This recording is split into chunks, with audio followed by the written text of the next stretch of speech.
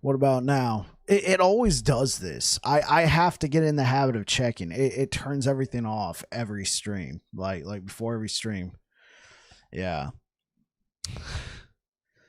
that would have been super embarrassing. Sorry for the technical difficulties. Let's act like that didn't happen.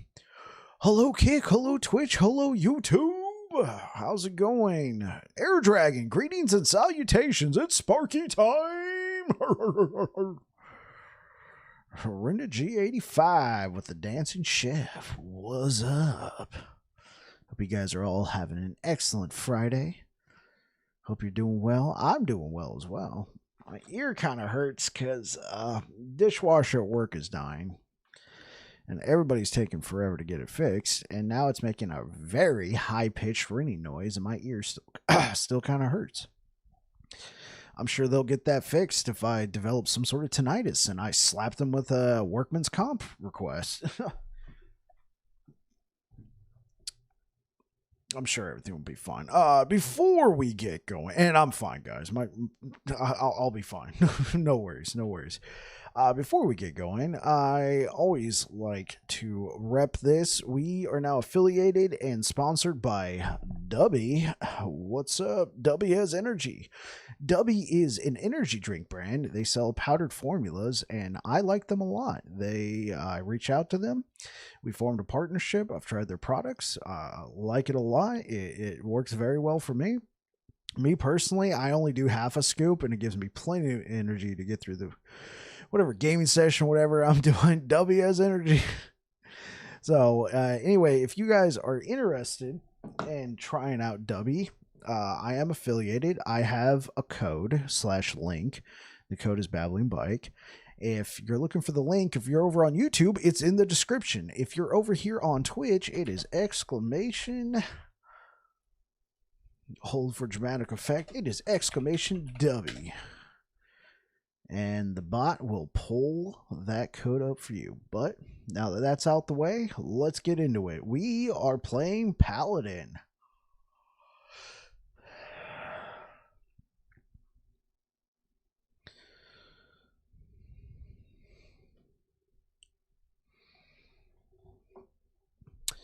So, you guys might have seen the title of the video. This build shreds. And, yeah. The basis of the build, if you've been here the past couple days, it's still the same build, but we use Void Cleave, and we buff up Void Cleave with Multi-Strike, and we use Holy Aura and Abyssal Echoes to sort of buff up those other two abilities, and then Volatile Reversal is still Volatile Reversal. We use Void Cleave as our quasi-traversal skill. It is not the best, but it does a lot of damage. In terms of traversing, it is not the best. In terms of damage dealing, it's top tier. All right.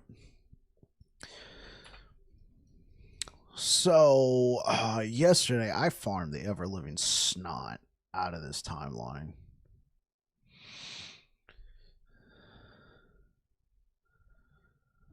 Hey, what up, Reefer? How's it going, man? Bird up.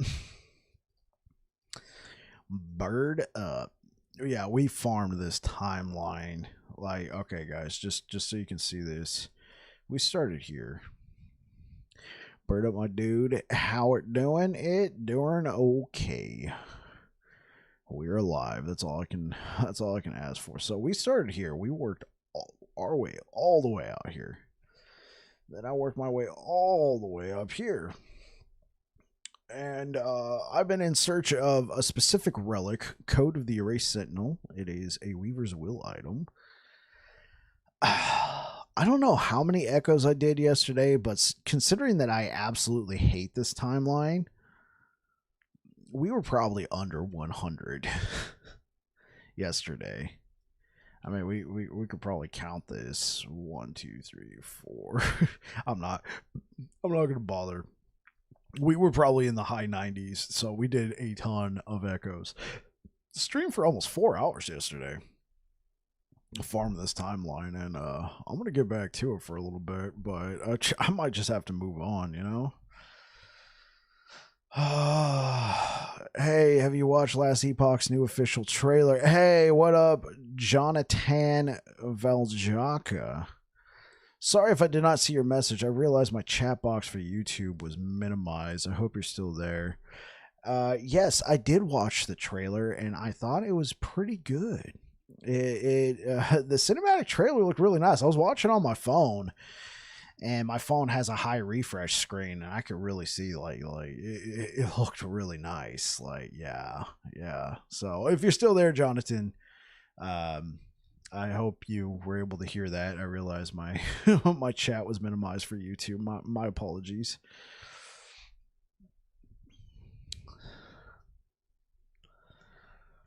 Okay, so what do we got here? That's 12 bonus. New trailer is dank. That sounds about right. So I don't know if I've ever seen this before. Reefer, you can weigh in on this. Have you ever seen an Echo that gives you plus 18 like base? So there's always going to be bonus corruption. You're going to get bonuses from the Gazes of Orbis, but the ending was cool. Yeah. With the Shades of Orbis coming up, and you'll fight me, and me, and me, and me. Yeah. I don't think I've ever seen a plus 18 before. I thought plus 16 was the highest. That's a pretty far push, though. Yeah, I haven't wanted to raise the corruption. Yeah, I haven't wanted to raise the corruption. I wanted to like farm this timeline for those relic drops. So, yeah, that we pushed out really far. I thought plus 16 was the highest. Maybe they made an adjustment.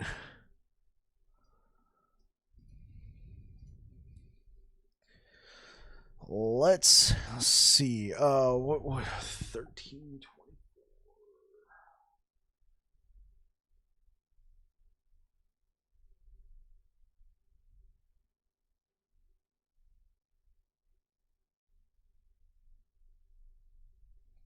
Somewhere around there.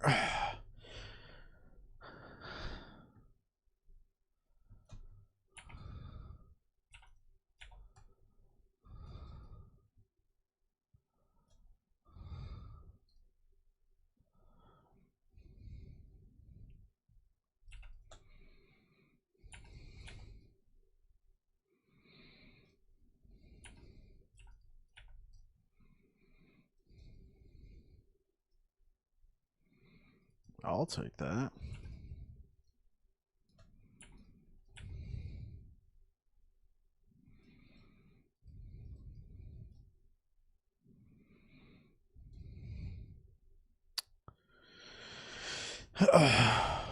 Message retracted.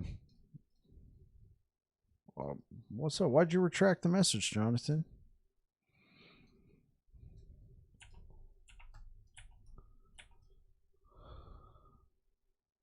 I know I'm kind of calling you out, but right now you're the only person on YouTube, so I noticed it.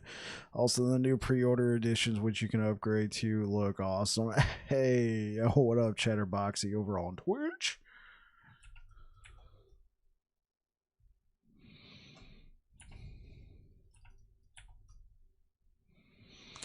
Yeah, the new editions look cool. I'll have to look at it. I wonder, did they add any of the items in the in-game shop right now? Because they all look like DLCs that you buy like on the Steam page.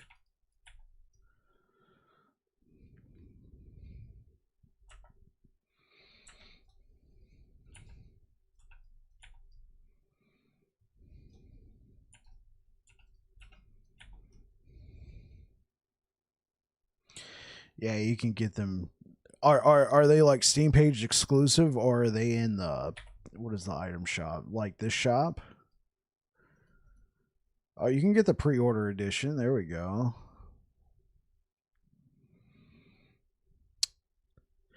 Oh, you buy the whole pack for $29.99 and you get all that. Oh, for the Ultimate Edition, and then you got the Deluxe Edition. I might have to pick one of these up. This looks good. It was weird because I was seeing like the 100 Epoch points, and it looked like because it was under $29.99, but it only showed 100 Epoch points. So I thought each item was that price. I was like, okay. Then I get to 100 Epoch points. I'm like, 100 Epoch points is $29.99. What the heck? That's I mean, you can go to the in-game shop and get 100 Epoch points for $10. What happened? Now I realize it's part of the bundle.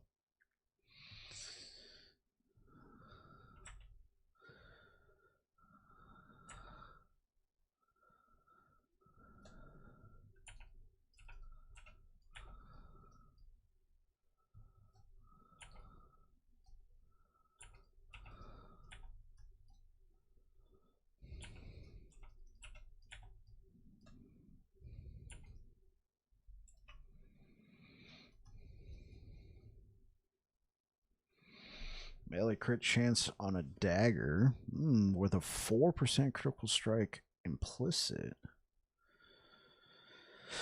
Am I ever going to have a use for daggers? I mean, these all look really cool. I will probably just leave them. That's the steal worth every penny. Oh, yeah, I agree. That's a fantastic price. I mean, for everything you're getting here, because I bought one of these supporter packs.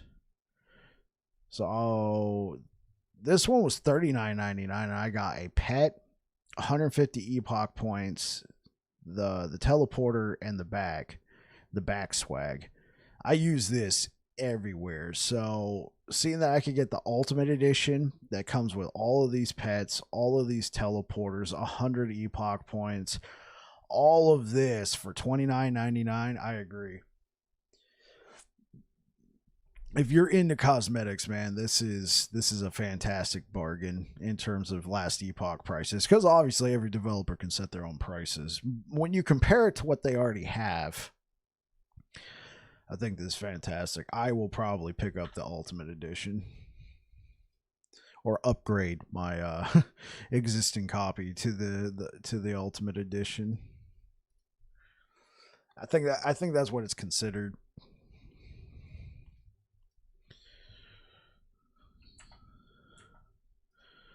So don't be surprised if you guys log in tomorrow and I got like this blue fox following me around.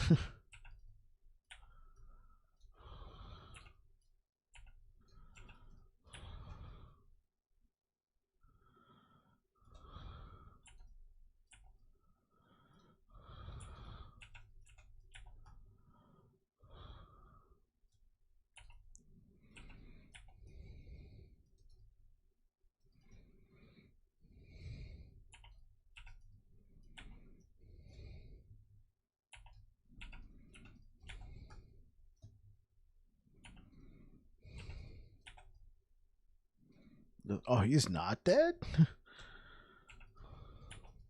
How is he still alive? What kind of glancing blow and endurance? Yeah, that sounds about right.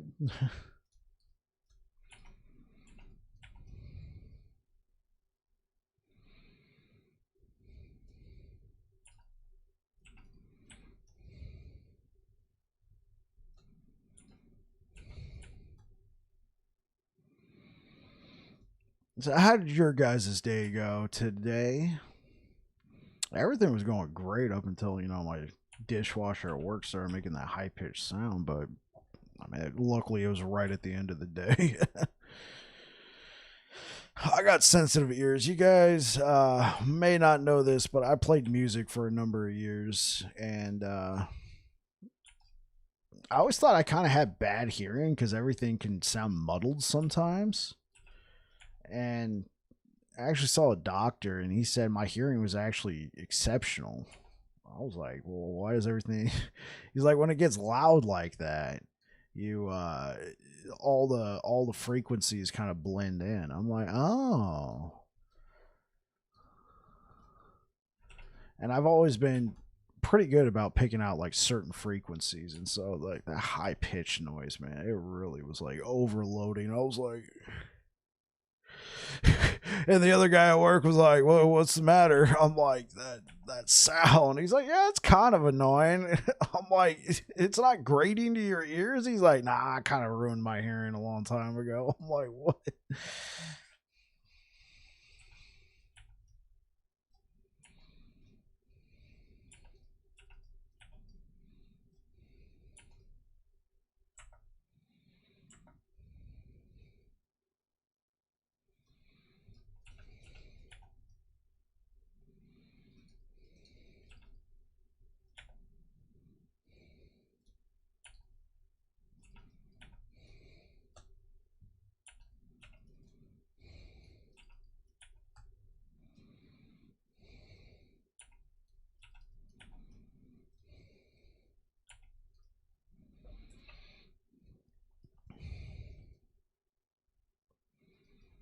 +1 to multi-strike. Okay, it's good to know multi-strike is a chest affix. See, what I was thinking about doing... Where's that hammer?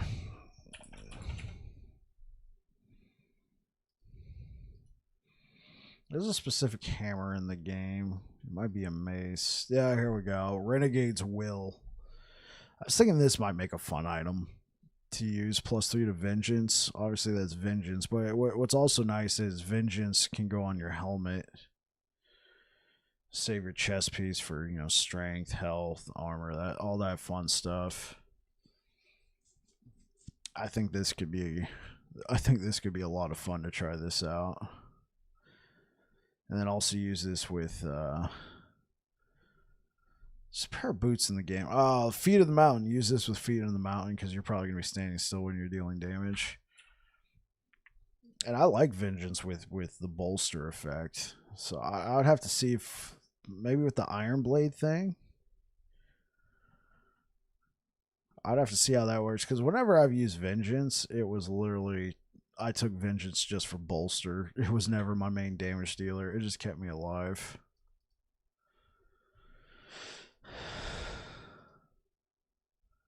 Oh, there we go.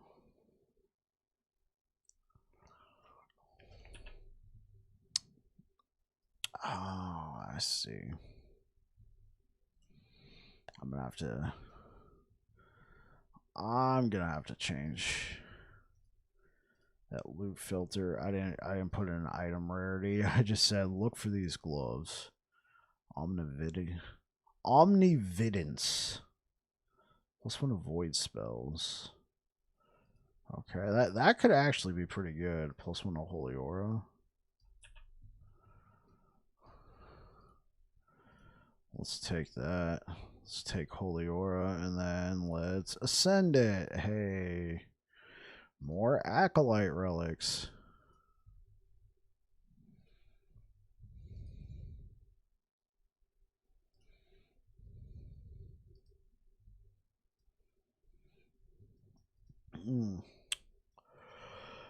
Looks like we got more of this. Let's see if we can't get past these.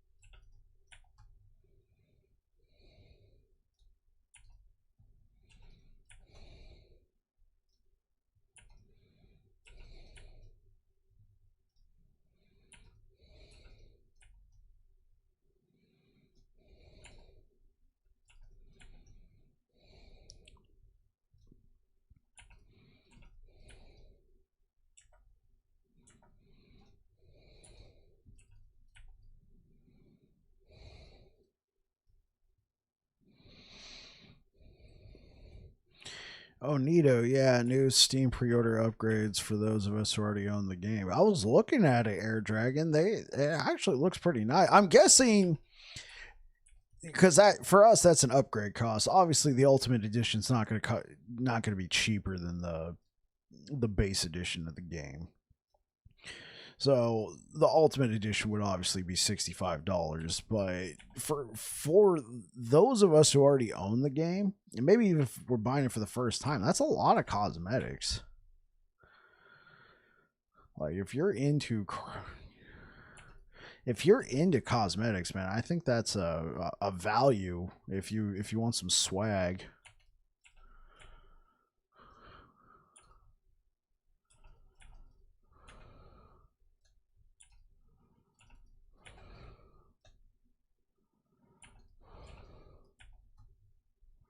$218,000 damage. $30 for all that swag and some points to buy some more swag. Yeah. Right there. And they said these are pre-order editions, so I don't know what's going to happen to this if it goes away. But like that tree right there, that look like I would probably use that portal. Probably even this one, but like this armor set right here, that looks pretty nice. And that dragon, I probably have that dragon following me around because like right now I got what was the key for it? Yeah, here we go. I got I got the little tiger. Wait, where did I get this Chumpy from? Wait, where did I get the baby Chronoworm from? They give this to us as like a pre-order. Oh, that guy's cool. Look at him. Oh yeah. You ready to slay here, little buddy? You ready to get down? You ready to take on the hordes of void enemies and obliterate Orbis? All right. Tempest Maw. Sure. We can grab that. Yeah, I don't know where I got little buddy from.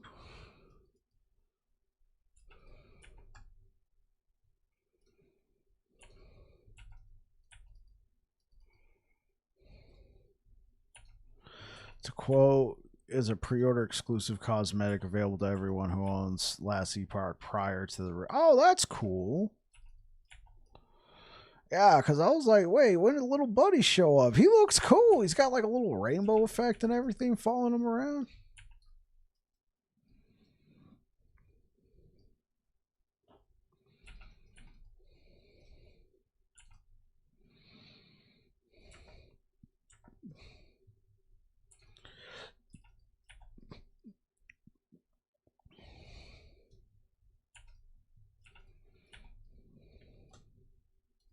I gotta work on my regeneration. Holy moly.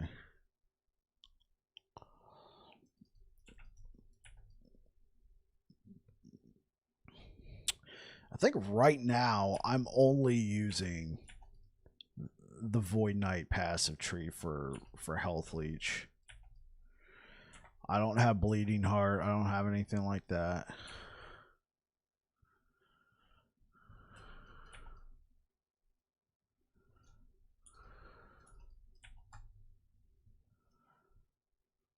Oh, there we go. Let's pick that up. Okay. What are we looking for? A portal? Yeah, it's a gate.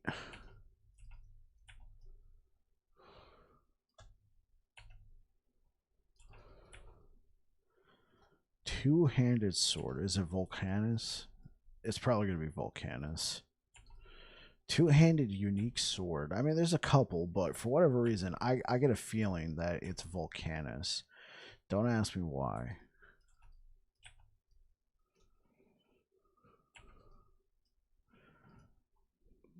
Alright, Jasper Sheeran Pride. Okay. Bets on this being Volcanus. Go. Alright, that's good enough for me. Battle Mage's Endeavor. Okay.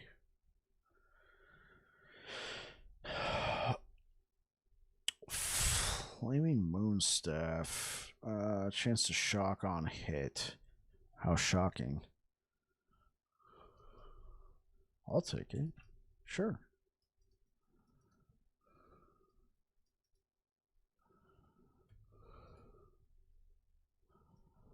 I will take it.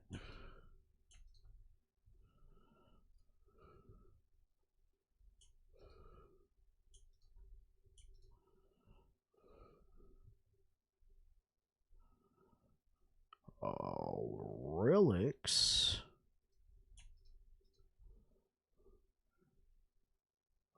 Oh yeah, that's a mage relic. We'll just stick it in there. And let's look for the good old dumping grounds. Let's put that stuff in there. Let's go up to our keys.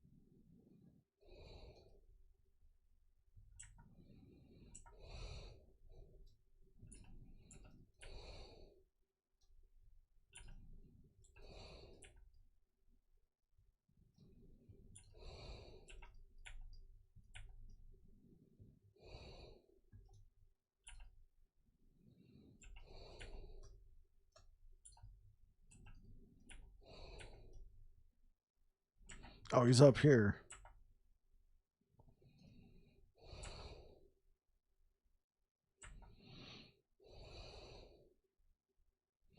Have me some grim cabbage. I don't know why I thought of grim cabbage.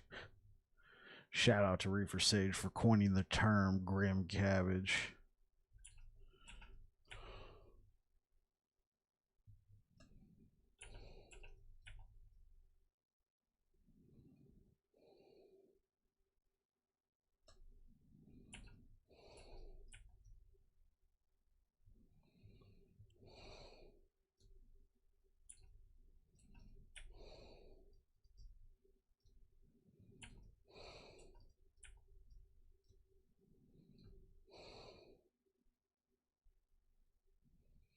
Physical penetration with bleed. Oh, that could be good.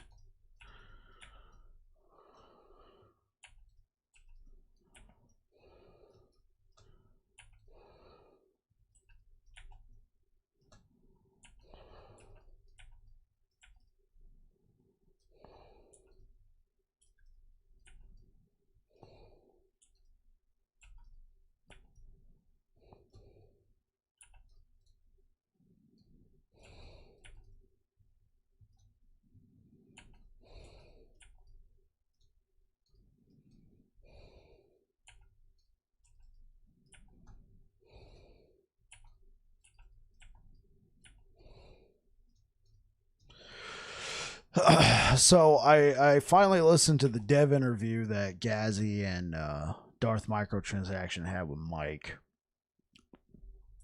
And again, I was completely wrong about that whole thing. I was completely wrong. Like, no matter who reached out to who, that was Darth Microtransaction and Gazzy's show. Even if the last Epoch devs reached out to them or they reached out to the last Epoch devs.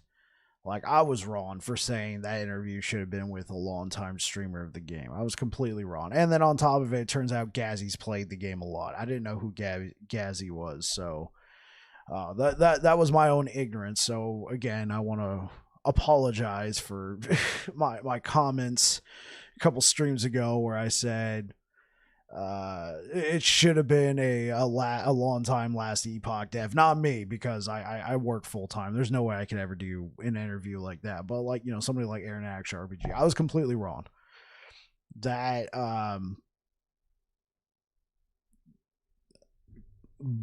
so anyway.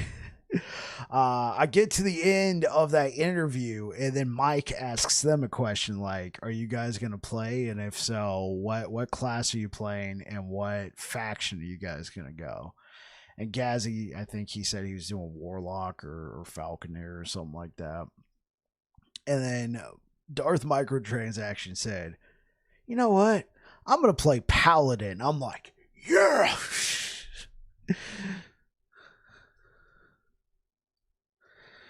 Oh man, I was ecstatic about that one. I was like, let's go. Oh, did you see that Rax is gonna start playing LE tomorrow? I did not. Like, and is he playing all the way up to release, or is he just coming by for a quick little visit just to refresh?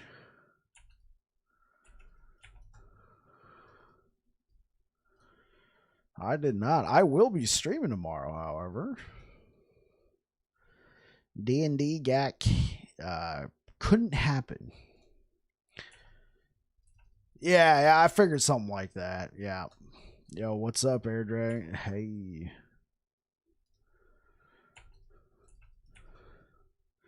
Bird up.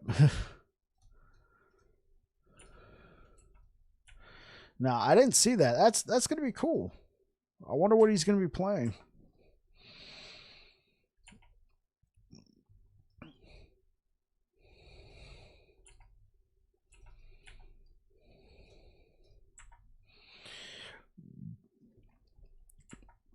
So Reefer talked me into playing a different class. The way Rax blasts, he'll easily master season 3 of D4. Oh yeah.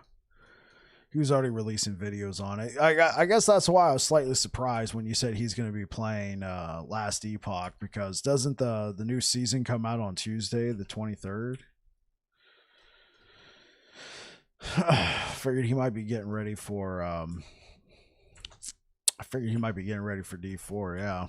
Yeah, because he's been releasing videos, the whole campfire chat, the patch notes, all that. But I mean, I guess it makes sense though. Like if he's doing a refresh, now would be the time, because he's probably going to play D4 up until like the day before.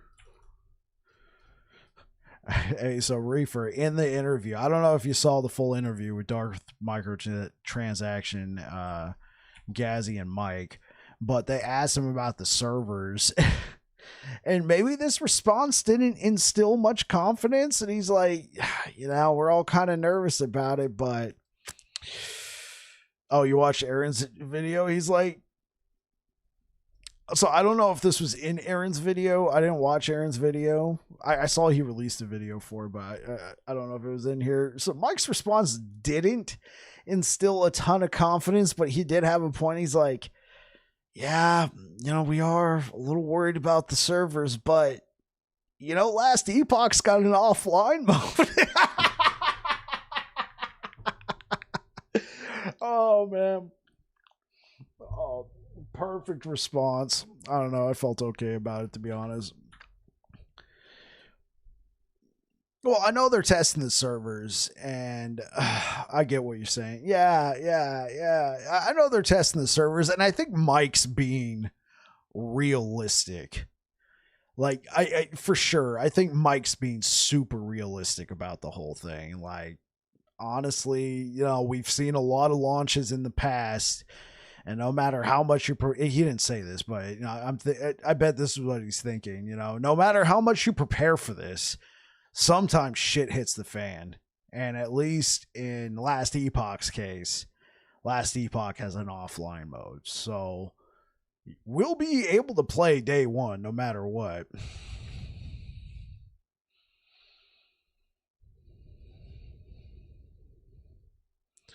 Does PoE have an offline mode? I want to say yeah, because I feel like Diablo gets a lot of flack for being the ARPG that not even a little. Oh, okay. Because I felt like Diablo, especially Diablo 3 and Diablo 4, they all got a lot of flack for being online only. And they asked, can you transfer your offline character to online in Last Epoch? And I'm like, I already knew the answer to that. The answer is no.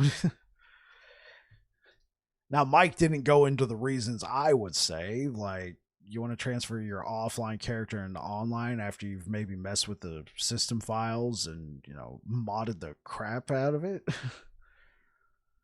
Yeah, no, you can't transfer. And I 100% agree with this. If it turns out I'm streaming Last Epoch in offline mode day 1, day 2, and I gotta regrind everything, so be it. It'll suck.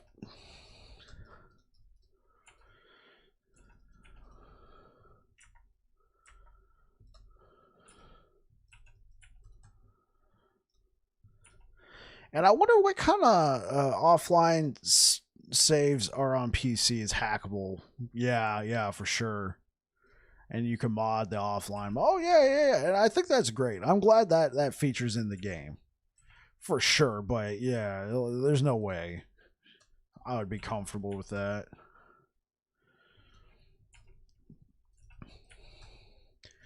For a game that has leaderboards and stuff like that would just ruin the integrity of the game.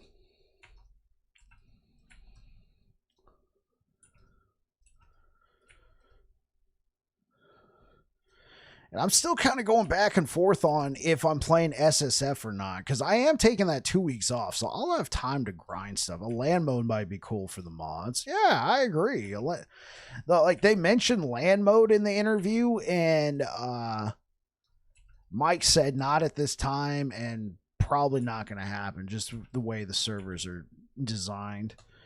Yeah, I keep going back and forth on that SSF if I want to play SSF, because I'm like, well, I know I'm gonna want to play with everybody, within that 2 weeks I took off, but I'm like, well, at the same time, I did take 2 weeks off. I bet you can mod in land mode, yeah, for sure. So, I mean, I could regrind out a single player character. Don't they make your PC or router the server if you're hosting the LAN? Yeah. I've done other, like, older action RPGs. I've done the LAN. Reefer, I know you're familiar with this, but anybody else? Sacred? If any of you guys played Sacred back in the day, I think it came out in like 2004. See, I never played Sacred 2. I own it on Good Old Games, but I never played it. I bought it because I like Sacred 1, but I never had the time. That could be a fun time to stream that game. I'd be the only guy in the category, right? If there's a way we could play, we might have to set up a virtual LAN, right? Online is shut down, but I know how to make it work. Yeah, it depends on the game, but usually one of the games is the host and everyone else connects. Yeah, you could set up a virtual LAN. I've done that before. It gets kind of annoying though with port forwarding and everything. Yeah, I'd be down to try out Sacred 2. I really like Sacred 1. And I own it, so yeah, I could come play with you, no problem. It's not like you're asking me to go buy a game. That could definitely be a fun thing. After everything with Last Epoch's kind of blown over, we're and all that could be a fun thing just to jump in there for a couple weeks. We'd probably have to set it up. Oh yeah, for sure, because we'd have to set up all that port forwarding stuff. And that's obviously something you don't want to do on stream. Yeah, here's the IP to my router, and we got to do this and that. And yeah, no, thank you. Got to disable some stuff. Most routers is pretty easy to handle the port. Yeah, exactly. Yeah.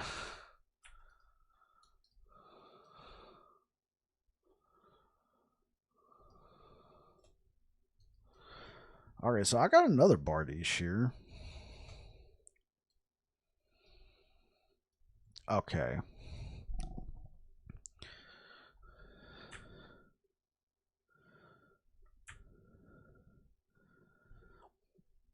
See, I want that plus 73 physical damage. Increase area for melee area skills. Ooh, this could be a good one. Chance of poison on hit, I probably wouldn't. Probably not much usefulness. But as a high bleed chance, the only thing I need with this is I need that melee critical strike chance. So unfortunately, I probably can't use this Bardiche. As long as I know the ports, it takes like 15 seconds to set up. I used to have to do port forwarding for work at home. Yeah, that makes sense. I'm not as well versed in it, but I have done port forwarding before.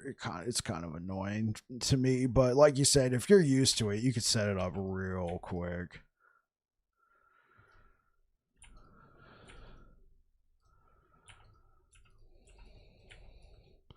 We'll stream it to you, AirdDragon. Hey man, that'd be a blast from the past right there. Sacred was a great game. Tell us what to do quick. Yeah, I know, right? Here we are live on stream waiting for AirdDragon to tell us how to set up port forwarding so we could play this game from 2006. We're connected via a virtual LAN because the servers have been dead since 2012. I mean, in Discord, yeah. I don't know if AirdDragon's in my Discord server, but I already got like some public people in there anyway. We'd have to like set up a 3-way call or chat room or something.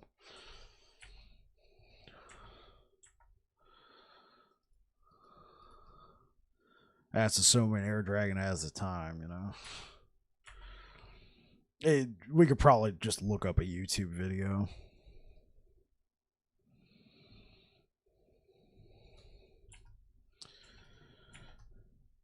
Yeah, so the original Sacred, actually, you could run a dedicated server for your game over LAN. That was always fun.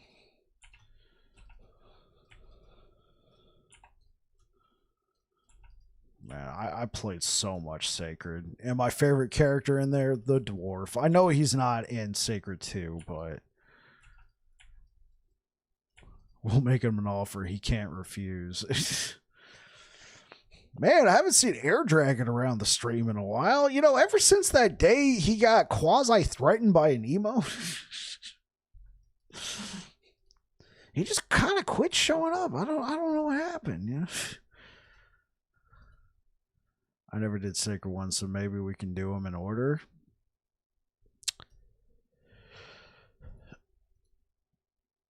I mean, I like it. I like it. We might have some. We might have. I'm trying to think. Would there be an issue? There's a ton of classes in Sacred. The Dwarf was my favorite, but it was always kind of a bummer playing the Dwarf when you were playing with friends because he's the only character who can't ride horses. Take more than that to get rid of me. Getting threatened is one of my daily occurrences. Oh, another threat. Yeah. Sign here. Dotted line. Sure, I'll take the melee attack speed. But man, the Dwarf, bro, he gets guns and stuff in an action RPG like that. Now I know guns are in Grim Dawn, but there was just something different when you were playing the Dwarf, man. Like the dude's got a big old cannon strapped to his back. That was one of his abilities. You want to blow something up, he's like, "All right, here we go." See his whole little body rock. Big old cannon shot.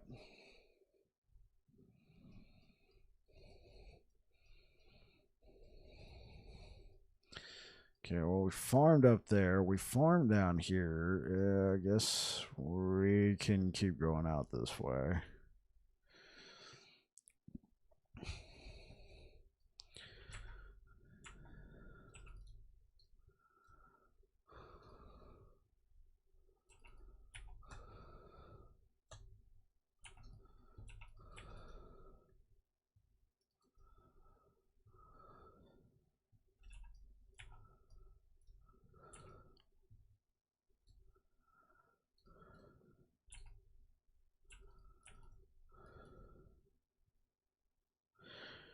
You want to come to my house and do what? Sure, here's my address. Wait, surprise, this is a recorded line. So yeah, no worries. What is your net worth again? I'll get my lawyer working on the paperwork ahead of time. I know, right?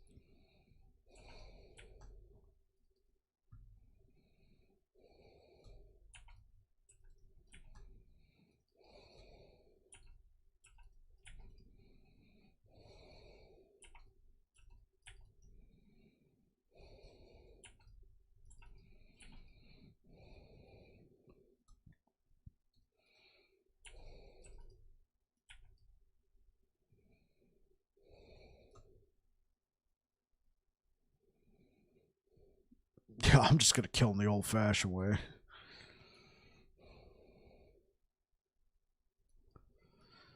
Camera cord came in today, so that's a bird up. Yeah, that's what I'm talking about.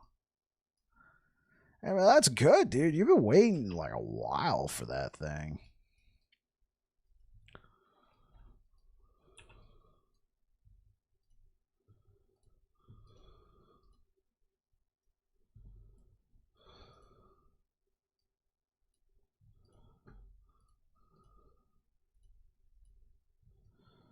It shipped on Wednesday after you. Wow, yeah. So I already had mine plugged in, ready to go. And then like 2 days later, yours shipped. Dang, man. And you got Amazon Prime, right? So you're supposed to have 2 day shipping, right? You know, air quotes. I'm on an island here, dude. That's a bird up.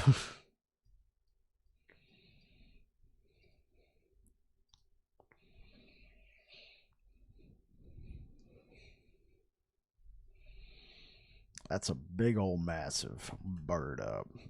Big old doinks. Let's get some doinks in the chat. Western Slope is an island, feels like sometimes. I'll take your word for it. I haven't been there before. Yeah, some big old doinks in the chat right there.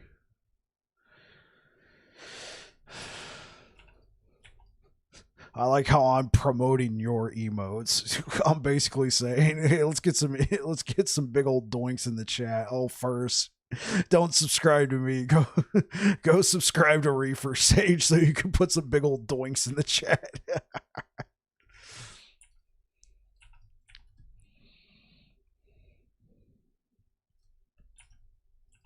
Yeah, there you go. Put some capos. Put some cabos. You know, put some Godfathers in the chat, man. He's gonna make us an offer we can't refuse.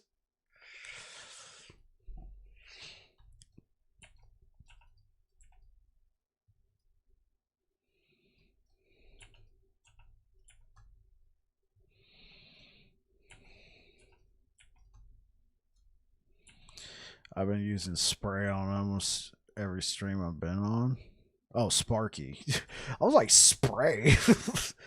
Did you watch Yu-Gi-Oh when you were a kid? No, man, I never watched Yu-Gi-Oh. I don't even know what the rules of the card game are. I know it's a card game and that there's an anime. I don't know. When did the show come out? Last anime I saw as a kid was Dragon Ball Z, and I think the year was 2000. There's a card that when you have the 5 pieces, you just win the game. Oh, there you go. Team it up. Yeah. Big old doinks. Big old doinks.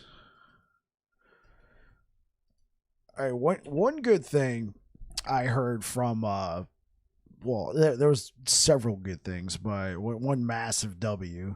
Davis and I were thinking of doing an emote thing. If you collect all the emotes and you use them in chat, something happens. Oh, that's cool. Like between your pages, between Jake's pages and your page.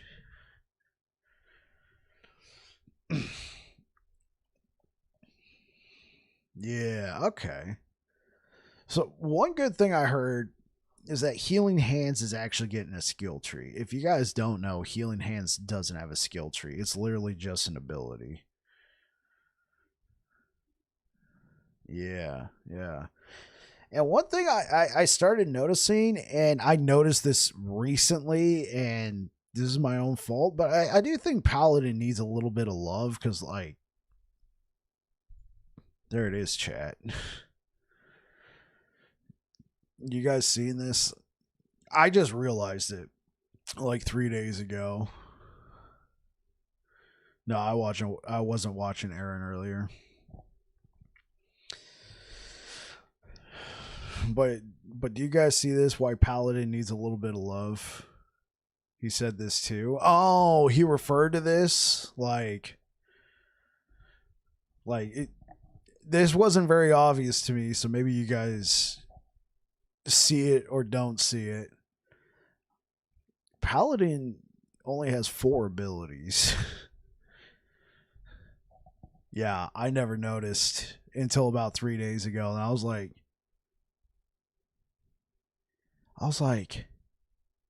you know what?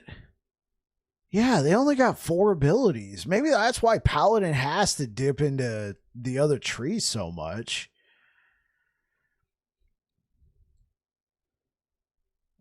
And like, I love Paladin. It's probably my favorite class in the game. And I'm wondering if they did this because Holy Aura is just so freaking stacked. But that means as of right now, they have 3 skills that have they have 3 skills that have skill trees. One skill that does not have a skill tree, but it's coming. But still, they only have 4 skills compared to at least the other Sentinels. But I'm pretty sure every mastery in the game has 5 skills, except for Paladin. I think Paladin needs a little bit of love.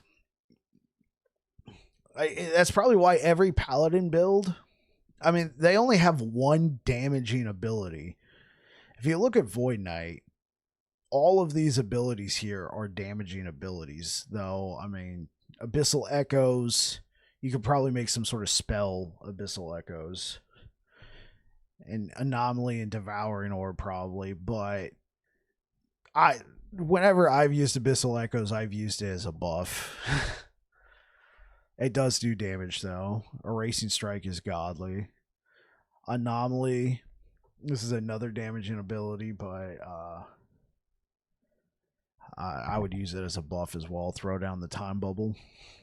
But yeah, Paladin's only got 4 abilities, and one of them doesn't even have a skill tree.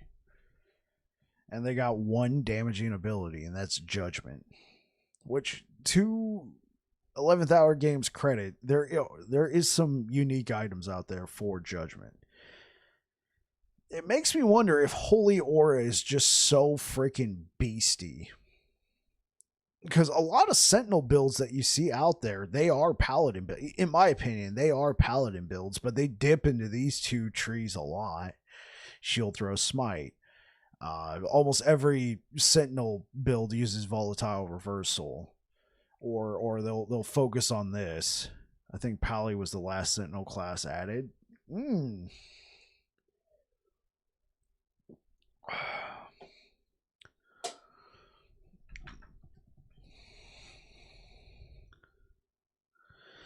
Full set of first print of Exodia is one of the few Yu-Gi-Oh cards I have. First print? Is that good, Reefer? I see you going, wow, bro. So I'm guessing that's good. I know nothing about Yu-Gi-Oh. Absolutely nothing.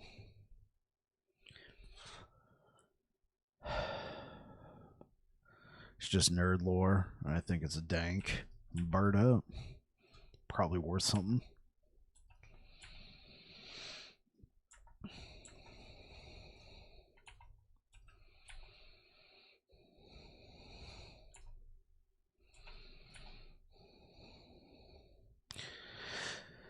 AirdDragon, I think you were the one who was telling us about your friend with the Charizard cards, right? Like, he had several like early or first edition Charizard cards, and they were worth a grip. First print of Blue Eyes of Exodia, got it part of a collection way back. Okay, Blue Eyes. That's good, right? Like, I know just about nothing about Yu-Gi-Oh, but isn't the Blue Eyes of Exodia like the meme card everybody likes to pull out in chat? I have no idea what it means. So Dragon, yeah, both are a decent penny. Yeah, I had those as a kid, but my mom didn't save my stuff. I gave away all my Pokemon cards when I was a kid to somebody who actually went to tournaments. They'll get sold when you're dead. Understood.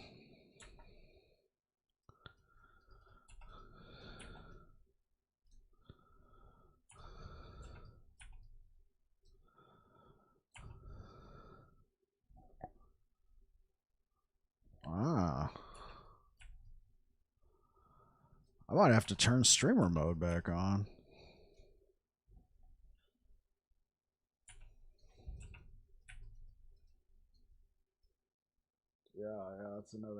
That's another slowdown right there.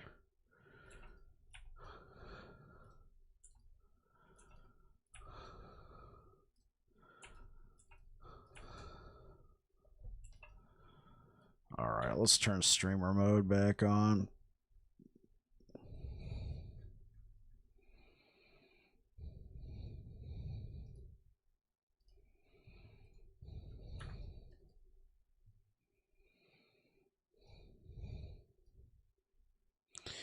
That's how I am with Magic the Gathering.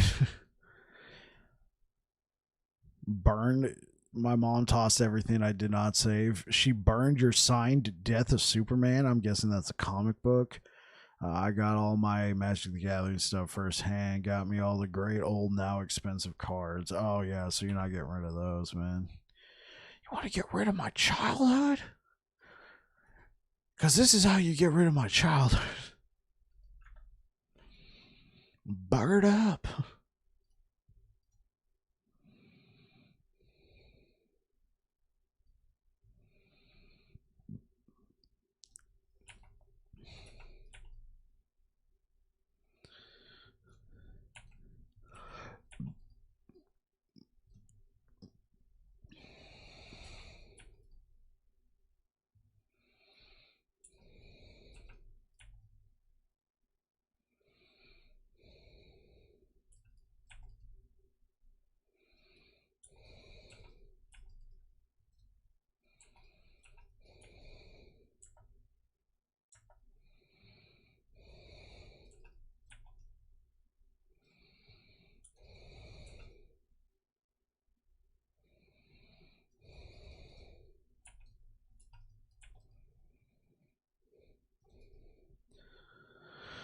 I'm hoping with 1.0, they also got something else planned for Paladin because they said there was going to be some like new abilities added to the game. Now it sounded like they were talking about Shaman, but if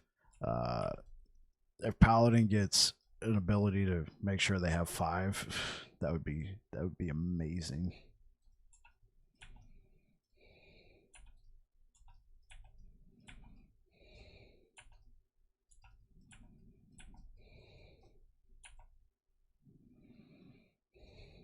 Okay, let's get out of here.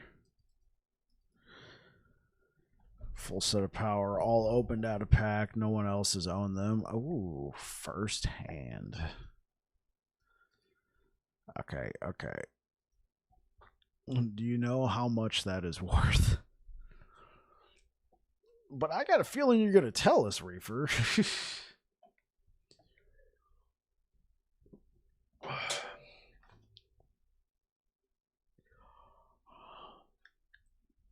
Like, wowza. Okay.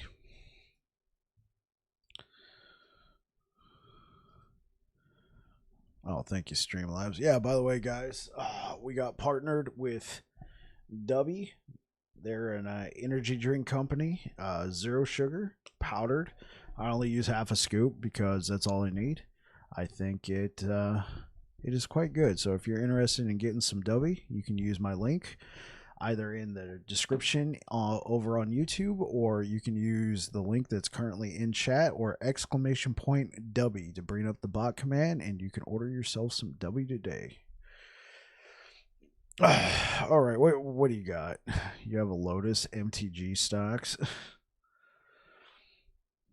W as energy. Yeah.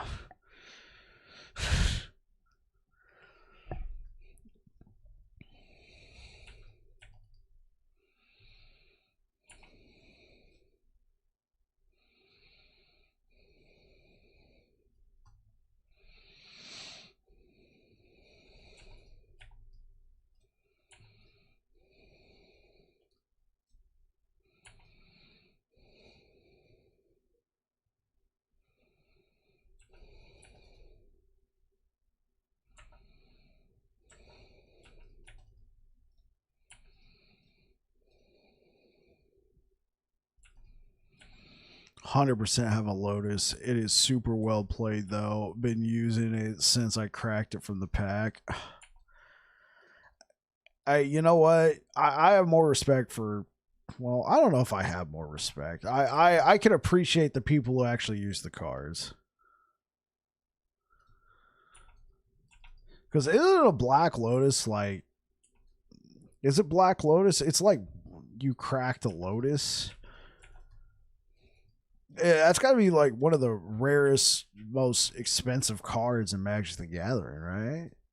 Like a mint one could fetch you a ton of money, like probably over $1 million. Most expensive card in the game, right? Am I right about it cracking $1 million if it's mint?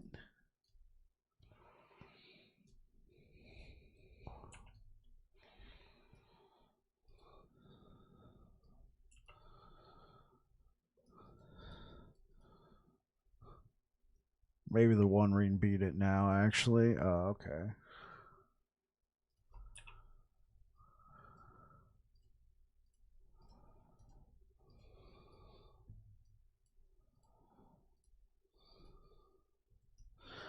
This one looks like I tried to murder it several times. Mint would be over 850,000-ish. In current shape, it's like 1,500 or 2,000. But Lotus is the most powerful card in the game. What does Lotus do? Do you just win if you pull a Lotus? It did something bonkers like that, right? Like...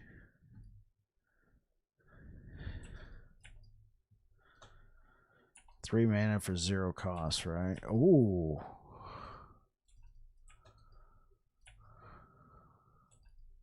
That's very powerful in Magic the Gathering. Imagine getting that early on.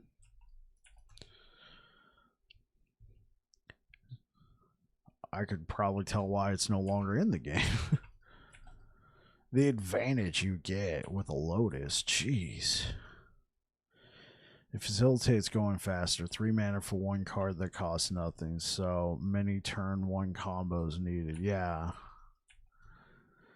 And is it like a one and done? You use the power 9 or the 9 strongest cards in the game.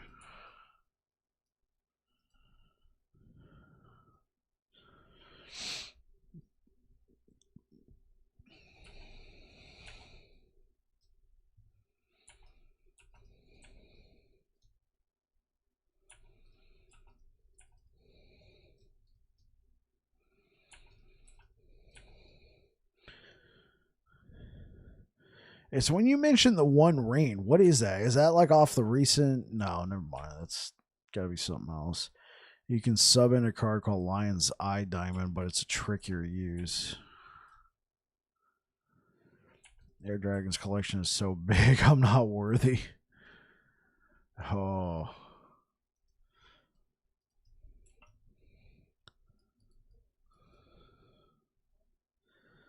Torch of the Pontifex. Let's grab that. Let's grab that Rive. Oh, are you serious? We get 1 shard. That was a tier 5.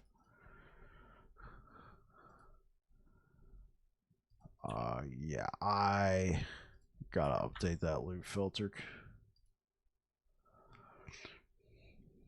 Manage loot filter.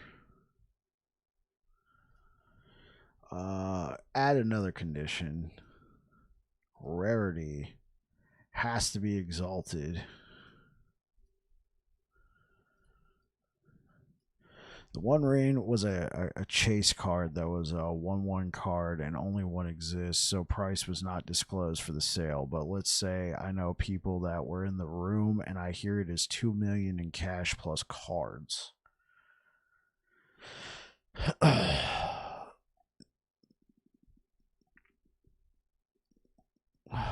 Posty bought it for 2 mil.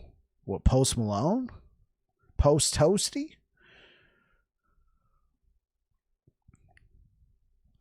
Post Malone bought it. Yeah. Posty bought the One Ring. Okay, so what is the One Ring? Is that like a Lord of the Rings crossover? You've played Magic the Gathering with Post Malone? Yeah. You've played Magic the Gathering with this dude? You've played Magic the Gathering with Posty right here?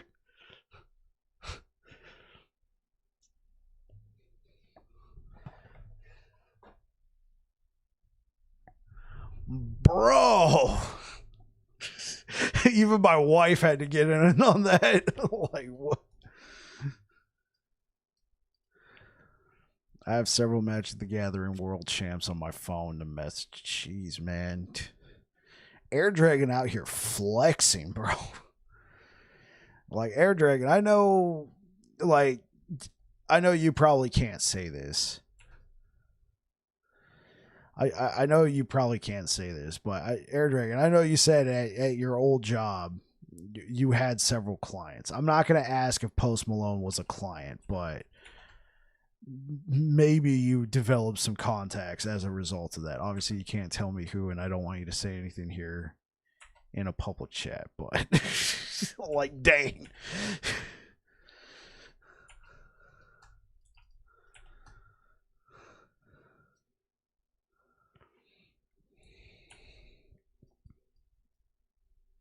Oh no, I did have a few rappers that were famous, not Post. Got it. So you knew some legendary people, but maybe not legendary, famous people, but not Post. Got it.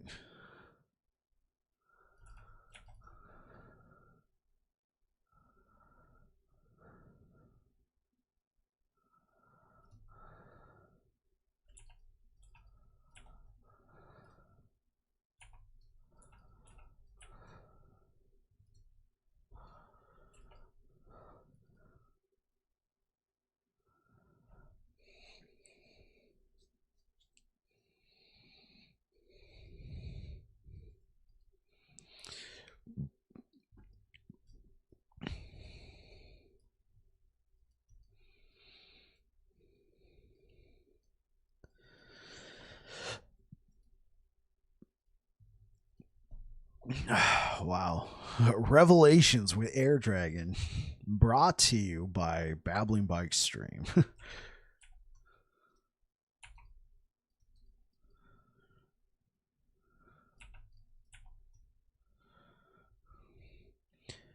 I'd not say no if you were close. Love Magic the Gathering. Oh, hey, yo, Reefer, you just gotta relocate to sounds like you got a chip. They're called bonds. They're called NFTs. He's got some Magic the Gathering NFTs. Man, that One Rain sounds like an NFT right there.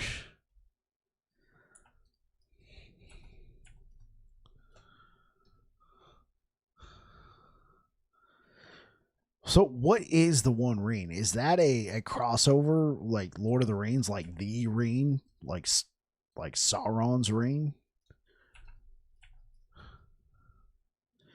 Dude got like 15K in cards. I mean, we are out of it now, but I'm in Michigan and they live in Michigan and born here. I've dealt first or second. Yep, crossover with Lord of the Rings. Okay, that makes sense. They only made one Lord of the Rings card. Or one ring.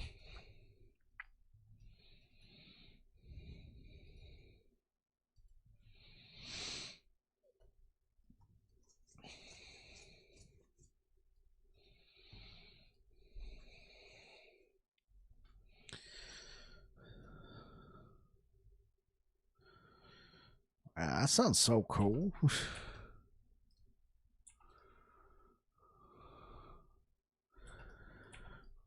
Okay, what storied fantasy franchises Magic the Gathering not had a crossover with? They had a crossover with Dungeons and the Dragons. They've had a crossover with apparently Lord of the Rings. What else? Oh, I'm gonna have to check out that link here in a second.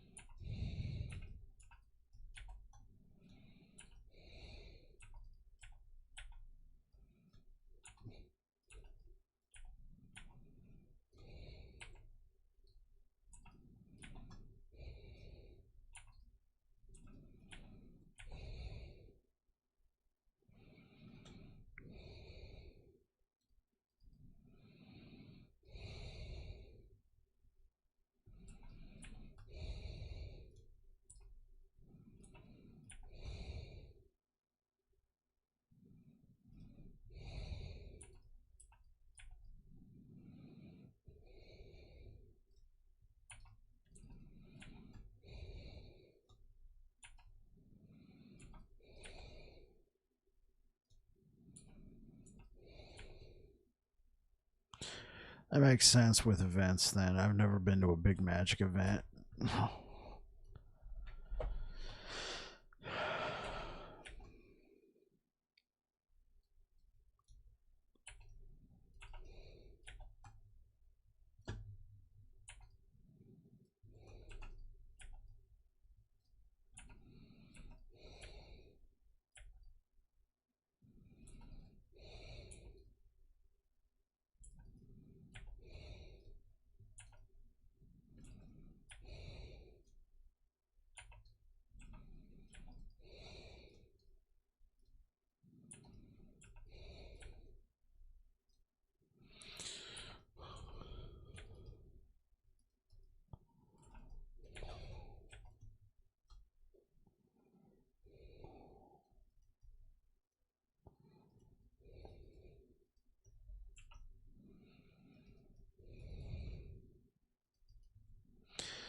Okay, let's check out this link AirdDragon posted.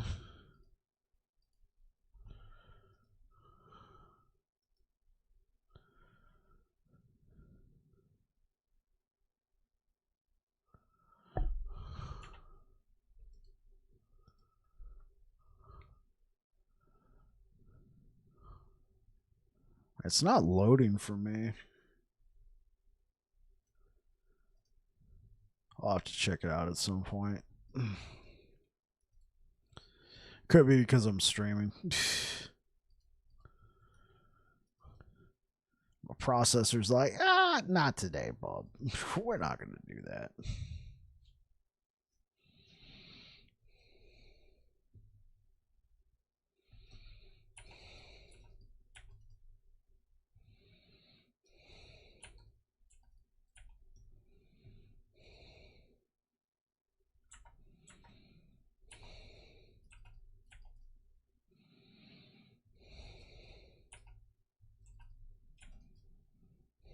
Sorry, I had kiddo issue. I had to bail real quick. Hey, no problem, man. Kids come first, always.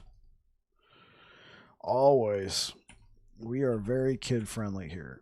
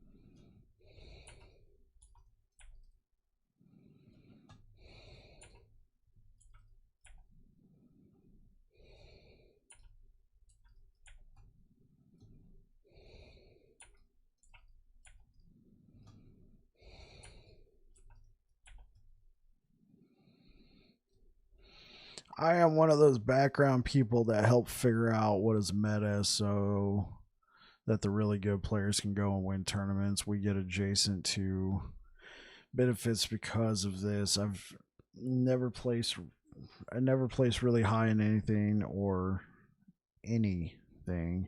Just an avid early adopter that got to use that to their advantage. Okay, that's dope.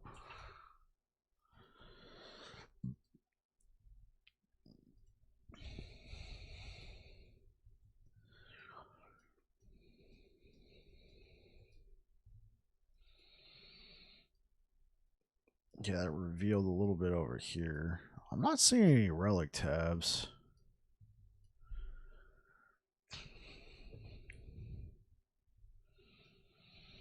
That's awesome. You sound like a cool that got some good.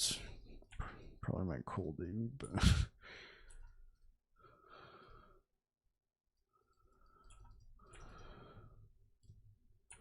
Yeah, that's what I thought you meant.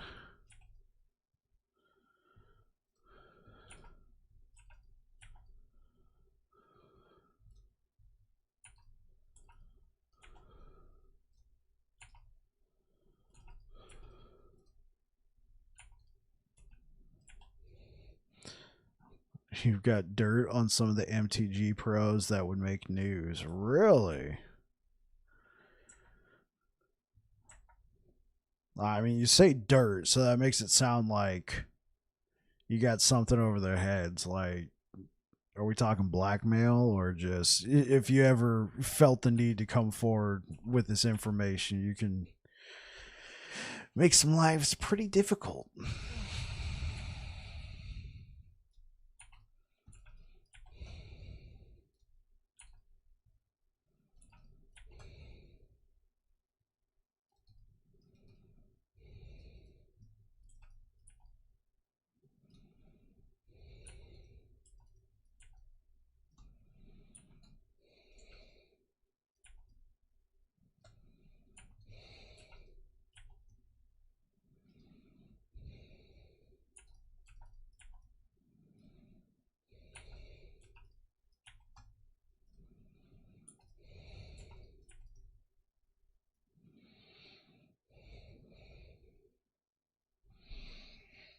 203 physical.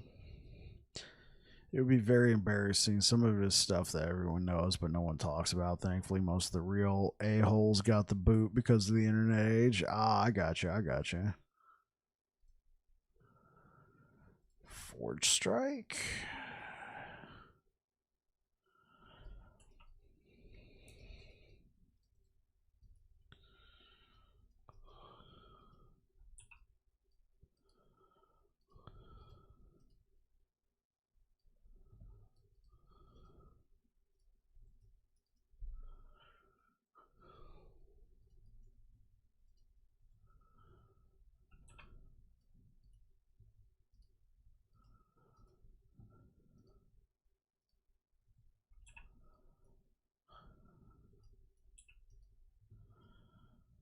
I guess we can keep going down. So we've done all of this over here. I guess I can. Let me explore a little bit over here, and then maybe I'll come back for that chance to reroll. Really like my LE build, but multiple maps, no upgrades. RNGesus does not love me today. Yeah. I got you, man. I farmed this timeline for around 3 hours yesterday. Did not get a single. I mean, I did get some upgrades, but I didn't get the upgrades I was looking for. You know, target farming and all that stuff.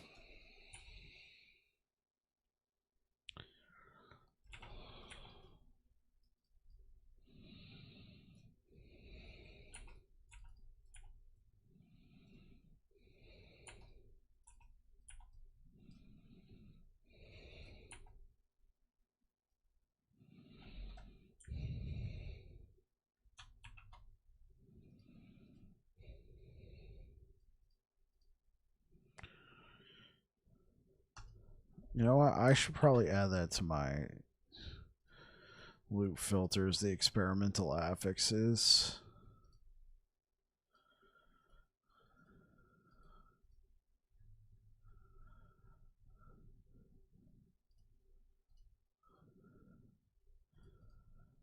Show recolor. Let's do.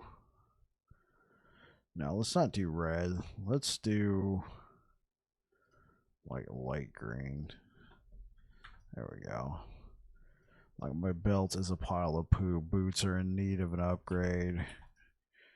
Better to get an amulet, but I got to break past the apprehension and run a dungeon. Have you ever run a Jura dungeon before, AirdDragon?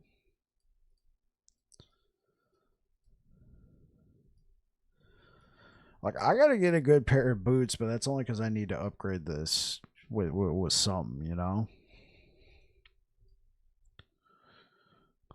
So let me break this down real quick just to get the affix. The slab.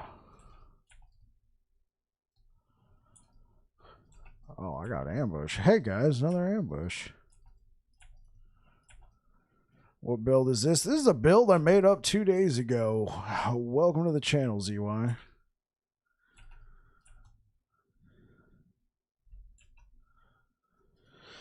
Yeah, so I'm gonna be playing Paladin for Release ZY over on YouTube, and so like, so I got this 100 Paladin just sitting there. So one day I'll make a build, play it. Next day I'll continue to play it. Then the day after I'll make a new build, and I just kind of look through. I see what I got for my gear.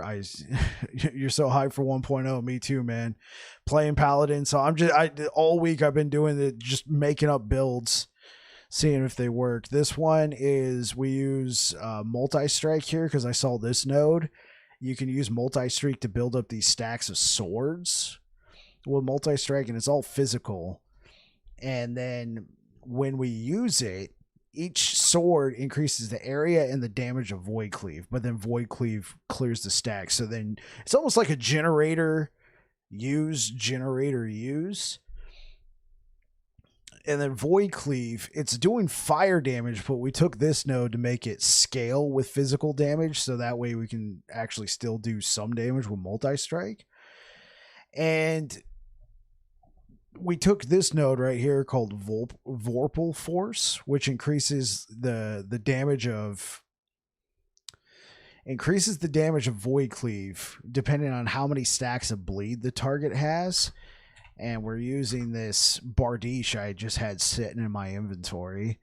14% melee critical strike chance, and the implicit 153% chance to bleed on melee hit. So you just stack up that bleed and then you activate the boom. And then I use these other abilities to support it. I use Abyssal Echoes. Particularly, I want the slow chance. I activate Abyssal Echoes. My next Void Cleave does 80% increased damage to slowed enemies. We took Embrace the Darkness. It damages enemies, and then it also gives us an attack. It blinds enemies. It increases our damage to blind enemies and increases our attack speed. And then we take this node, which blinds the enemies. And then we take Holy Aura because, I mean, it's Paladin. I know like almost zero Paladin. I don't think there's a single Paladin build out there who doesn't take Holy Aura. If you don't take Holy Aura, what's the point of playing Paladin? I mean, look at this. Paladin's only got 4 skills. Everybody else has got 5. But they got Holy Aura, which is absolutely insane. Like, if you're not taking this, what's the point? You might as well been a Forge Guard or a Void Knight, in my opinion. I mean, yes, you can make the argument. Which class do you think is the easiest to go from 1 to 1? Empowered, whatever class you're most comfortable with. Rune Master is going to be pretty good. I don't know about Warlock or Falconeer. I personally love Paladin. For me, it was Paladin because I've done it with other characters, and I felt like Paladin was the easiest for me. The reason why, especially when you're starting out, you don't have a lot of shards, so it's kind of hard to mess with your gear, and you're going to run to a point in the campaign where you're going to need to make sure you have some of your resistances at least near the cap. Cap's 75%, right? Well, if you take Holy Aura, you get 15% of your elemental resistances, which are these 3 right here. You get 15%, and then you can spec into another 25%. So 40% of your resistances. Remember I said 75% was the cap. So you already got 40% of your elemental resistances taken care of by this one ability. And then on top of it, you can take another 20%. And then Sentinel in general, right here, you can pick up more elemental resistance from that node. You can dip into the Void Knight tree and take 40% physical, 40% void. I love Sentinels, so for me, Sentinel seems like the obvious choice, but somebody else who started off playing Rune Master or Druid or something, they might say that class for sure. AirdDragon, I spend lots of time standing still on this build. That was the mountain shoes, right? Those are the ones I want to run and get. I spend lots of time standing still on this build. That cost reduction over time could be a huge upgrade. Yeah. These are not mountain feet. These are Blood of the Exile. If you notice, we do 33% more physical ailment damage to moving enemies, but it also increases the bleed duration, as well as a nice 30% movement speed, as well as 11 strength, 8 dexterity, 12 intelligence. AirdDragon, you need help with that dungeon, man? I can come do a few runs with you.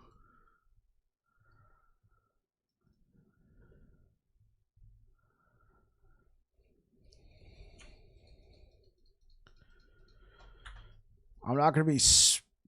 I can help with the boss, and I can't... I'm probably going to have a hard time doing T4 dungeons, but I can definitely come roll with you if you want.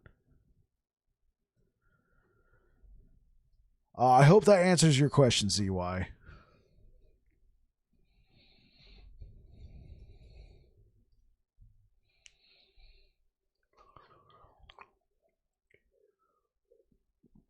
I'm not even sure which one it is. Oh, I'm level 88. Not sure I could even do T4. Okay, so that dungeon is Lightless Arbor, which is right here. I have it unlocked. So if you join my world, I can just teleport straight there, and you can teleport on top of me and get the waypoint.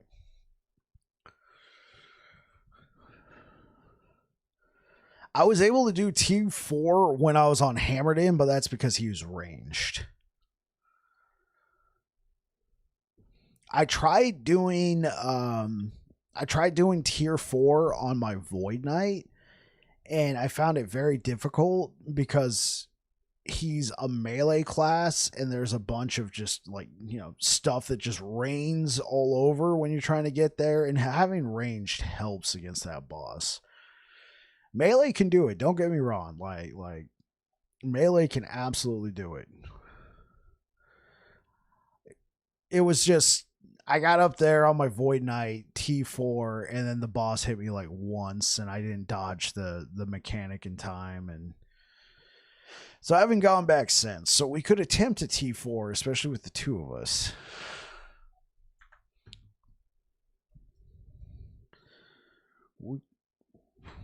I feel like we could definitely do.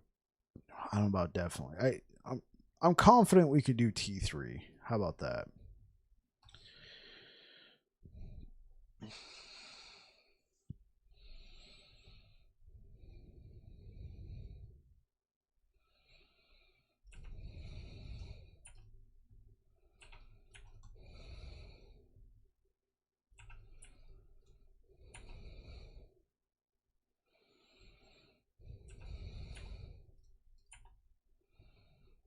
I'd be down. I've got a few keys. Yeah, you already know I got a few keys. All right, let me wrap this up, then I'll be right there.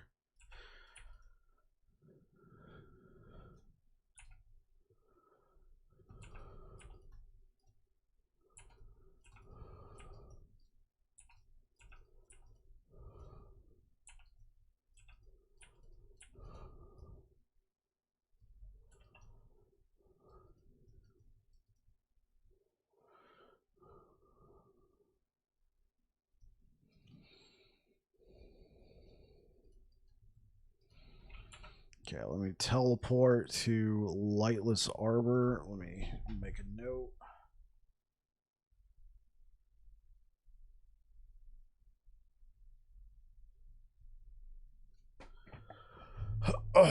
All right, let me see if I can get you in here. Add a friend. Okay, AirdDragon, what is your name in last Epoch? Is it AirdDragon? I can just try this, see if that works. Failed to send friend request, so I'm guessing it's not AirdDragon. It is it. Oh. Air. Have I been pronouncing your name wrong this entire time? I've never noticed the double D. AirdDragon.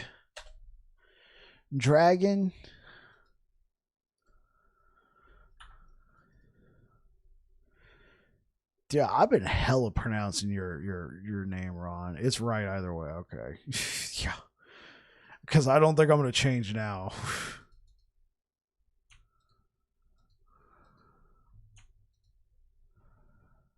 I mean, you could just teleport on me when you're loaded in.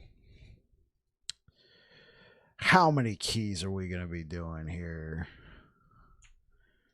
Let's just pull a bunch. Okay, you know, we'll do one row of keys. There you go.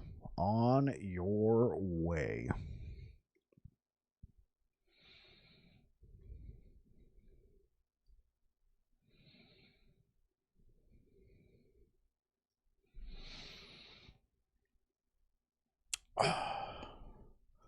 Okay, you're running in place. That does not instill confidence. Waiting on loading screen. Understood. Okay, AirdDragon. Obviously there's going to be delay.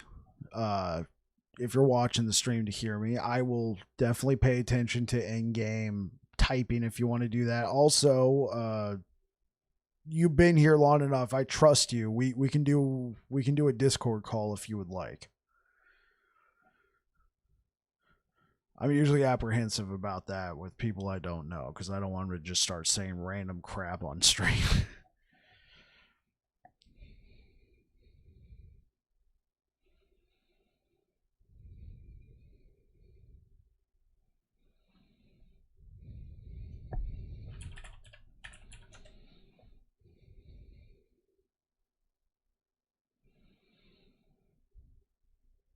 I'll just burst into speaking in tongues. It will be fun.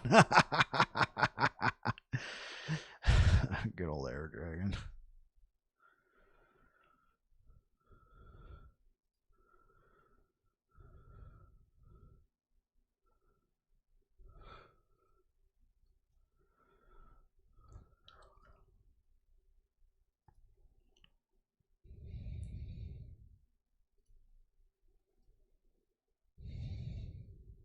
Yeah, I'm down for Discord. Yeah, absolutely.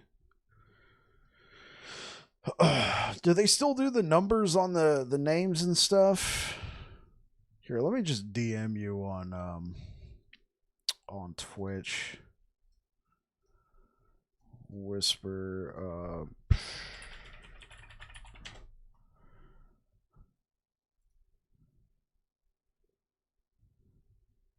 Oh, okay. So I mean, I think it's pretty obvious. I'm babbling by on Discord then.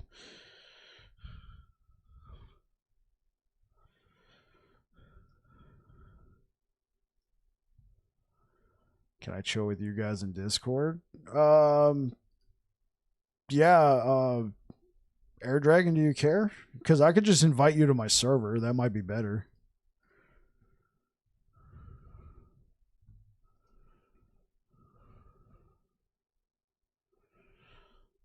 Let me see. Let me give you the option. Invite people. Copy that. Yeah, okay. Let me DM you the link. I haven't made it public yet because I don't have a lot of moderation set up in there. So the only people I've invited are people I trust.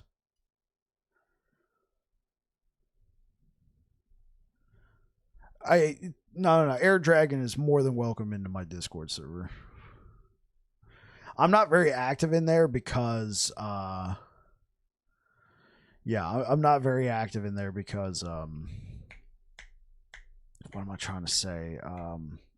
Because work blocks Discord.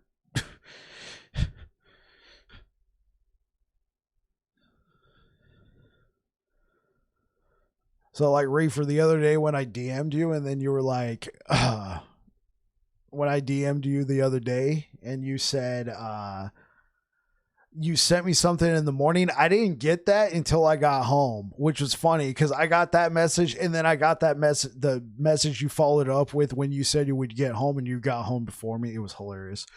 All right, let's jump into this call. Hello. Hey, how's it going? All right. AirdDragon, are you ready to do this? You were born ready. Let's do it. And you haven't done this before, right? Okay, so let's do a tier 2. It's level 65.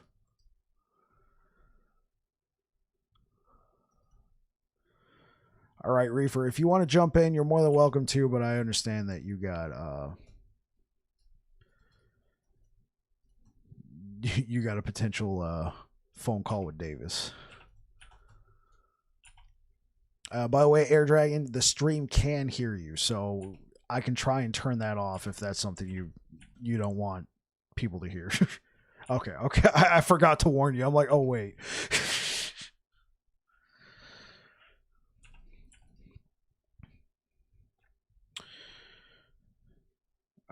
Right. So this isn't like Jewel Rose where we could just press D and maybe those barriers disappear. I know why. If Reefer popped in here, I know what it would be. Yo, so bro, tell me about that Magic the Gathering collection. I want to hear it from your voice.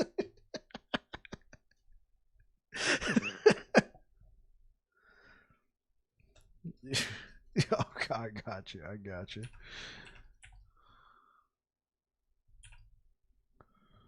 Really? Yeah.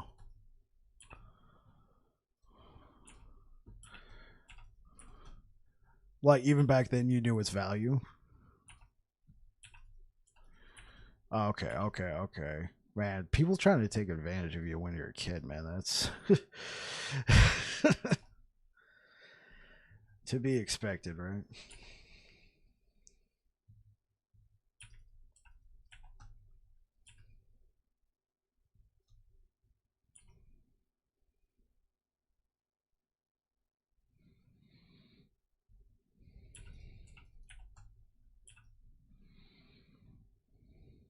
Yeah.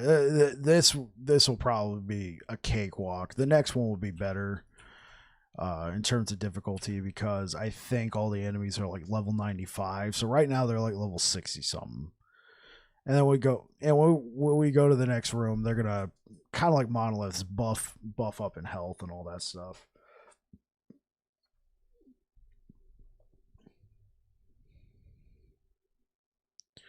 Yeah, you never know. It's like, well, when's it gonna? Oh, there it is. Yeah, yeah, which they should because I thought, oh, well, maybe it's so you can trade it or sell it to people or sell them yourself. No, they're worthless, just about, and you can't trade them.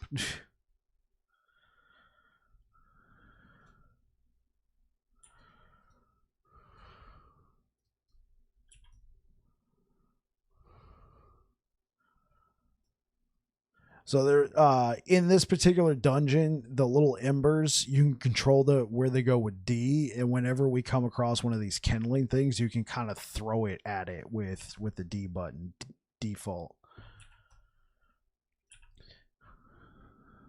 Yeah, right. Yeah, I say that now because the boss, especially if you've been watching like Cap stream or something, I know he's been doing some of these runs. There's going to be two of those things, and the boss is like trying to kill you while all that's going on, and you gotta try and dodge his attacks while making sure the ember's sitting on top of the pyre to burn it.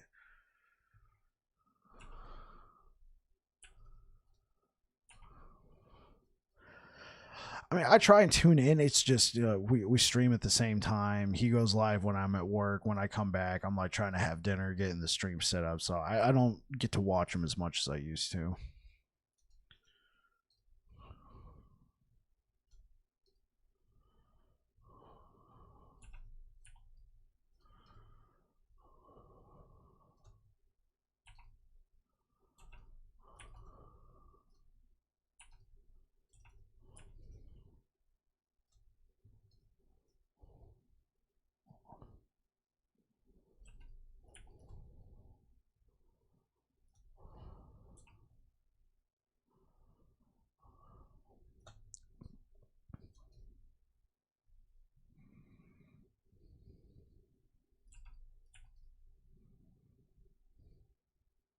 Yeah, yeah, I like them.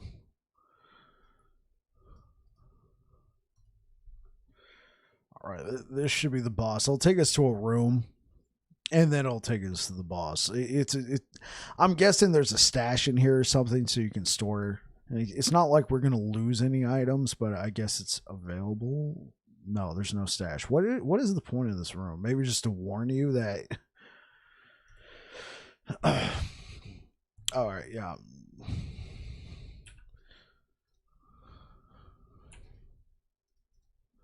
So yeah, we got to destroy the root wall ourselves, but then there's a pyre in there. So you see, it's got the kindling thing going on. When I was playing Hammered In, I would just sit here in the corner and spam hammers. I would just.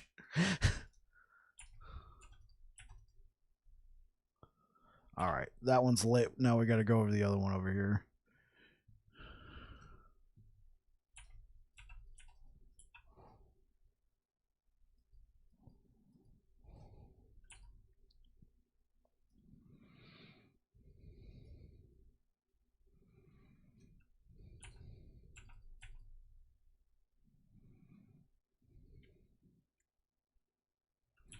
Okay. So he's dead, but obviously that's not the boss. And we go in here. This thing, just try and pay attention to the that stuff right there. It hurts. And this is why we bring range. It's hard to hit that thing in melee, in my opinion. I was like trying to hit it, and then you just sat there and gunned it down. Ooh, LP1 Peak of the Mountain. Okay. So I don't know how loaded for cash you are, but there is a vault here if you're interested. It might spawn us in our own instance, so we each get our own vault. No, you're there. It's literally a slot machine. You walk up to it, it asks you, do you want to do this? And you can hit decline or accept, and then it'll give you another offer, and then another offer. I've dropped millions on one thing before.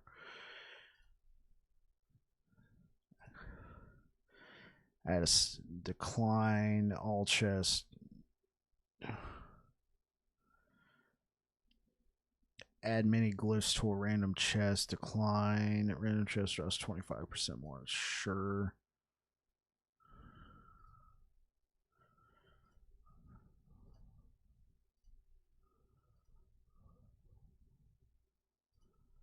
Okay, I'm just gonna do that. Oh, it opened for the both of us. I've never done this with two people before, so I had no idea. Okay, so I only bought 2 chests. All right, so okay, sweet. Yeah, so it dropped some relics.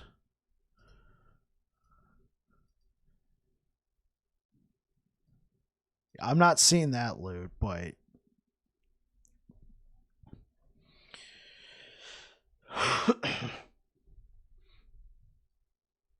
yeah, you can really you can get like 5, 6 chests. Obviously, that's after you spent, $1 million or 2 million.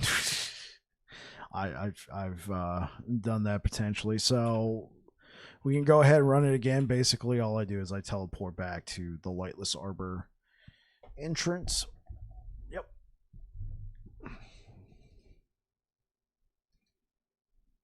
Oh, sweet.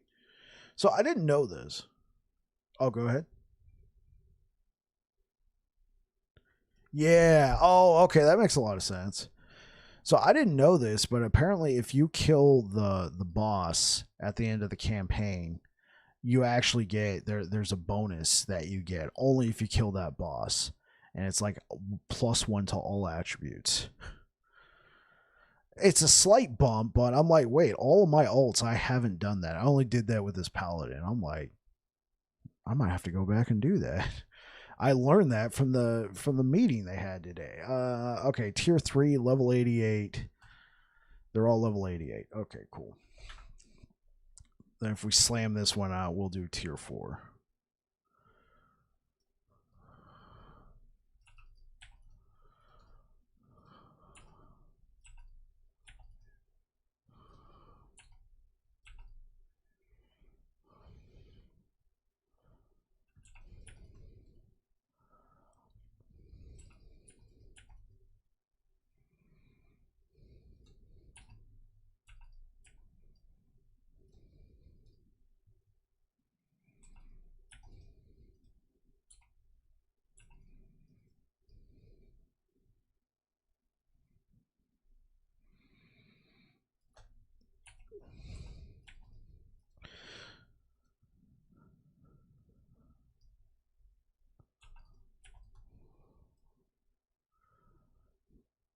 Roots of Vithrasil. Okay.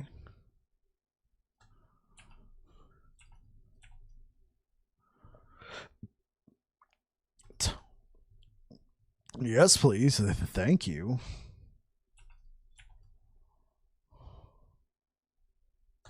Yeah. Is this your first multiplayer experience? Oh, hey. Welcome. Yeah, this is why I'm kind of on the fence about doing SSF on launch because, like, what are the servers going to be like? No. Yeah. Well, and you're usually East Coast or Central on your server because you're playing with me, so you're probably playing Pacific. East Coast, okay. Texas Central, okay.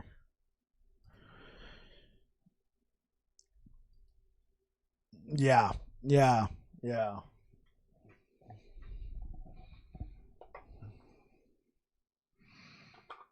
Okay, okay, yeah.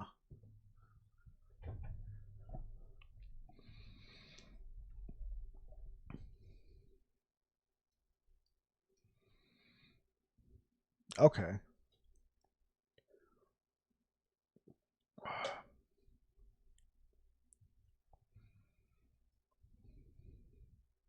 Oh, okay.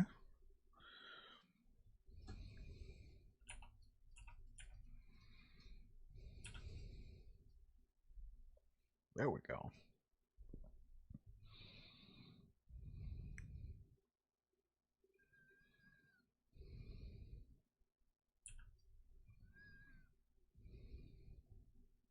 Yeah. Yeah, yeah, it pops back to you. Especially on tier 4, because if we get hit with this thing, that little number right there, mine says 100% right now, but if we get hit while it's on our head, we lose a little bit of that number, and we basically do more damage the closer enemies are to the fire thing, and we do less damage if we're further away from it. So you can kind of like toss it out there and do other stuff. At this tier, who cares? But tier 4, it might actually become relevant.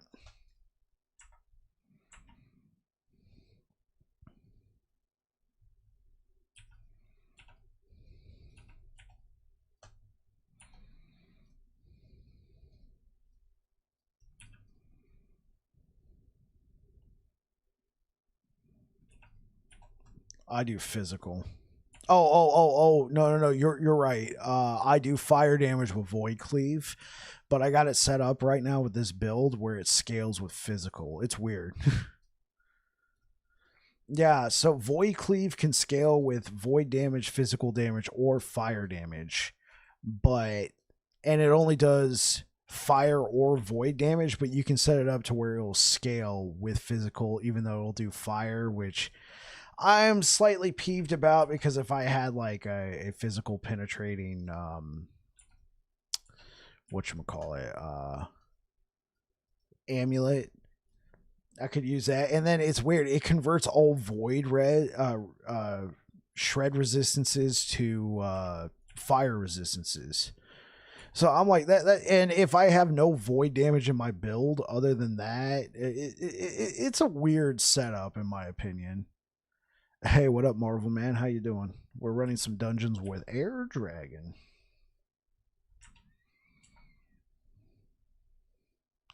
Wait, Marvel Man, what are you doing here today? Didn't you say today was your anniversary? Oh, that was you. Okay, never mind. Sorry, I couldn't remember which one. How did that go, AirdDragon? Marvel Man disregard. It was fine. Okay.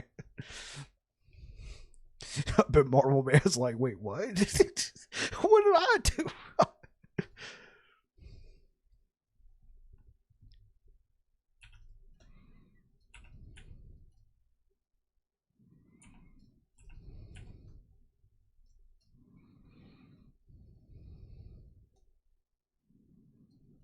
Oh, I got. Yeah. Stun me. I'm gonna start running over to the other one.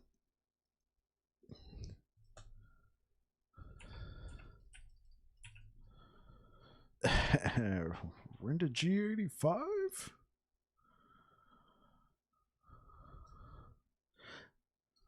I gotta remember that that little thing on the ground is you, not the boss.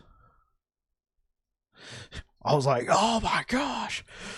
Alright, here we go.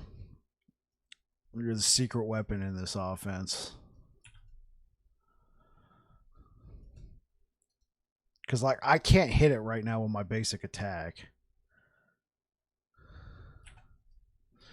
The only way I can hit it is Void Cleave.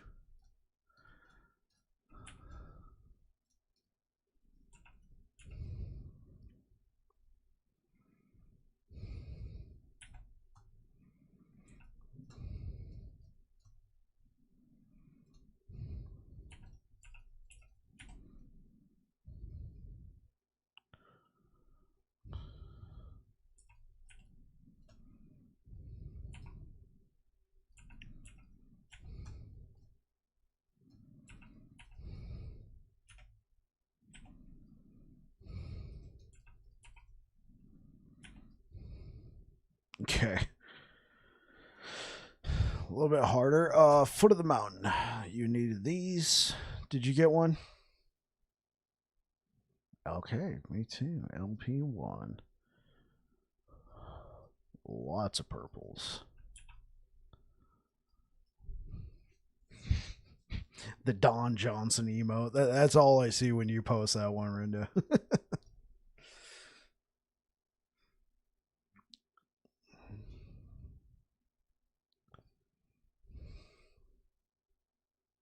Yeah.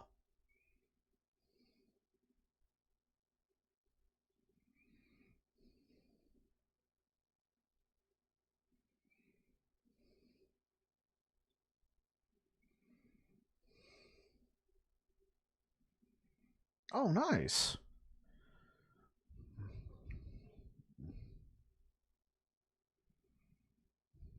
Oh, that's sick. I'll have to remember that because Reefer Sage said I had to play something that wasn't melee for once. I mean, obviously, I'm under no obligation to follow that, but I'm like, I guess you're right. So it was decided it was going to be Rune Master, so that's starting tomorrow. So I'll remember that. Yeah. Oh, sick.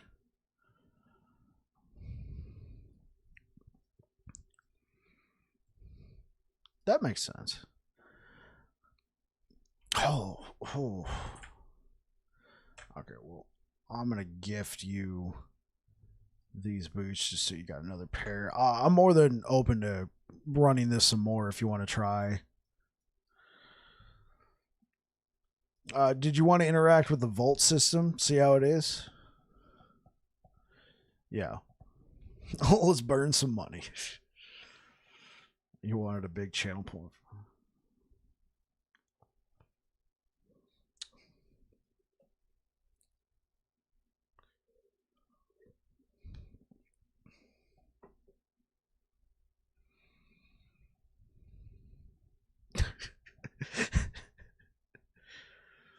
You wanted a big channel point for the different class thingy. I don't know if I would ever add that. I don't want people trolling me. Okay. Oh, this is nice. Okay, there we go. Just a bunch of stuff. Yeah, I got some stuff out of it. Oh, wait, I can open it. Oh, it just gives me the animation, not nothing pops out of it. Okay, deal. Let's run that again. T4 this time. For sure, for sure. I'll meet you there. You can change it up between a selection of classes in the description of the reward. Okay.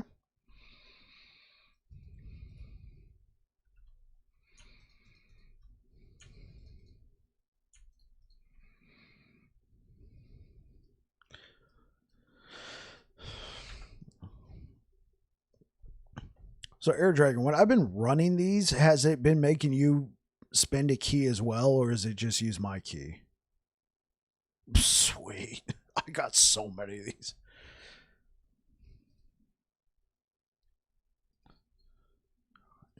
I bet. Yeah.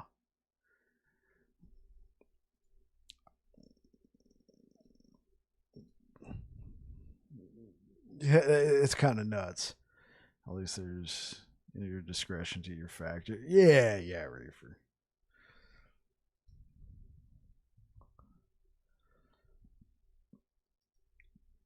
Yeah, I got like 2.25 pages of keys. I got so many keys. I should sell off these basic arena keys though. If I ever ran arena, it would be arena key of memory. I wouldn't do basic arena, and they're worth 6,500 each. Save those for a rainy day.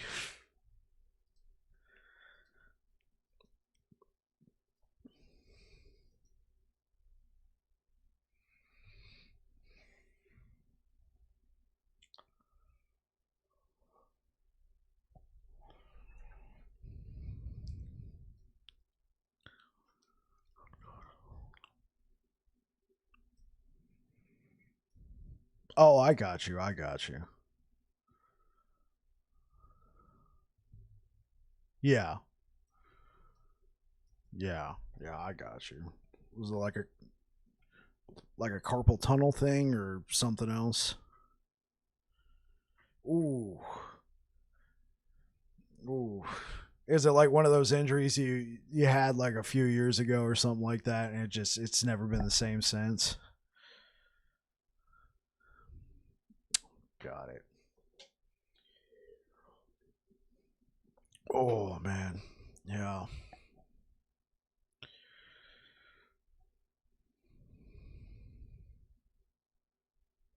Okay. Okay.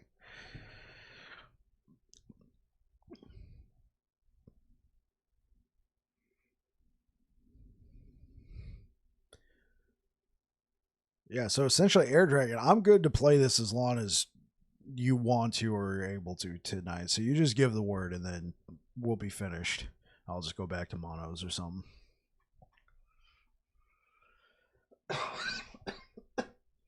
Yeah. Yeah, yeah, yeah. That's how you end up with over 100 stash tabs, right?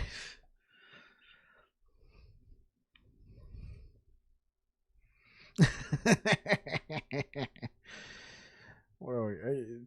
I got like 47 or something. Every once in a while, I'll do like a purge. I'll be like, never gonna use that, never gonna use that. Sell, sell, sell, and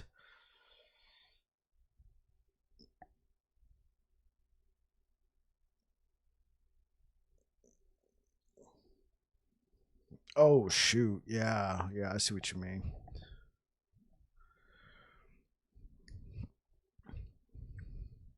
Yeah,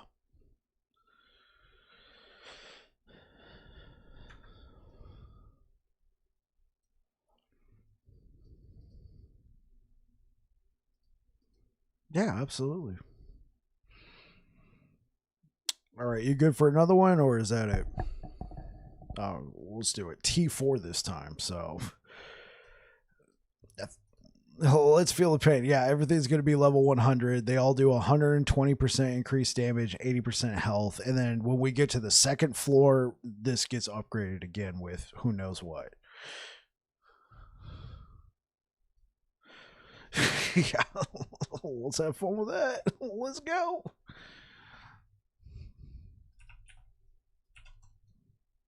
Oh, whoops.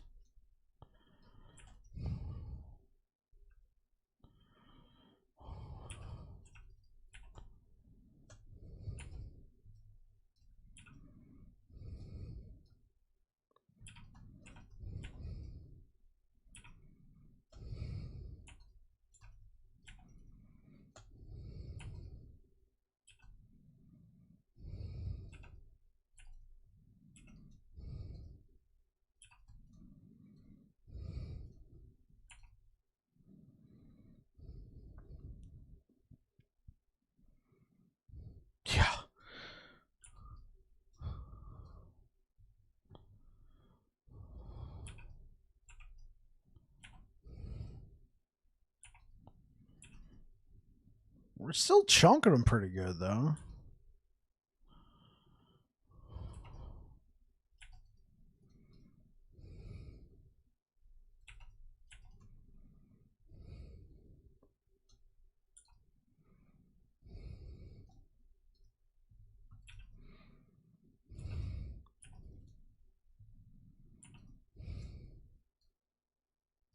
There we go.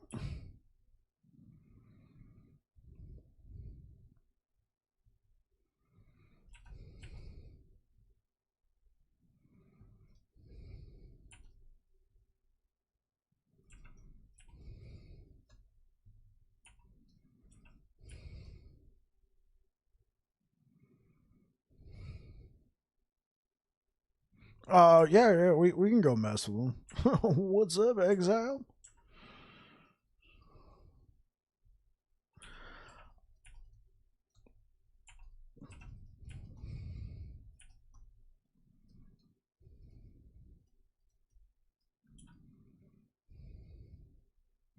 I've gotten so used to just ignoring that guy. I need to start killing him though, so I can get the experimental affixes again.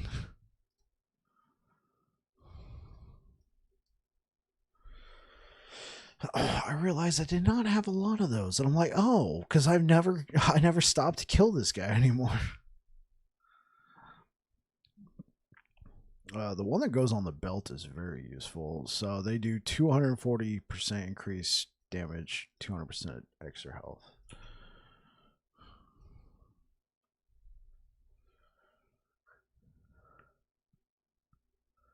Yeah, yeah.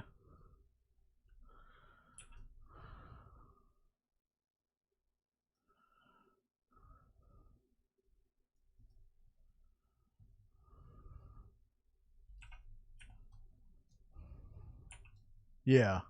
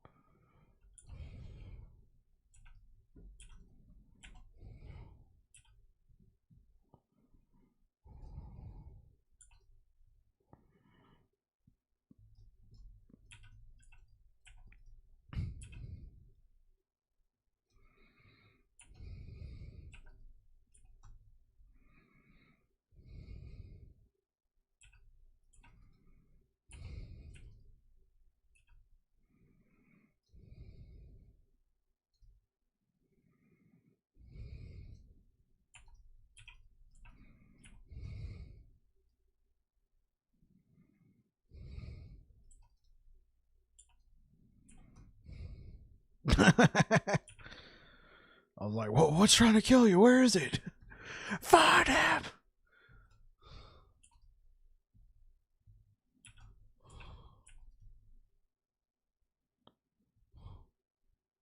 Okay, are you able to come back in?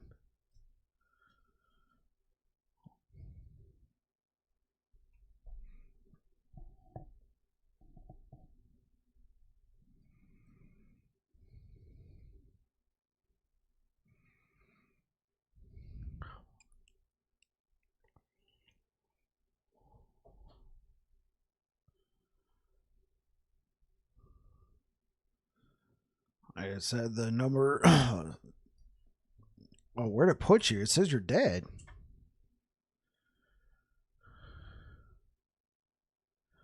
Okay, well. Okay, let me run over to wherever that is in case they put you back there.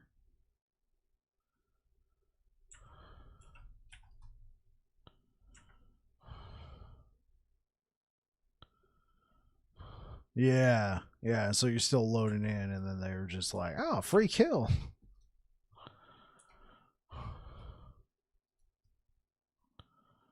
Right. That makes sense. Okay, I'm right by you.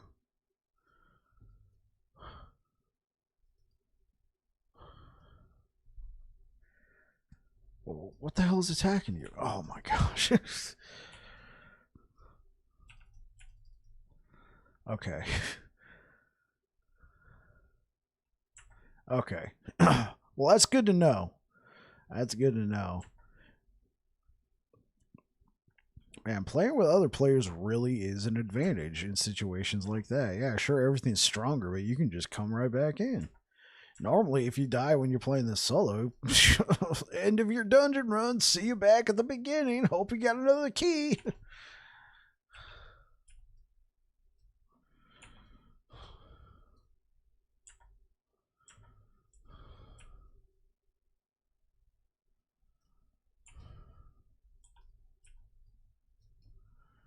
Yeah. Did it say what you died to last time? Was it physical? Oh, understood. You're fine. Got it. This blue thing right here?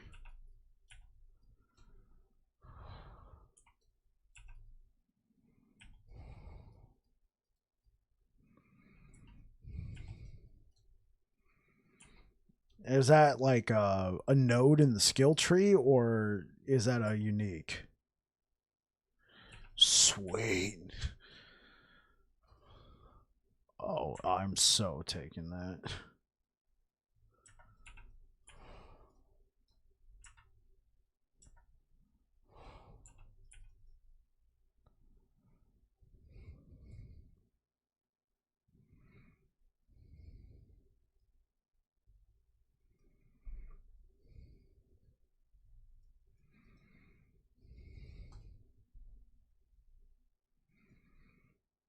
Oh, okay.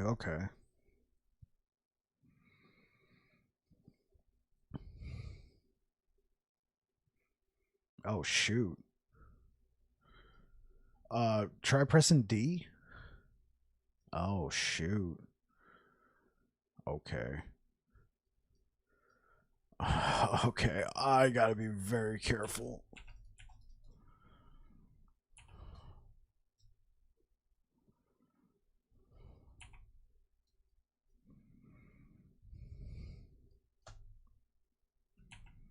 Yeah, they do more damage if you're not near that, and since they took yours away, that's stupid.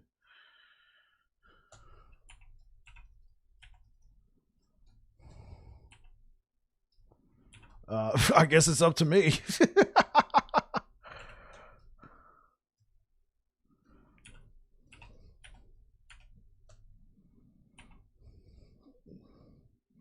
I hope so.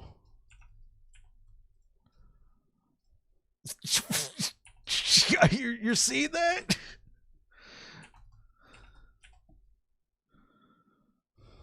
Yeah.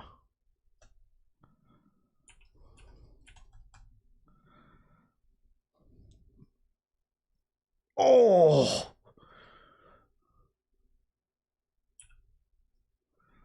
Okay. Does this mean I have to kill this thing solo? Let's see. Oh, and I can't hit it unless I'm using.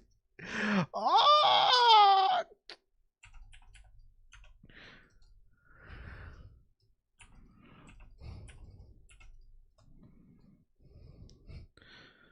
Oh, this might be a very anticlimactic run. I can only hit it with Void Cleave. Oh.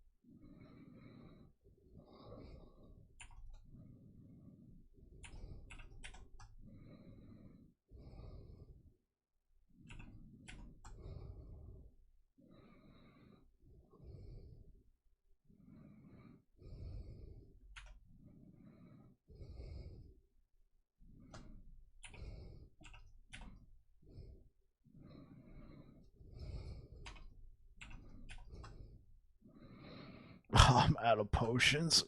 No! No! Not like this!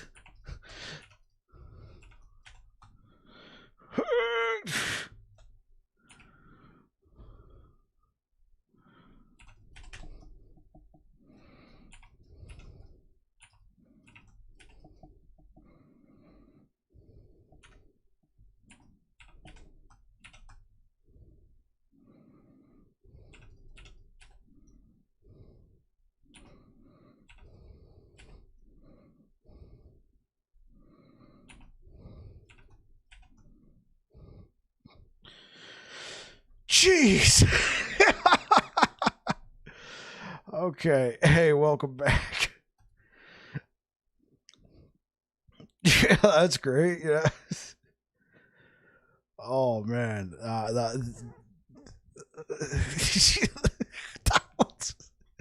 not being able to use my multi-strike on it. Oh, bro, that sucked.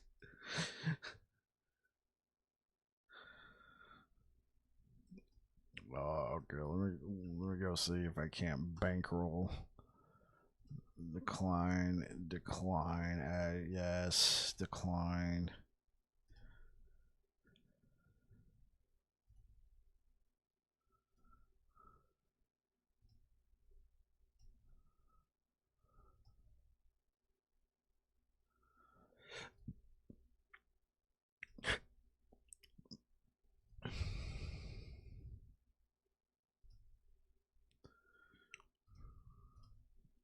Okay, I think I dropped about 1.5 on this. Let's see. This should be like 4 chests. Yeah, there we go.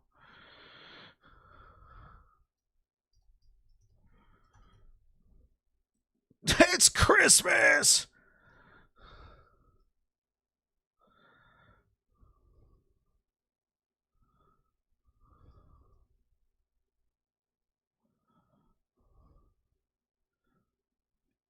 Got a couple. Ooh, that's what I'm talking about.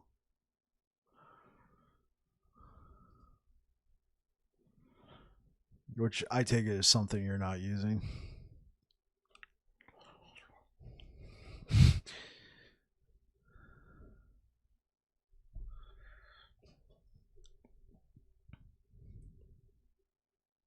Okay.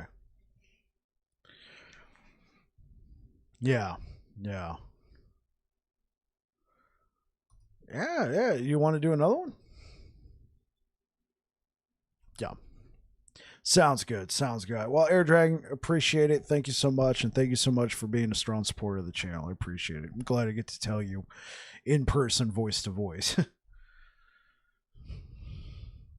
Thank you very much, man. I'll catch you later.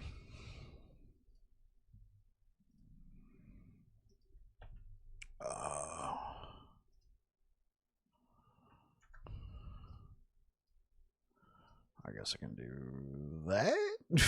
Let's just go back to the menu. Oh, well, that was fun. And unmute the stream. Wait, I got the stream muted?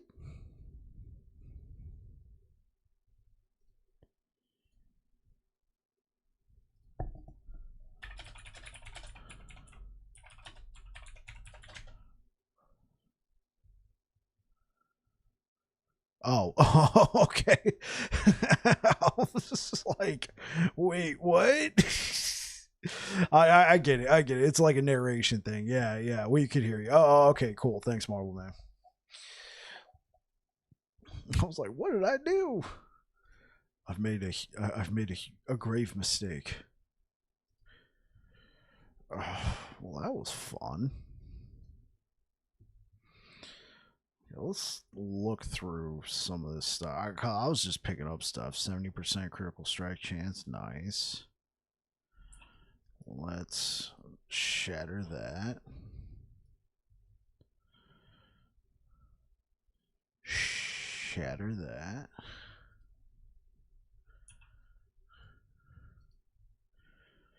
+2 to fireball. Is that a range? No, okay. Fireball converted to lightning. Spark charge. 100% ignite chance converted to shock chance. Lightning damage. Okay, cool, cool. I'll use it. We're playing Rune Master tomorrow.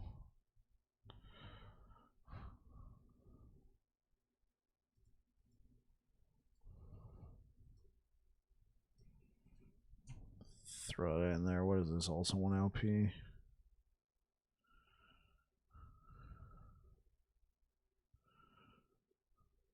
Okay.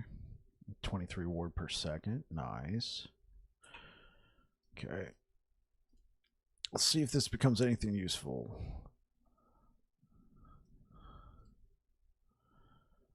No. That's a negative. It did not become anything useful.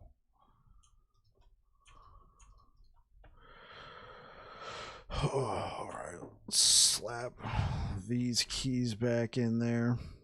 I don't know. I feel like doing another dungeon. What? Reef bird up. Boots. Do I like have any boots with movement speed on there? Yeah. Okay, I can resistance, armor.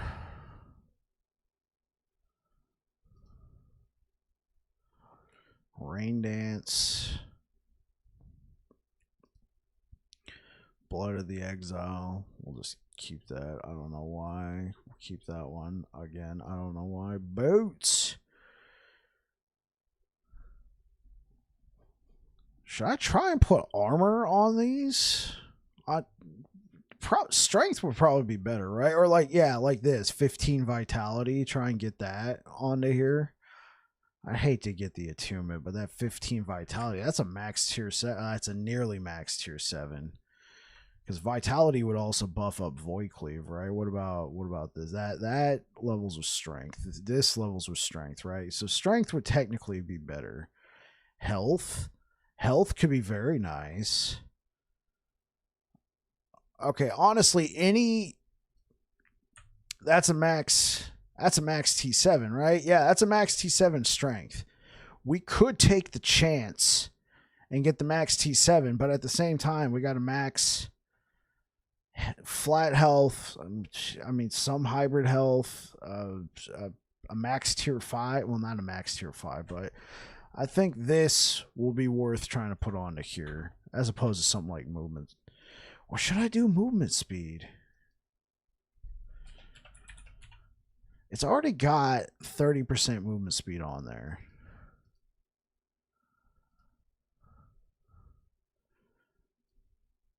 Like, honestly, these might be better. Try and get the gonna lurk and be out of the stream for the evening. Thanks for the run bike. You got it, AirdDragon. You're very welcome. Yeah, I'm probably going to do a jeweler run. So if anybody in the chat wants to do a jeweler run, feel free. Speak up and I'll take you along. Otherwise, I'm going to go ahead and just knock this out here in a moment. I want to find the pair of boots I want to combine. 23 movement speed. So we got this option. Okay, this is it's not a max, is it? It's a nearly max movement speed. Tier 7. Hey, what up, Typical Outlaw? How you doing today, man? How did your stream go yesterday? How's your streams on Last Epoch been going, sir?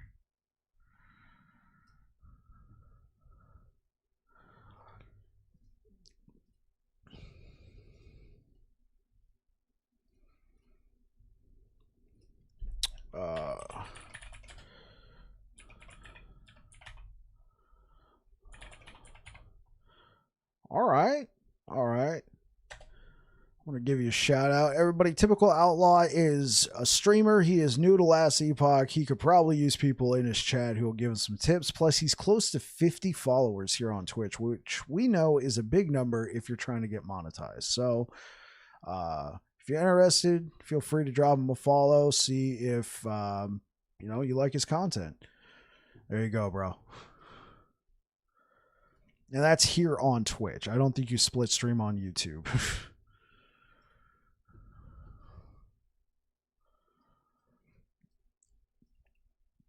Went well trying out different classes. Yeah. Okay. Cool. Cool. Yeah, that's good. Find out what you like. Okay, so I got all this move. What is this? Oh, throwing attack speed. 44% increased armor. I at this point I don't think the armor is gonna be a big thing. All right, let's go do a Jewelry run.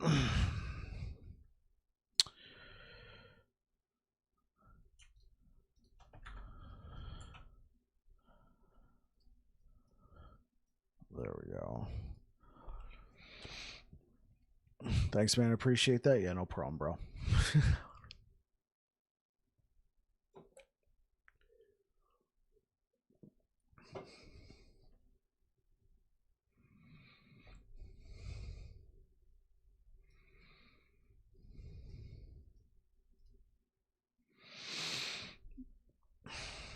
Should I attempt a T4?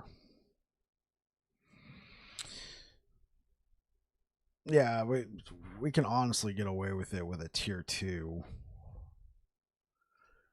Better exalted helmets. Yeah, let's try tier 3. Why not? I got so many keys. It's just I haven't fully tested this build. We slapped this build together, what, 2 days ago? Very little modification to it. Yeah, so Outlaw, this is one of the many in-game activities in the game called dungeons. They're the only in-game activity. Well, I mean, I guess technically some parts of the arena are, but it's the only part of it's the only in-game activity in the game. I know that's redundant. That has a difficulty slider. Generally, everything else is endless difficulty.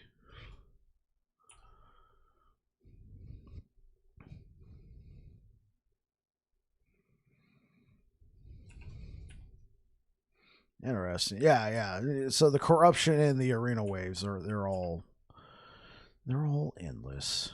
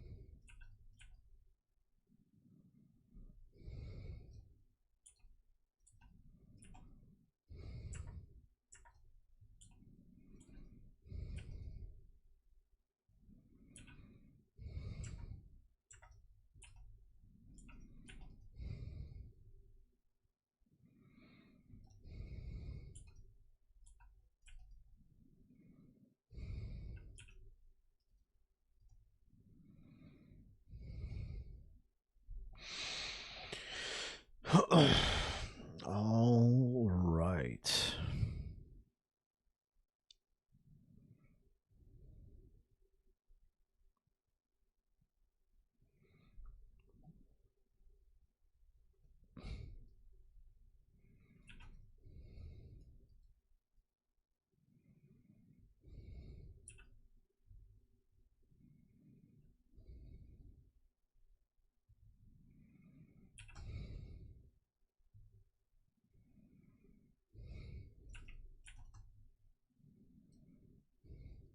Void resistance. No thanks. I mean, it's cool. You get all that void resistance in one place. Elemental damage, sure.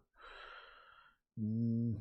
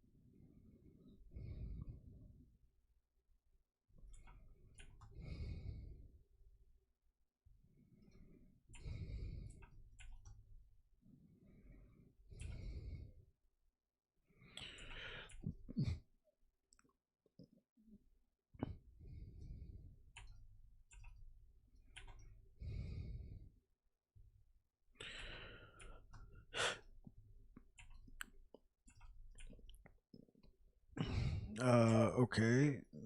That is not the way. This is getting kind of hairy. There we go.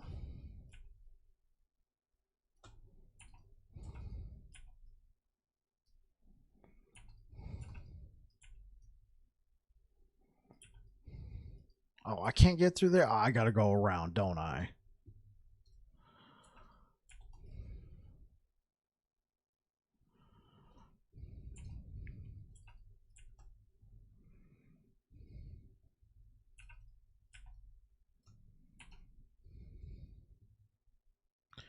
Okay, let's push up. Let's push up. Let's go. Go, go, go, go, go. Run!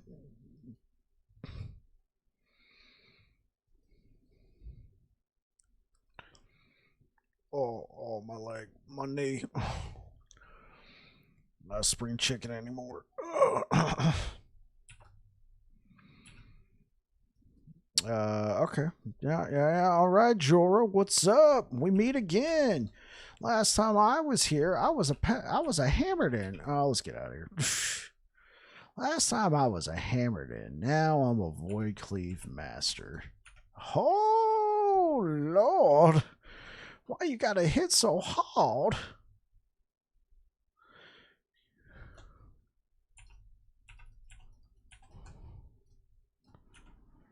Why do you gotta stand on your puddle of filth?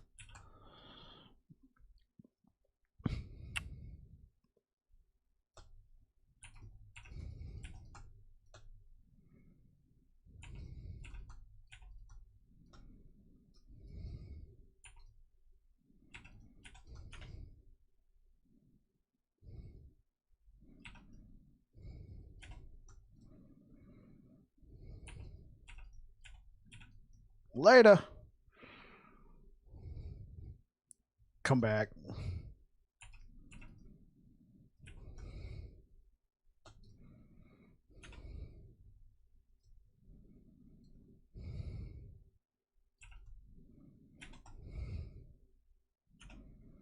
Oh, I have no more potions. Oh, this might be it for me, chat. Oh, I can't hurt those guys.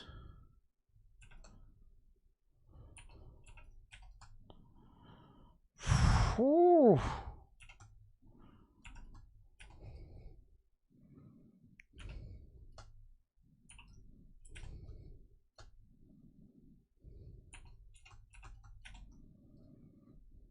This is why it's hard to fight Jorah with melee. She just spawns this crap right here. Hammered in, I could just stand here and do damage.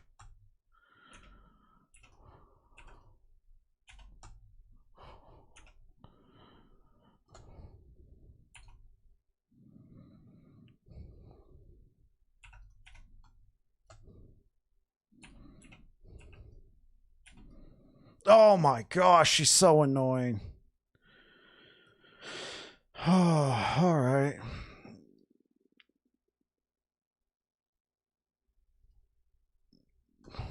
Okay, sure. Physical penetration with bleed. Sure, I'll take that. Okay. All right, chat.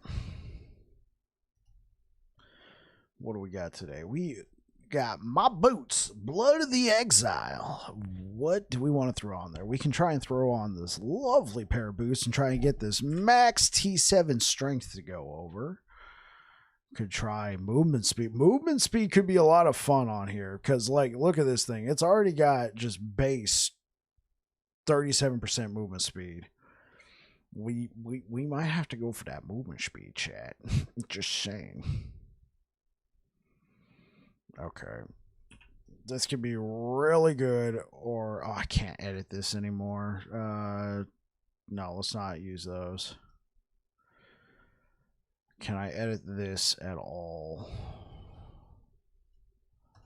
Be health, no. This is. I feel like I need to leave the armor roll there just in case. I could try chaosing this thing. Oh, I could try going for the chaos. If this becomes a resistance, Health regen per second. Armor. Okay, we're back to armor. Percentage armor at that. Okay, I'll take percentage armor. I'll wussy out on that. All right, chat. We're trying to get 28% movement speed on here. Let's just make it happen. Oh, let's just no. It's so good. That was a T7 movement speed. God.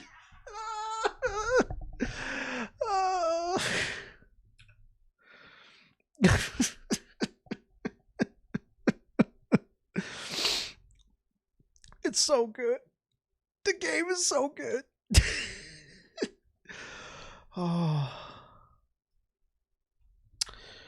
Oh, let's see. We can't do another run. Oh, I know. I know. Why? I would have taken the intelligence roll over that poison resistance roll. Okay. Well, I could take off all this poison resistance idols. I mean, it's silver lining, right, chat? Right?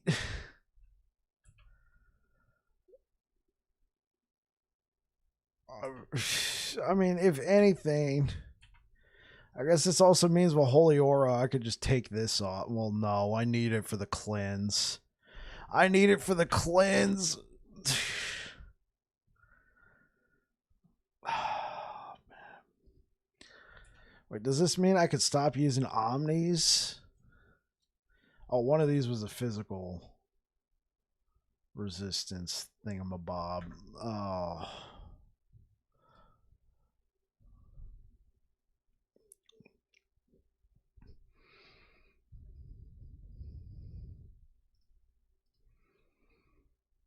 Okay, let's just type in. I guess at this point it doesn't matter. Okay, what can we throw? We can throw a three baner on there. Do we got any good three baners? Shred armor, time rot, armor.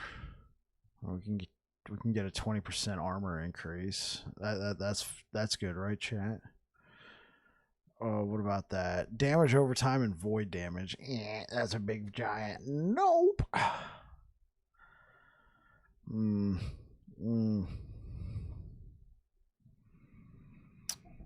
Okay. I can go for more armor. Just take that. Honestly, it's probably gonna be better just to take like something like this, flat health and armor.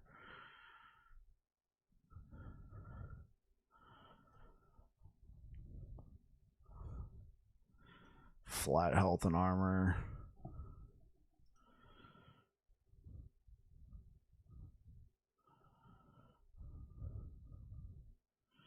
Health and mana, no. No. Health. That's the only silver lining. Alright, well. We got that. We got that out of it. Literally anything else. Alright, let's leave that helmet off to the side. We're not going to be leveling our boots anymore. Whatever, let's just throw that in there. Alright, let's see if we can't make anything happen with this sword. We got 1 LP. We got another 1 LP. Claymore. Chance to slow.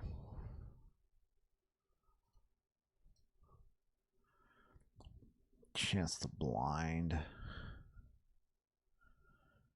Okay, we already looked at that one.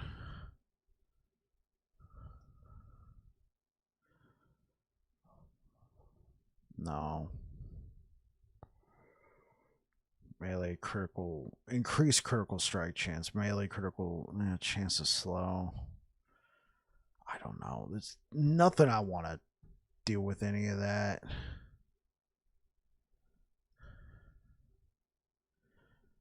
I got an Apathy's Maw I can level up. Your intelligence is equal to your strength. Yeah, let's look for a good siphon. Let's just do some siphon runs.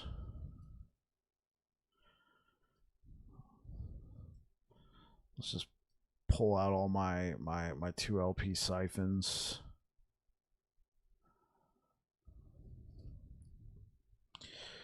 I got a lot. I got a lot of siphons.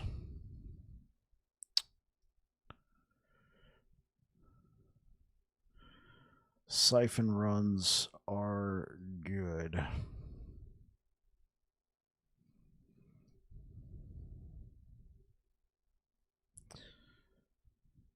Two LP siphon. Okay. Let's quit looking for that. Let's see. Do I have anything in here that I would want? Probably health. That fire damage could be nice. That fire damage could be really nice. Physical damage. Strength and physical damage. Okay, now we're talking. What about health? Critical strike chance. All right, I'll take it. Health. Okay, we got a health ring. Strength and necrotic resistance. Ooh. We should do that one just to see if we can get a ring with that on there, because that could be a lot of fun. Let's look for ring.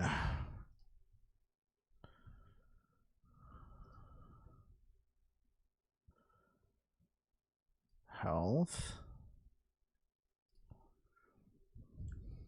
Lightning damage, no. Void damage, that could be very powerful for my Void Knight. Just drop those off in there. Warrior health.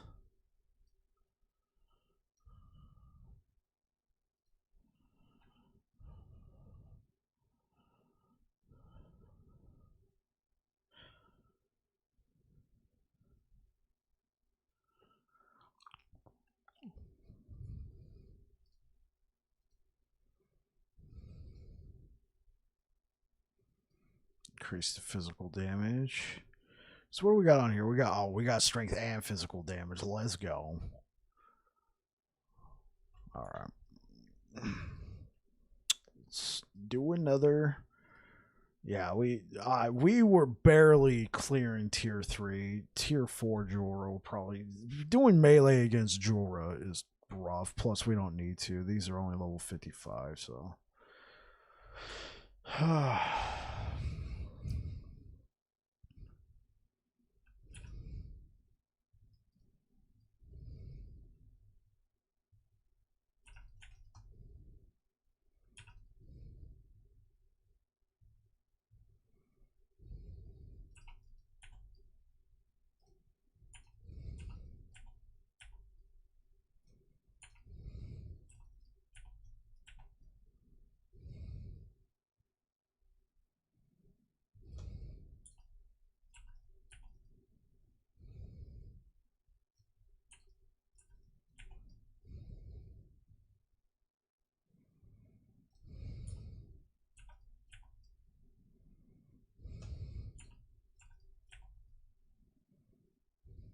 oh, what's this?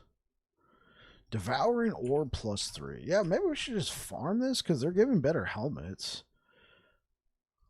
I need one with Vengeance. That's another Paladin build I'd like to do. I'd love to do just a straight up buff the ever-living snot out of Vengeance. That could be a lot of fun. Just be this tanky mofo running around.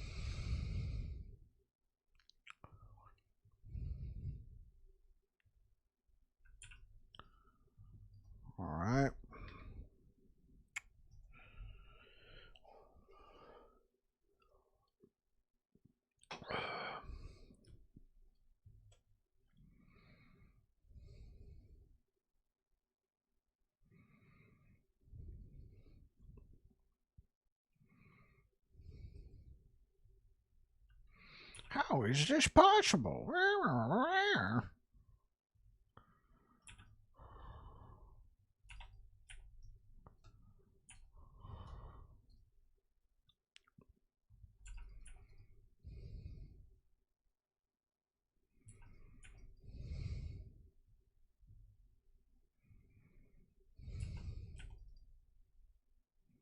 Dead.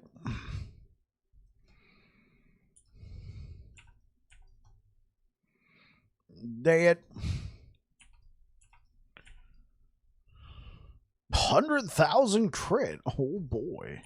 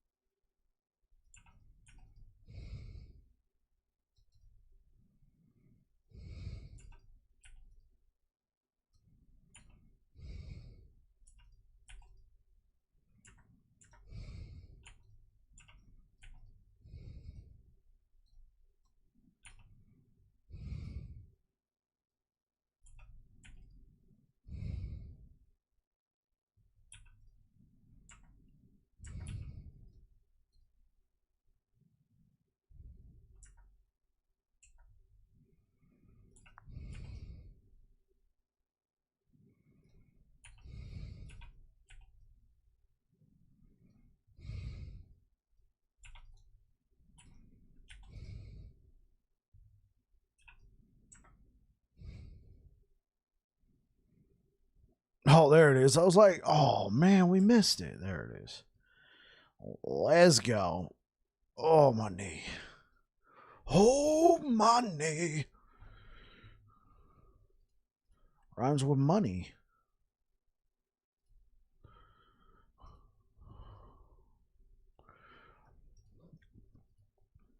All right.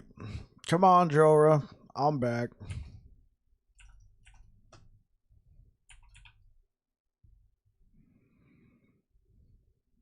Let me build up my stacks on you. Don't you always summon your doo-doo on me. Your puddle filth.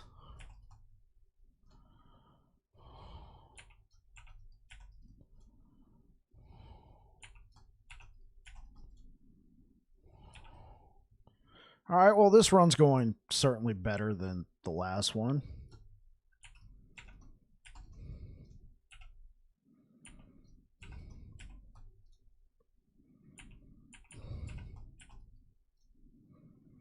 Just try and heal through it.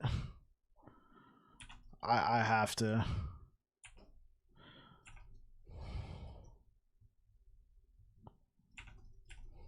No, you don't get to do that. All right, went a lot better than the last one. What kind of helmet? Somnia.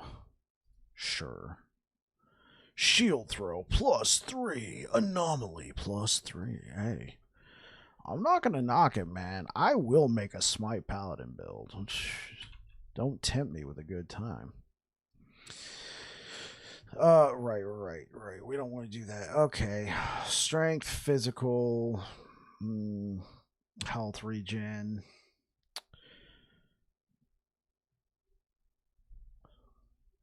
Honestly, this would just be interesting if not going to be so purple. Hop on fort.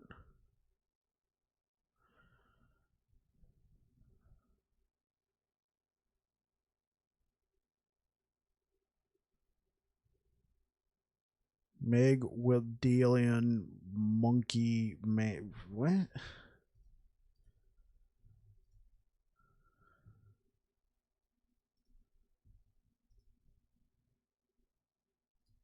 Hop on Fort? Do I know you?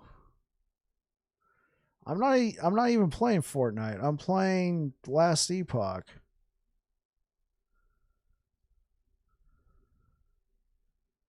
Learn how to pronounce my name, Buster. Yes, yeah, but I'm playing Last Epoch. I'm not playing Fortnite. I'm not going to come 1v1 you. Is this what you do? Do you go around to other channels just challenging people to games they're not even playing?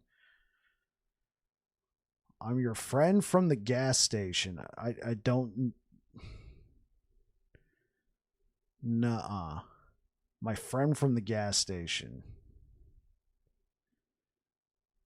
What gas station? I think you got the wrong person, man. All right.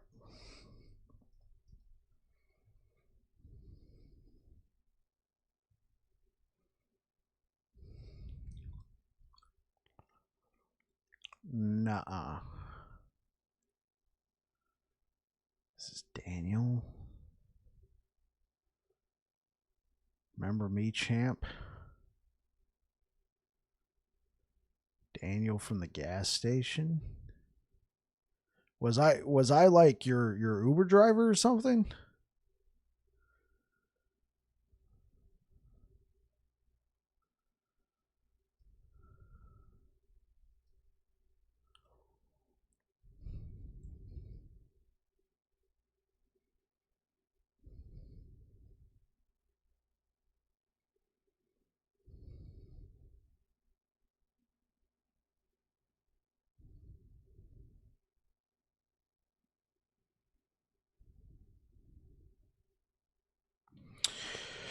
All right, moving on. Probably get a critical strike chance. Now, let's see if we can get this to become something. Cold damage, all right. Let's see if we can't put health on here at random. Yeah. Somebody over on YouTube.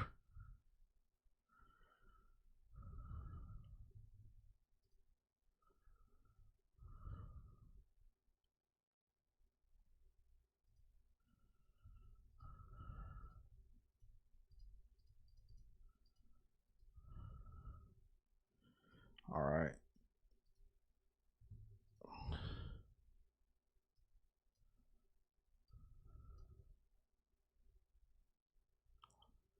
Let's...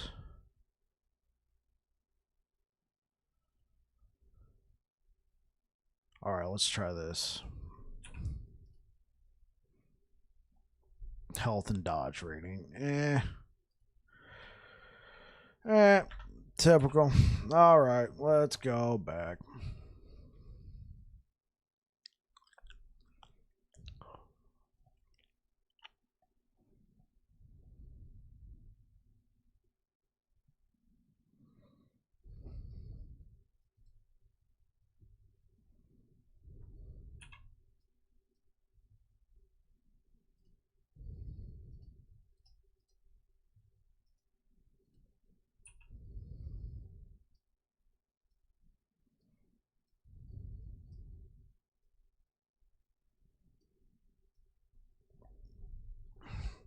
Okay, so let's see. +3 to shield throw.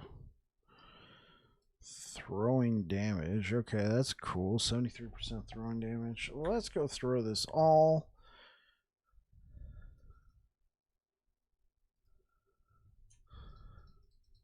Let's just throw that all in there. That's sad.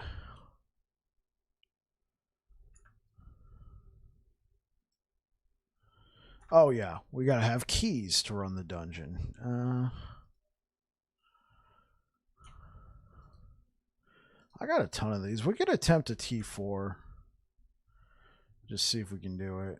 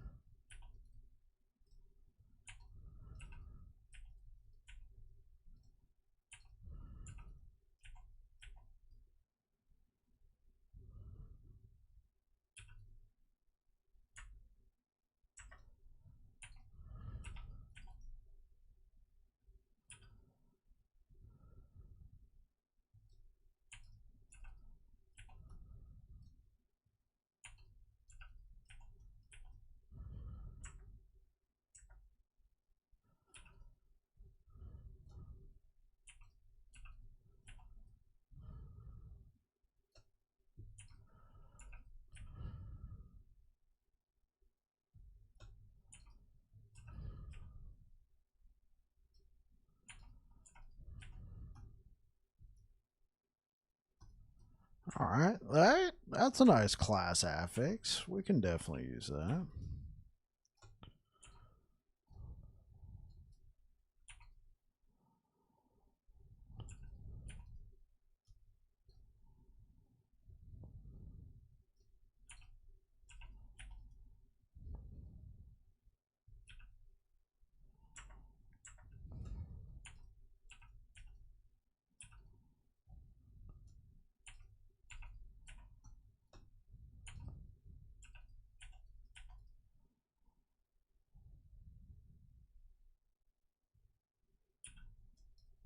Oh, I can't go anywhere there.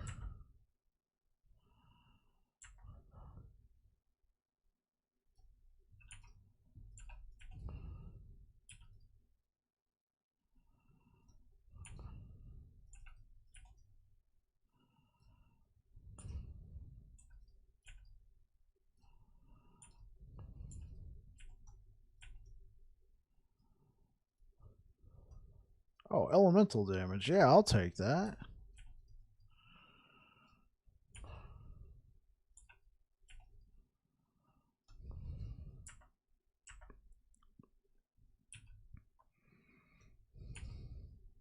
What the? What happened?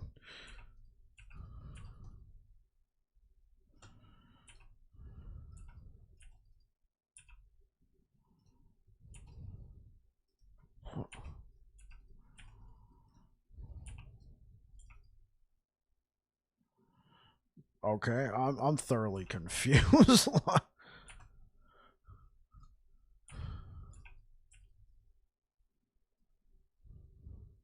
uh,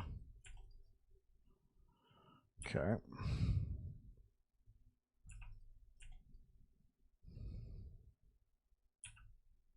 That's not it. Oh, I thought that might be one of the doors.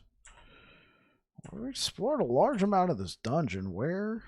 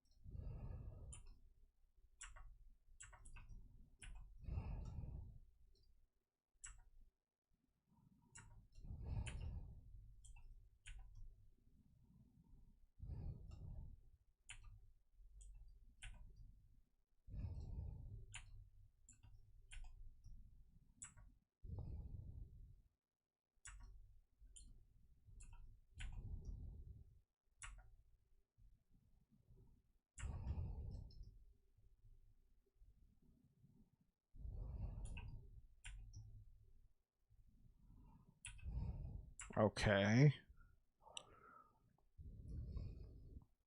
Let's try going down here.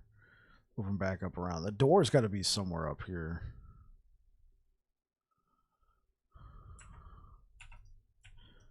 Okay, well, so far this is T4 and we're clearing all the enemies pretty well, but I'm worried about Jorah.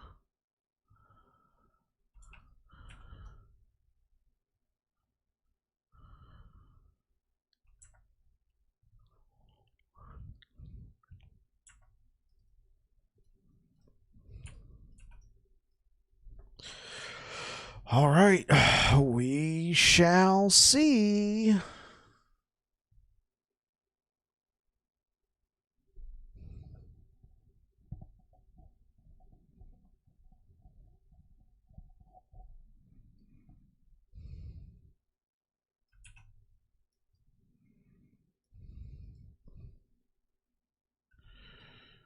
Oh, that was just the first floor. Gee, whoops. Maybe I spoke too soon. 240% increased damage. Ouch.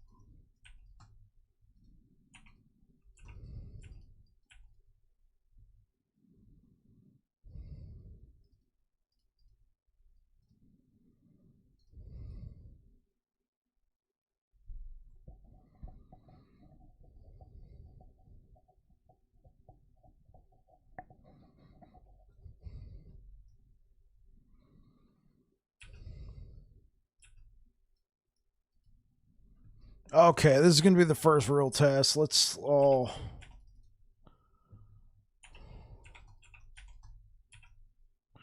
Oh my god, 400% increase health. Oh.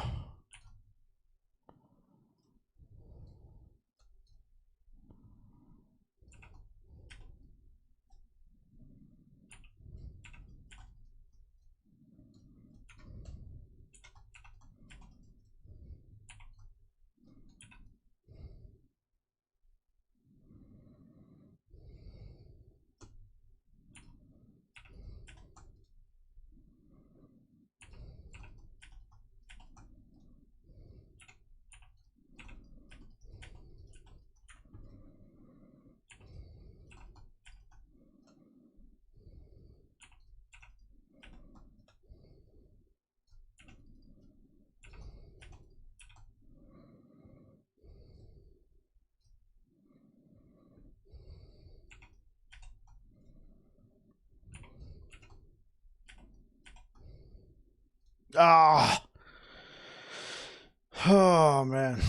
I knew T4 would be tough, man. She does just so much damage. I'm max on all my resistances and still like when she puts that puddle shit on the ground, bro, it's over.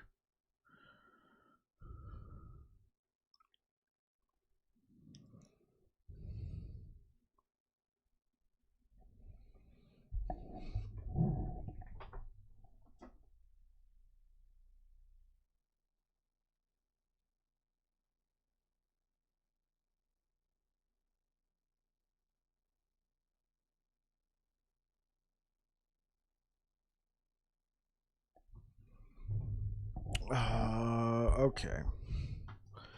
Honestly, I think I got. Hey, Peristox, yo, Perry. It has been a while. Yo, how you doing, man? You have any more surgeries? Your hand healing up just fine. Like, how's your finger doing?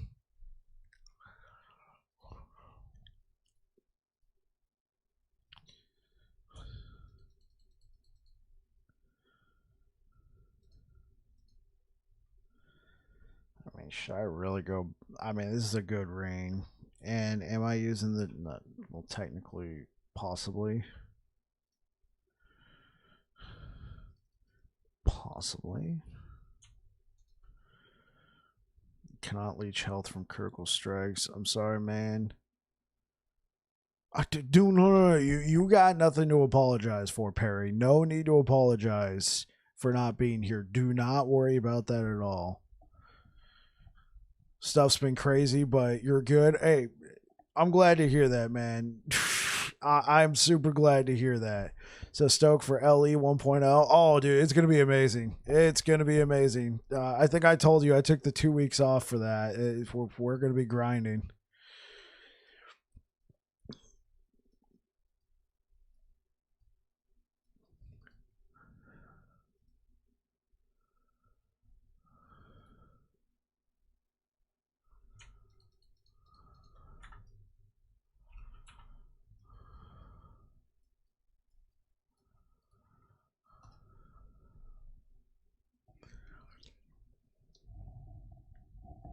All right, back to monoliths. Yeah, whenever I fight T4 Jewel she just makes me go, why do I even do dungeons in the first place? I don't think I've been this excited for a game since the Halo days. Ooh, man.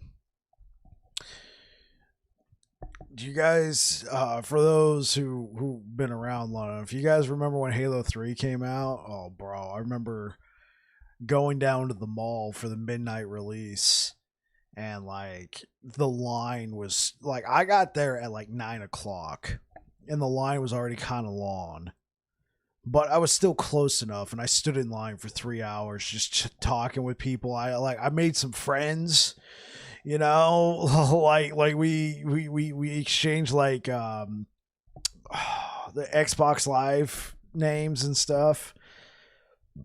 We even played together afterwards. Yeah, that Halo 3 release, that was a vibe. Camping at a Best Buy for you? Oh yeah. I went down to the mall. It was a GameStop. Oh bro. It was so awesome. It was so awesome, man. Dude, how old was I? I must have been 19. Yeah, I was 19 for that. Yeah, because I turned 20 in 2008. That's right. Halo 3 Midnight release was an awesome, man. Golden era of gaming. Yeah, in my opinion. Halo 3 Midnight release was awesome. Yeah, that's right. Golden era of gaming. Yeah. I knew what you meant. It was a good era. I feel like there's been several golden eras of gaming.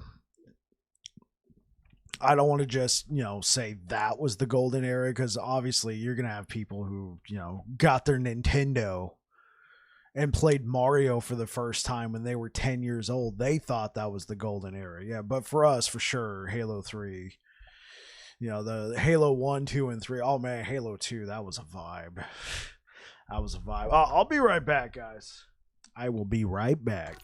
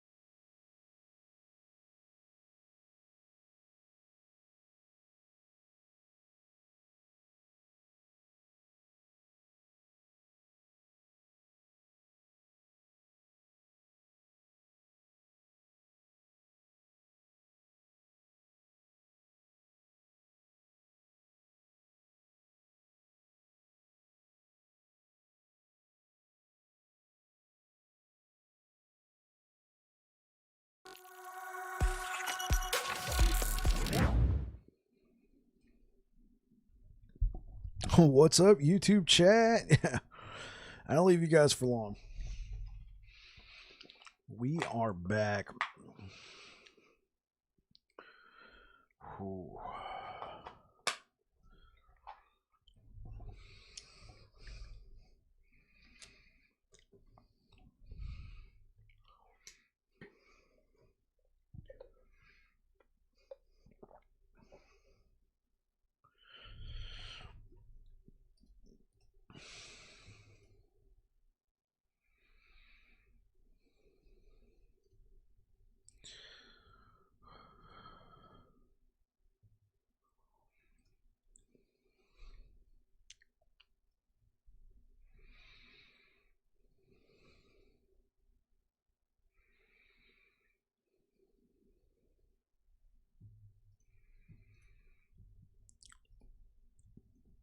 All right, let's get back to it.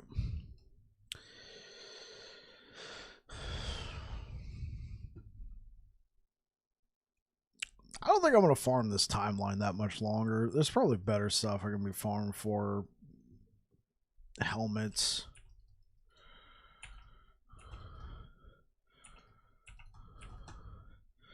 Been working on Room Master Fire Aura.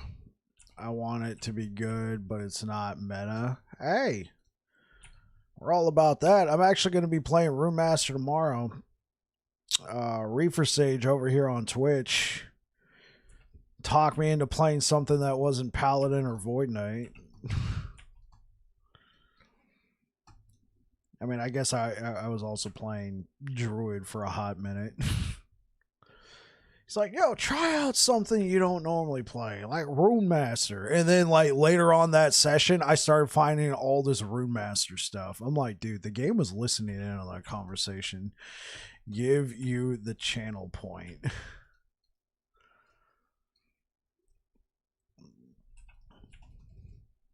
You're gonna love it, Rune Master. The thing is, I'm like, or I'll start cutting my, oh my gosh, do I really gotta give you the channel point for that? what's gonna be funny is you're gonna talk me into doing, like, I'm gonna have you tell me how to do the channel point for that on Twitch.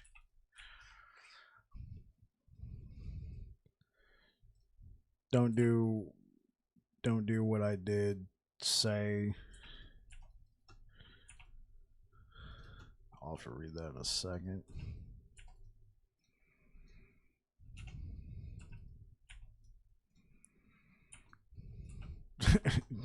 See, I cut it.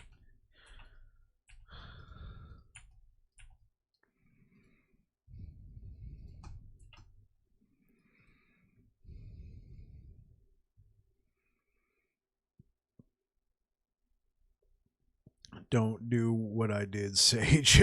Well, okay.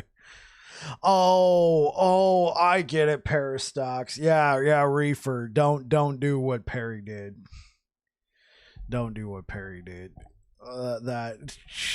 He cut himself. He cut himself real bad by accident. It took me a second to realize what you were saying, and then I was like, yeah, because I got the chat pop up over here in the corner real quick. It's funny, I love Druid and Sorceress in D4, but I love Necro and Paladin in Last Epoch. Hey! Yeah.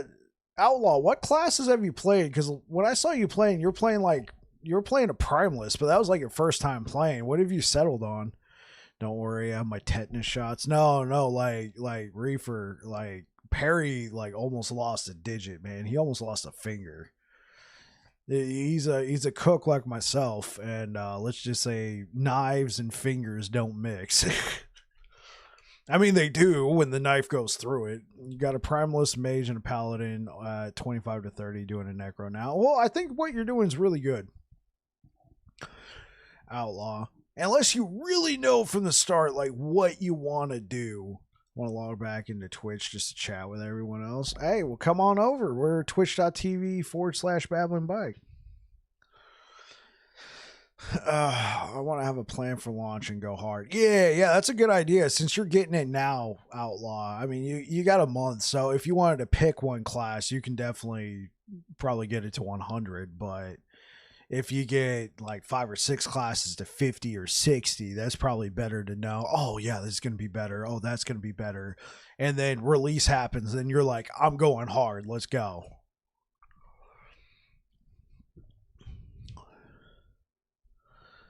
I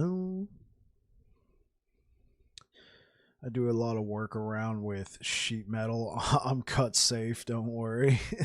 Sheet. All right. Let's go take a look at my creator dashboard and go down to viewer rewards, channel points, edit. I can edit the display, manage rewards and challenges, create a community, visit. These are the rewards you get when you and your viewers started. Got it. Create a custom reward. Choose class.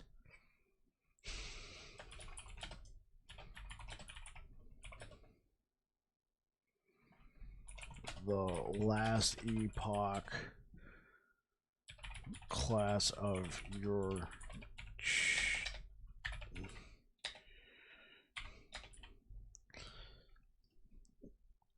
what are we gonna do? This is gonna be like a 10,000 point reward. Yeah, there you go. Choose class.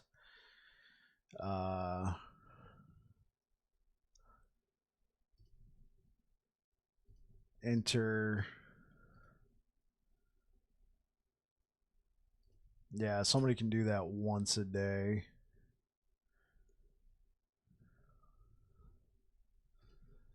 Create. I'll take it off for a bit. Catch you later, man. Yeah, catch you later, Outlaw. Okay.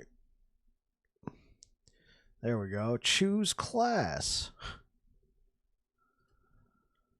Make bike play the Last Epoch class of your choice. There you go, Reefer. I added the channel point for you. I hope you're happy. I hope that makes you feel good, man. And I made it 10,000. I hope you got the points for it. Oh my god, of course.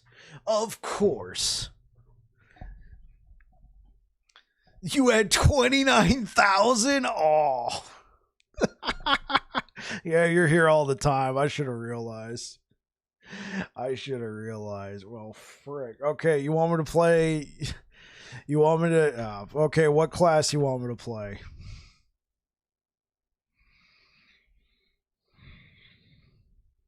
Yeah, yeah.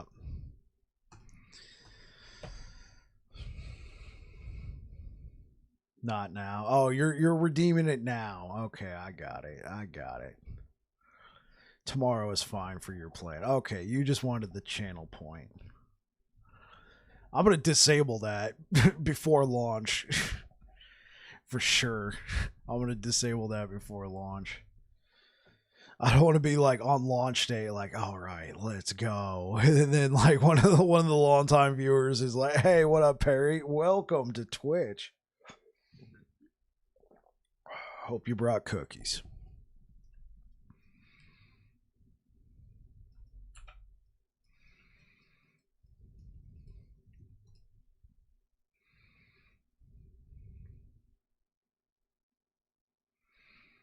Yeah, yeah, I made it a 24-hour cooldown.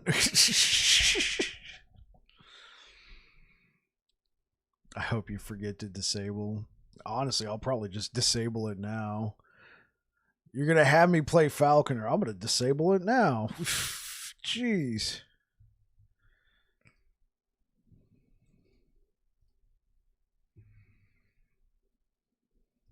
It's now no longer enabled.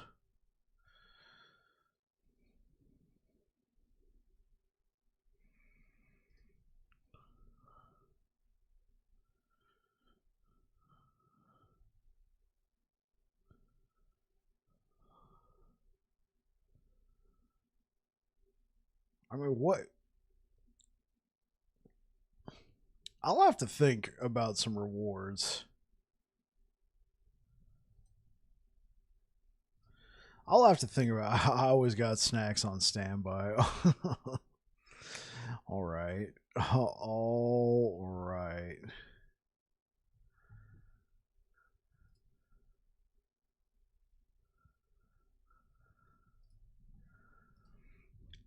Let's get going. Yeah, I'll have to think of some rewards for you guys.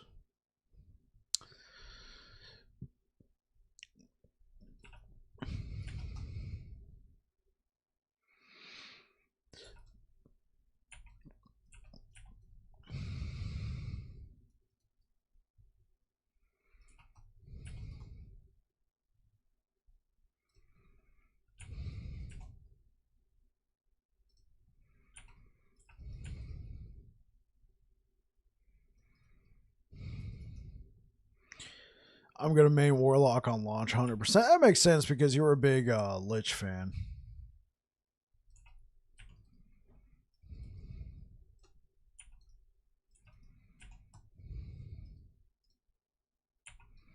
Yes, sir.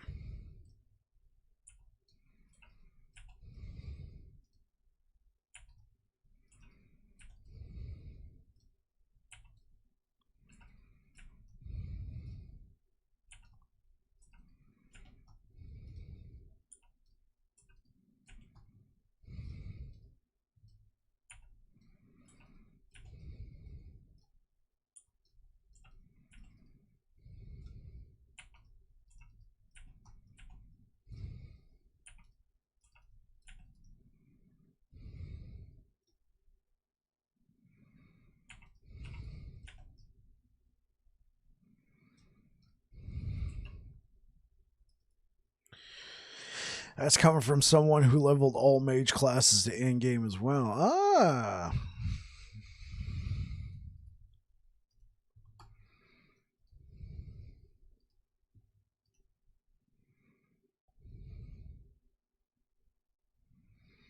Well, we got a relic drop. I hope it's good.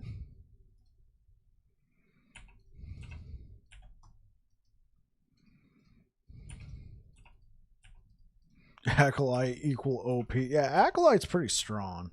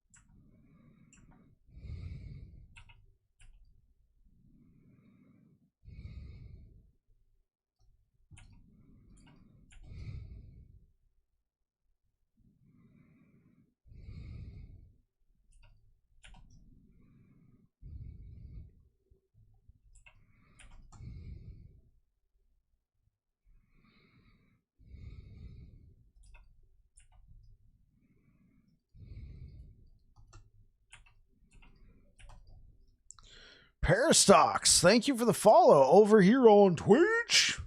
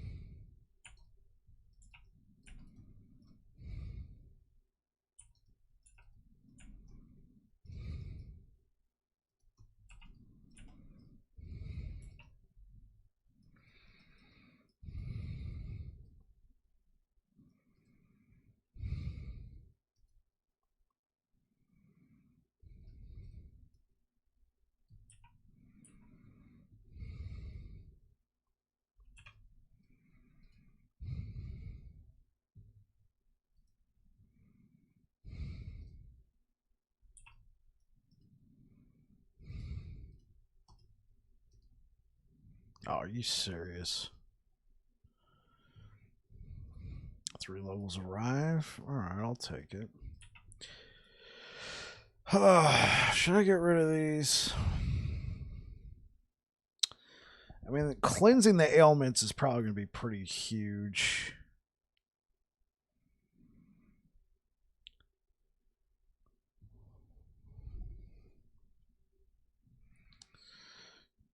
We would be able to pick up one of these, one of these, one of these. Yeah, cleansing the ailments is going to be big enough.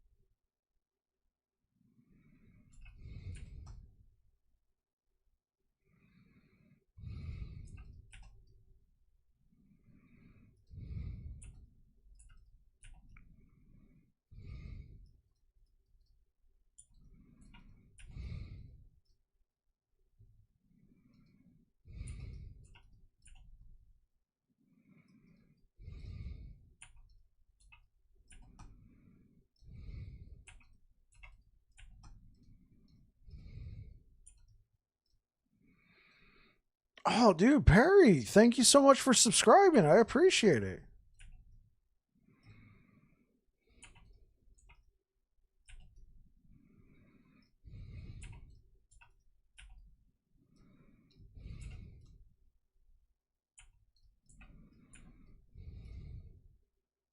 For 6 months? Whoa, whoa, whoa, whoa, whoa, whoa. Perry, you just subscribed for 6 months? Dude, thank you so much. Dang, you're locking it in. You're like, I know where I want to hang out.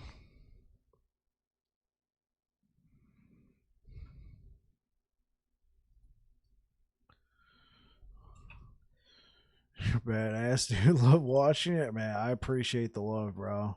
Appreciate it a lot. Thank you.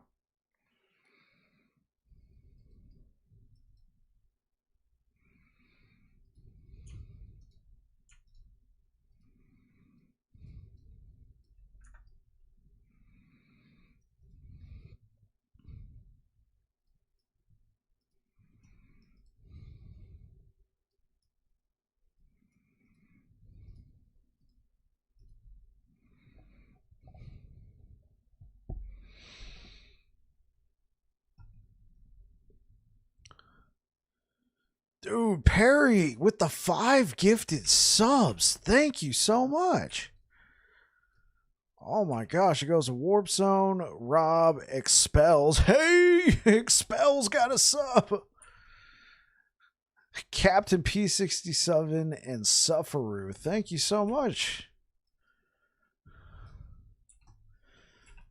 Hype.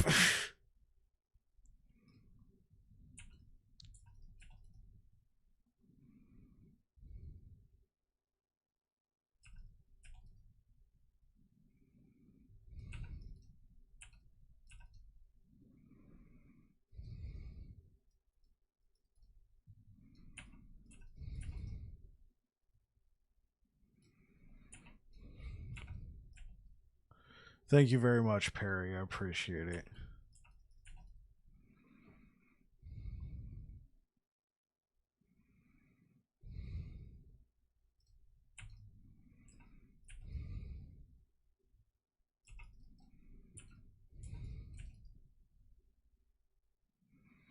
Much love. Yeah, much love, man. I appreciate it. Thank you so much.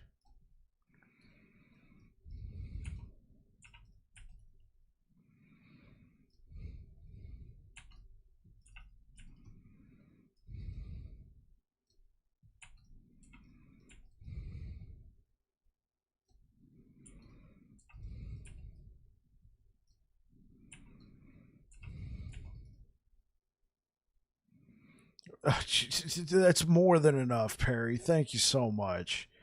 Thank you. Absolutely appreciate it. Thank you so much.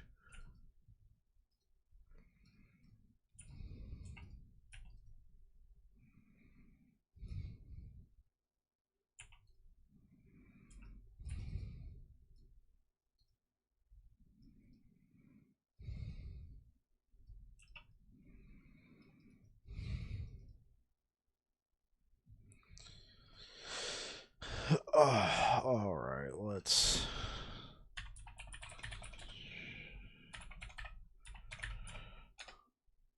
give a shout out to Perry Stocks over there. Let me drop you a follow. Thank you so much, Perry. I really appreciate it.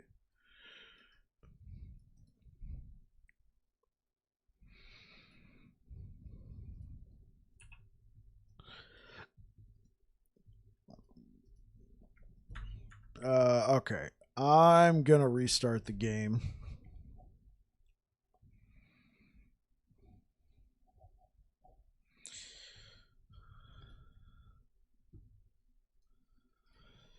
I think we had a bit of a. I mean, 4 hours. Yeah, makes sense. Memory leak and all that.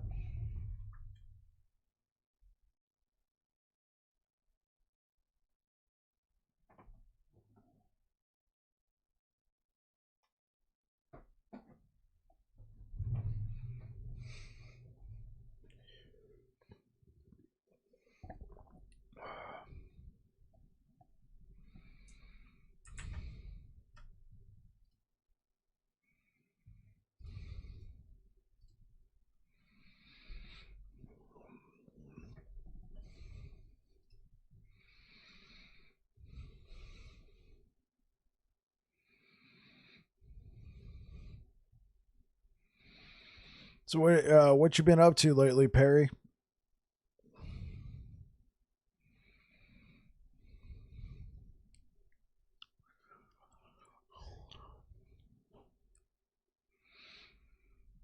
I know you're saying you're working on your mage, right? Or was that somebody else? Yeah, you're working on your Room Master Fire Aura build.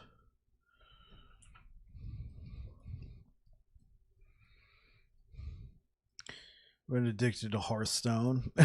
It's a good addiction. It is a good addiction. Let's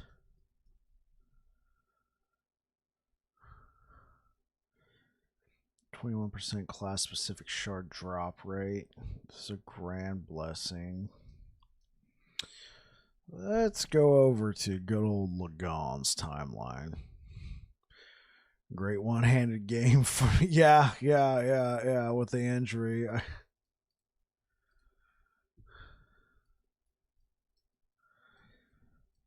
Oh, I only got this one at Corruption 100. Let's go.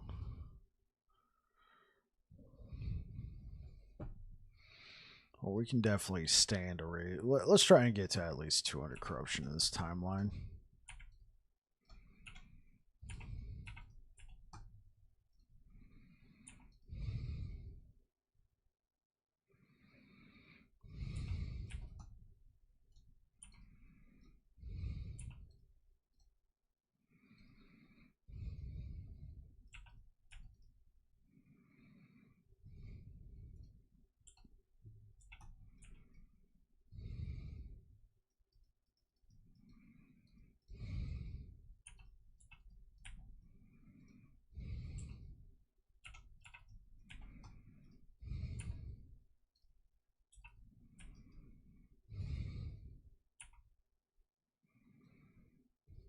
Cradle the Erased.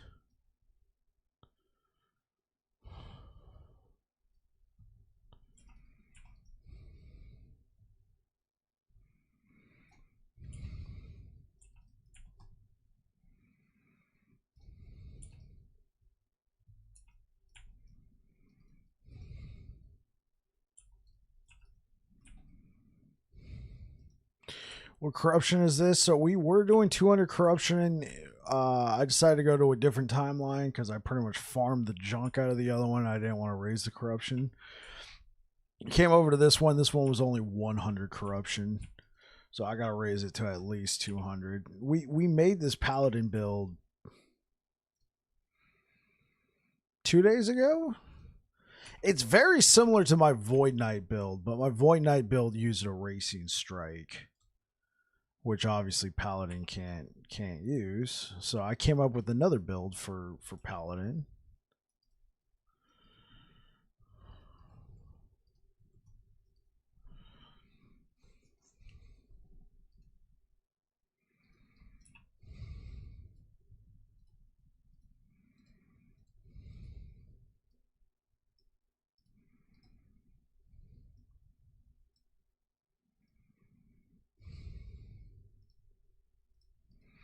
Damn, is erasing the exclusive for Void Knight? Yes. Yeah.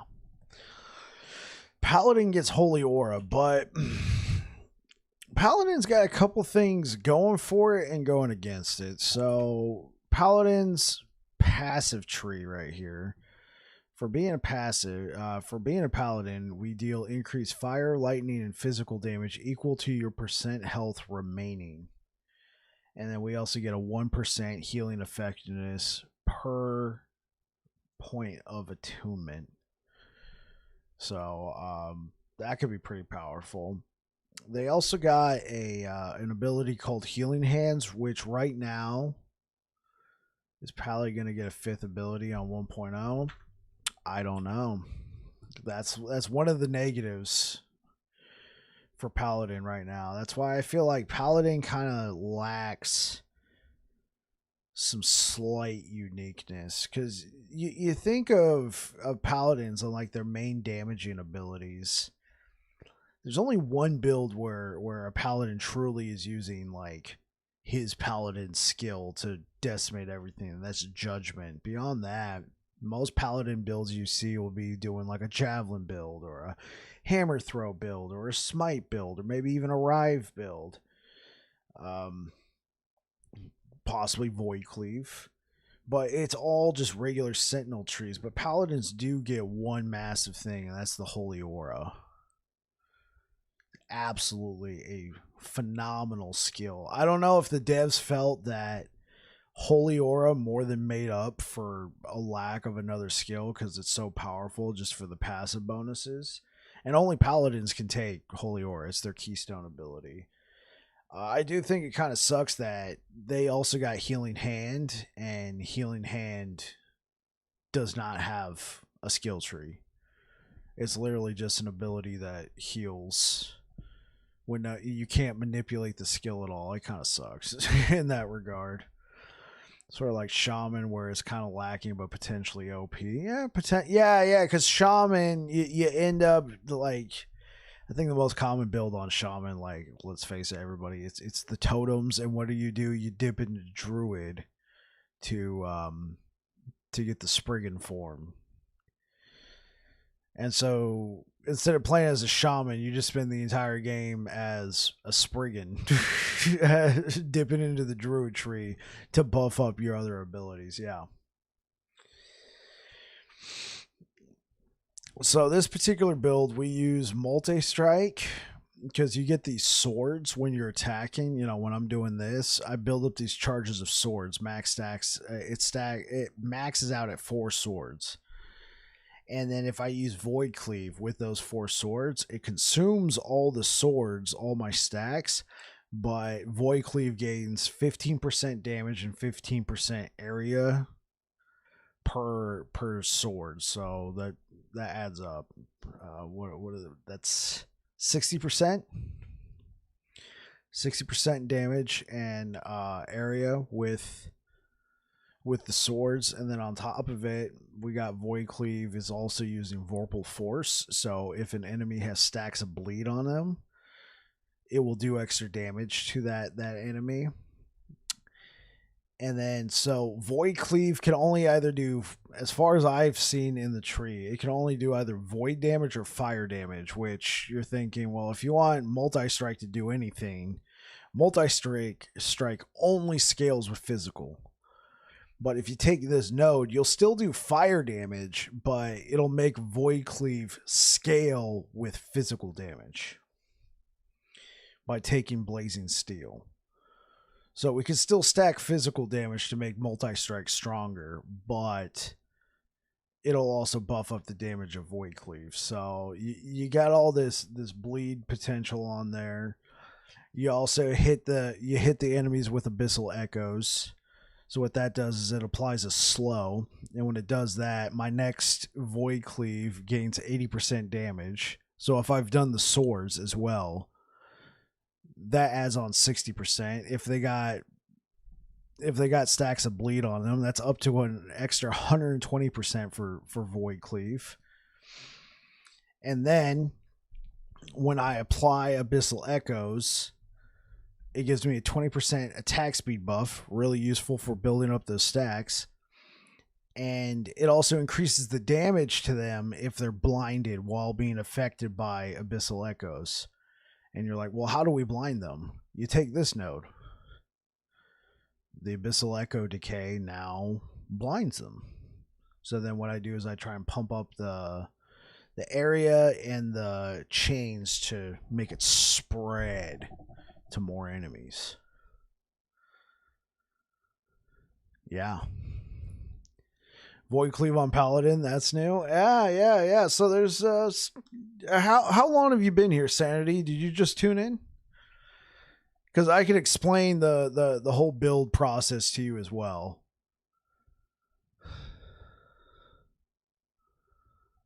Just got here. Okay. So quick recap. So we're using multi-strike, right? When you're using multi-strike, you build up these swords. You build up a stack of swords that attack other enemies as you're using multi-strike. It's kind of cool for some area of effect damage. And it stacks up to 4 swords with the way we got it set up. And when we use Void Cleave, it'll consume all those stacks for potentially up to 60% extra damage. But multi-strike is physical. Void Cleave can either be fire or void damage. But if you take this node, it makes Void Cleave, even though it's dealing fire damage, scale with physical damage. So your multi-strike you can still scale it up and still do some damage with it. But you take this node, it scales with physical. And then we take Abyssal Echoes as well, which applies a slow, and then it makes our next Void Cleave do an extra 80% damage. On top of that, enemies affected by Abyssal Echoes take 20% extra damage if they're blinded, and we also get a 20% extra attack speed buff. And we took this node that allows Abyssal Echoes to blind all enemies. On top of that, enemies that have bleed stacks on them or affected by bleed take 8% damage per bleed. What's my average hit looking like? Obviously, that's going to depend on modifiers and corruption level, but I've seen 200k crits, almost 300k with Void Cleave. So we just got to a new timeline. This timeline's only level is only 100 corruption. Yeah, we were farming 200 corruption earlier. Oh, also we got a Bardiche. Which applies bleed. So it's all about trying to build up your stacks, right?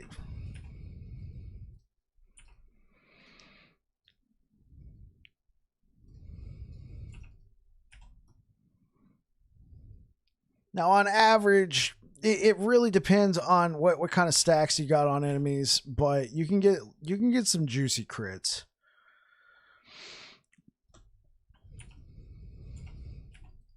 It just depends on how much you can stack. And then also what kind of modifiers the enemies have. Right. That's what I did on my Void Knight. You use the Void Cleave to make your next Erasing Strike a guaranteed critical. Then all you need to do is just stack critical multiplier. It was very like I was getting some massive hits.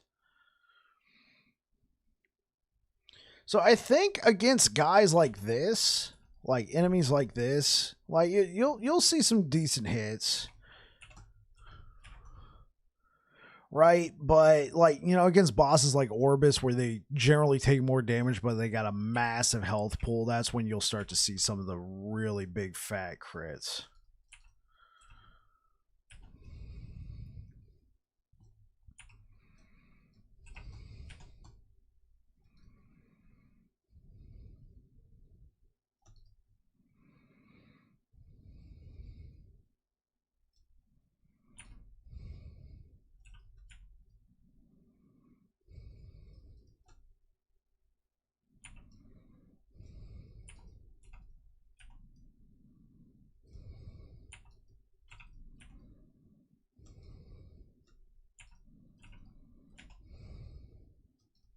So that was I saw 95 go by. And right now they do have an 18% to the resistances. I don't have Fire Shred on here. There was a 93,000.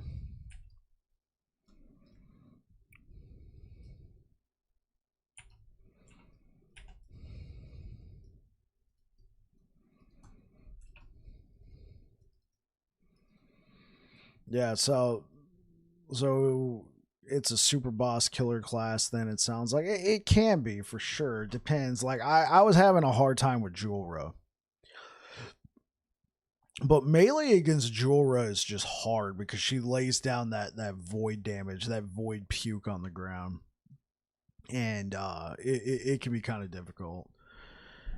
I think the thing that really helps make this build work is the Bardiche, because you got the implicit on there, chance to bleed on melee hit. Yeah, everyone has a hard time on Jorah. I used to do okay with my hammered in because I can just stand in the corner and throw hammers. Unless you one-shot her. Yeah, for sure. For sure. I could do her on T3 with this class, but T4 is difficult.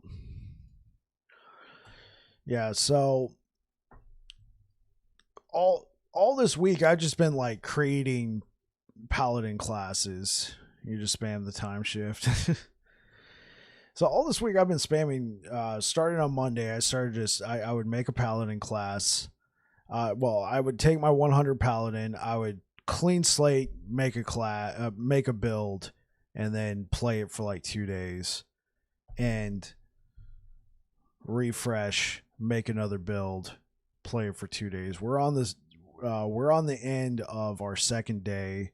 And then actually tomorrow, Reefer Sage, friend of the channel, has talked me into playing Rune Master, which I'm such a Sentinel simp, basically. It's outside of my comfort zone, making me play something like a mage. So we were doing 200 corruption earlier. I just came to this timeline to try and get a different blessing because a lot of my blessings on this for this character are still from my hammered in days. I've changed a few of them. Like I got physical resistance shred on this one. But like this one still has, I still got a max 5% throwing damage, leeched his health. This one I saw we had a stun chance. I wanted to try and swap that out for something else. We got flat armor. This one I might either go for the percentage armor or maybe even endurance or endurance threshold.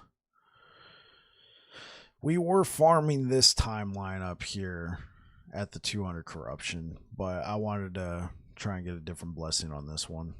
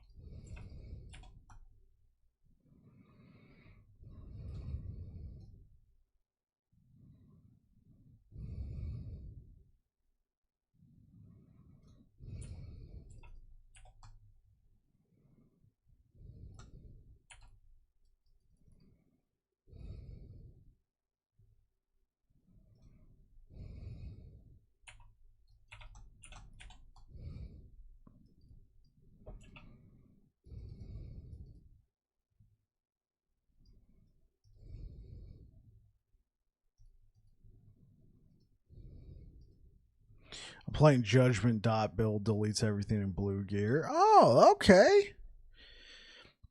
Are you using the gloves? Or are you still low enough that you're playing with blue gear and it's just deleting everything? Because that truly is the Paladin's only unique damaging ability. Everything else is just buffs. And then they only have 4 skills, whereas the other 2 Sentinels have 5. Still my favorite class in the game, though. I love Holy Aura.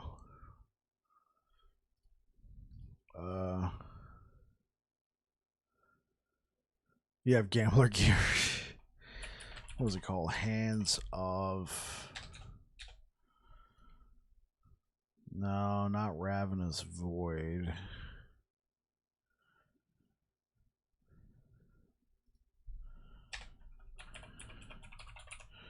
Let's look at Judgment. Yeah, this one, Hand of Judgment.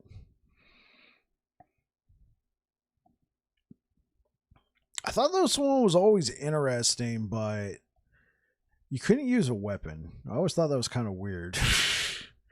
Really want to level up Pally now. All I have is Forge Guard, which is cheesy at best. I haven't played Forge Guard. I do have a Forge Guard that I leveled up to like 17 or 18. I just got them there. No, those gloves are trash. Okay. I haven't tried these. Because it seemed like you were giving up a lot. Since you can't have a weapon, you don't get the melee, you don't get your weapon damage, you don't get any of those things, and then you have to use these gloves, which makes you stay unarmed.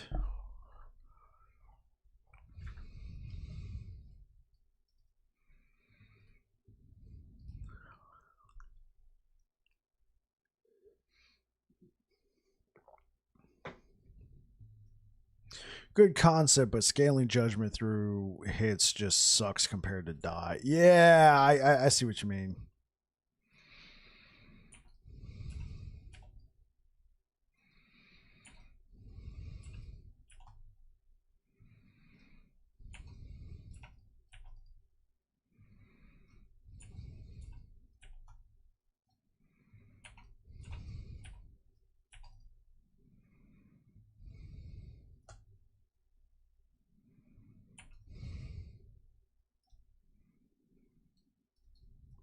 This build is. What build are you talking about? My build?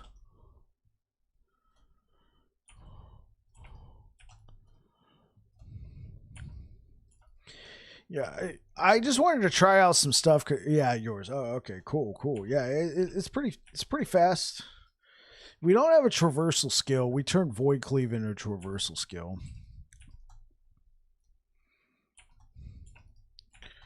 I tried to make it faster earlier when I did a Jorah run, and I had a T7 movement speed, and I tried to bring it over to my boots. No go. We got poison resistance. Barf. I already had my. I already, yeah. I already had all my resistances taken care of. I had, it was like 1 point shy of max T7. I wanted this thing to fly. I mean, I could have put health, I could have put whatever on here, and I was like, nah, let's try and get that on there. And then it took the T5 poison resistance. I mean, you gotta love the game though. Wing guards cannot deal critical hits. This build would be dead. This one is cool though. These boots were cool because they gave me a 30% movement speed on top of the implicit 7%. So it's already a 37% movement speed. So that's a W. 57% increased bleed duration, 33% more physical ailment damage to moving enemies, which I think implies that the bleed. Oh, you already bought the ultimate edition? I did not. I plan on buying the ultimate edition before launch. This would be cool. I bought this a while ago. I don't know when I bought this, but I bought the Eternal Vanquisher set. I think this was like a this one's $49.99. This one's yeah, the Ultimate Edition. I believe this is an upgrade. What?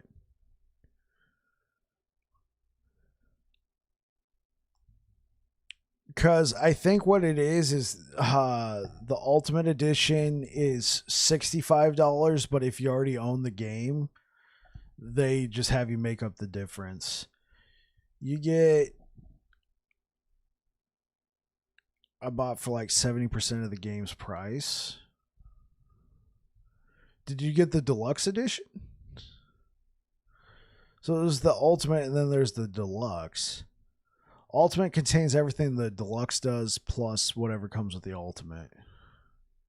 No, you bought the ultimate for okay.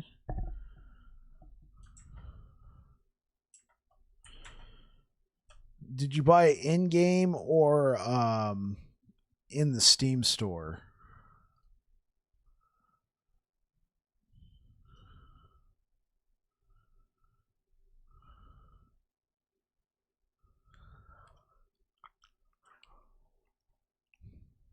in Steam. Guess being in Russia is okay sometimes. Yeah, it's telling me that the ultimate pre-order edition is $65.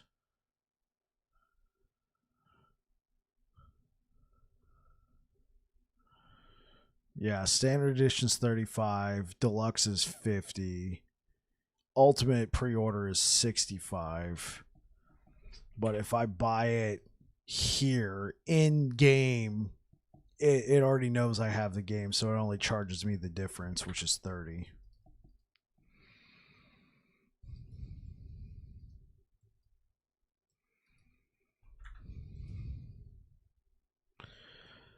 Okay. Yeah, I really want to pump up the corruption here. We were doing 200 easy, so we can easily pump up the corruption here to 250 probably. I want to do that before I start fighting Lagon. Oh, 17% critical strike chance.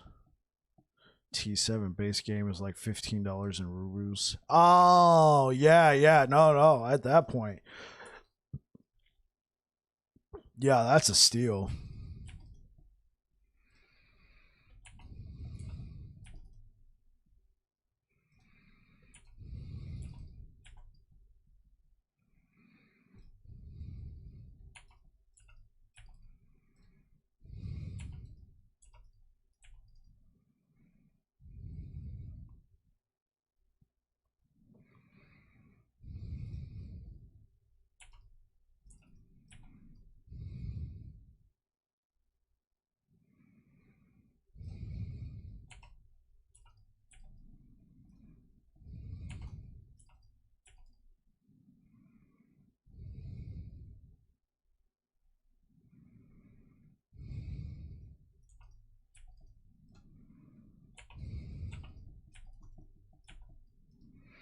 What do you think of PvP with Ellie? Good idea or bad? So I know I wouldn't take part in PvP, but it could be good for people who probably would. My main concern with PvP in a game like Last Epoch that has been initially designed for PvE, I find that games that cater to both PvP players and PvE players, one kind of starts to feel like the stepchild. By the way, cosmetics from the Ultimate Pack are bugged. They show up in your inventory as soon as you buy them, but look like regular gear when you go to equip them. Really? Oh, because they unlock on February 21st. So they probably pop up in your inventory, but you can't use them. That's weird, though, that they give them to you right then and there. I guess the only one you get is the Golden Guppy, but I think you get Golden Guppy for having owned the original one. I got him immediately, and then you get the 100 Epoch points right off the bat. Yeah, so these items unlock on 1.0 launch. It tells me I could just be broken like Grim Dawn felt. I never did PvP in Grim Dawn. Because what I would hate to happen is they put PvP in a game like Last Epoch, and then you start having these crazy, like ridiculous one-shot builds that people come up with because they're designed for PvE, and so then they try to balance the gear for PvP. Then that starts chewing into people who are playing PvE, and then you got the people playing PvE getting pissed off at the PvP players. PvP players are getting pissed off at the PvE players because it's hard to balance. Now what you could do is create two separate things where gear acts differently, but now you're requiring the devs to do double development. Essentially, you got to develop for the PvE and the PvP to balance both. It could just be a thing where if they put PvP in the game, they'd be like, hey guys, hands back, that's it. Because like when I did PvP in Diablo 4, I didn't do too much because there was just some builds, there was nothing you can do. You just got absolutely obliterated.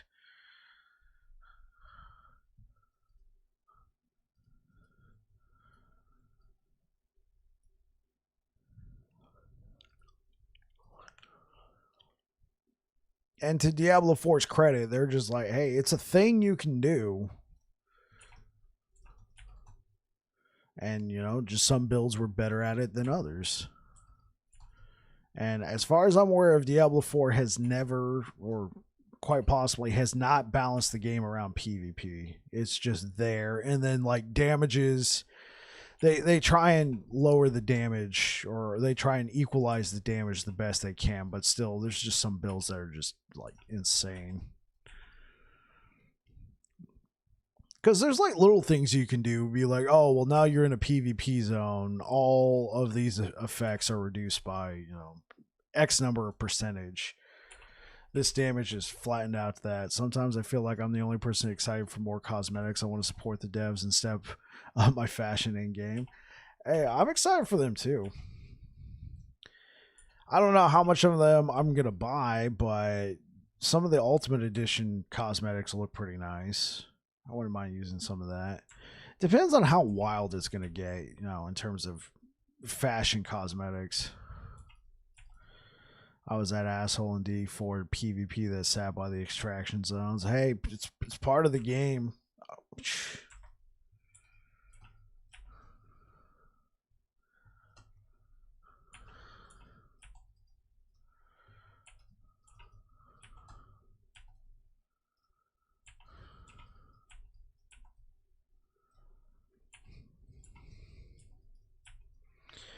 I just remember I had this like really nice druid build that was, I mean, it's not going to be, it wasn't like the best druid build at the time. This is preseason. But I was clearing like some pretty good nightmare dungeons. I was doing like 60 or 70, which in preseason 60 or 70 was in my opinion pretty good nightmare dungeon clears. Obviously there's people clearing 100, but all that aside, I felt like I was doing well for myself. It was a build I came up with on my own. And then I went to PvP and there was literally a barbarian I couldn't even damage or do anything significant. And I was like, well, I'm not going to change up my entire build just to do PvP, so I left it alone. I did the same thing back in PoE when I had faith in grinding gear games, but the cosmetics there are so overpriced. What build did you play in Diablo 4? It was some build I came up with on my own.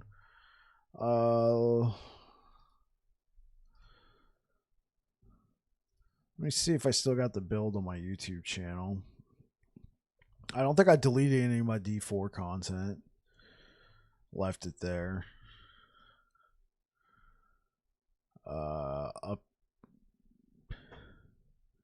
Yeah, it was my shapeshift pulverize build.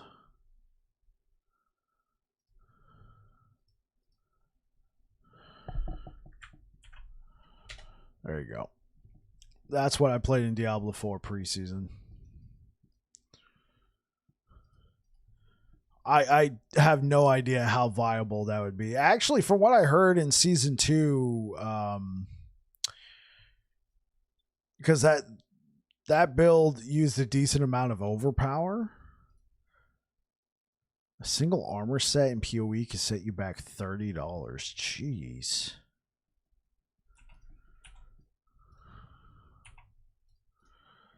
That's I think even Diablo 4 was less than that. Diablo 4, an expensive armor set in Diablo 4 was like what, $25? And then of course if you wanted the matching horse cosmetic thing, your horse has got to have some swag too, right?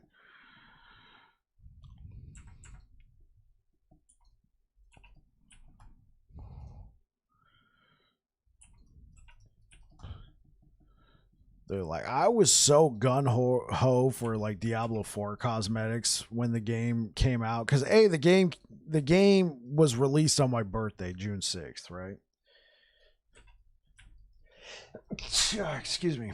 It was released on my birthday, June 6th, and then obviously I played early access. I was highly anticipated, but official release June 6th, and I literally went to KFC and bought enough KFC to get all of the cosmetics for the game. And honestly, after season 1, like I played the light level 75 in season 1, and I just Baldur's Gate 3 came out. So I only played season 1 for like 2 weeks. Baldur's Gate 3 comes out. I play Baldur's Gate 3 and I'm like, well, I'm probably going to go back to Diablo. Let me go play this game called Last Epoch I heard about. This was at the beginning of September. Haven't gone back. I'm a June birthday as well. I was so sad with D4 though, all in all. From what I heard, it's getting better, and people are saying the way it's going to be released in season 3 should have been like how it was released. So, I mean, I think that's cool.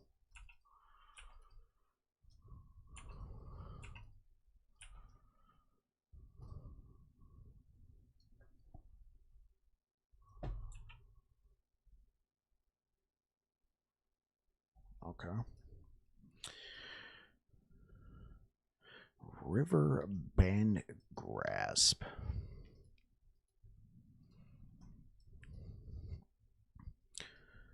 Come on, where's some Orbis? Who wants some Orbis? Let's grab these. Critical Strike Avoidance. Okay.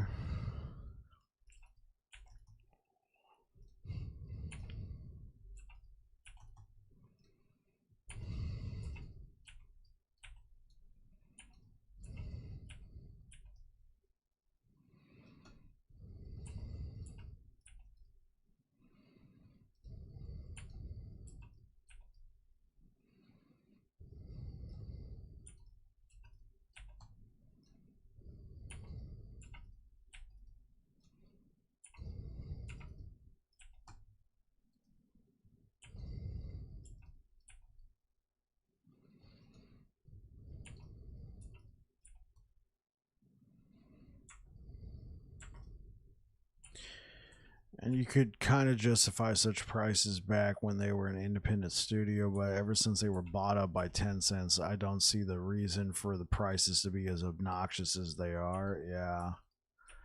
Yeah, they did get bought out by Tencent, didn't they?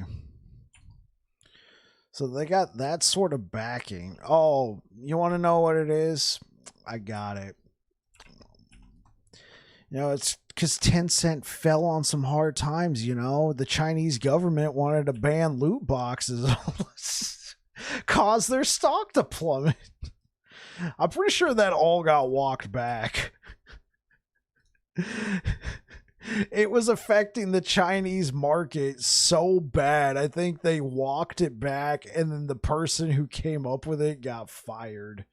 And many people suspect he was never seen again.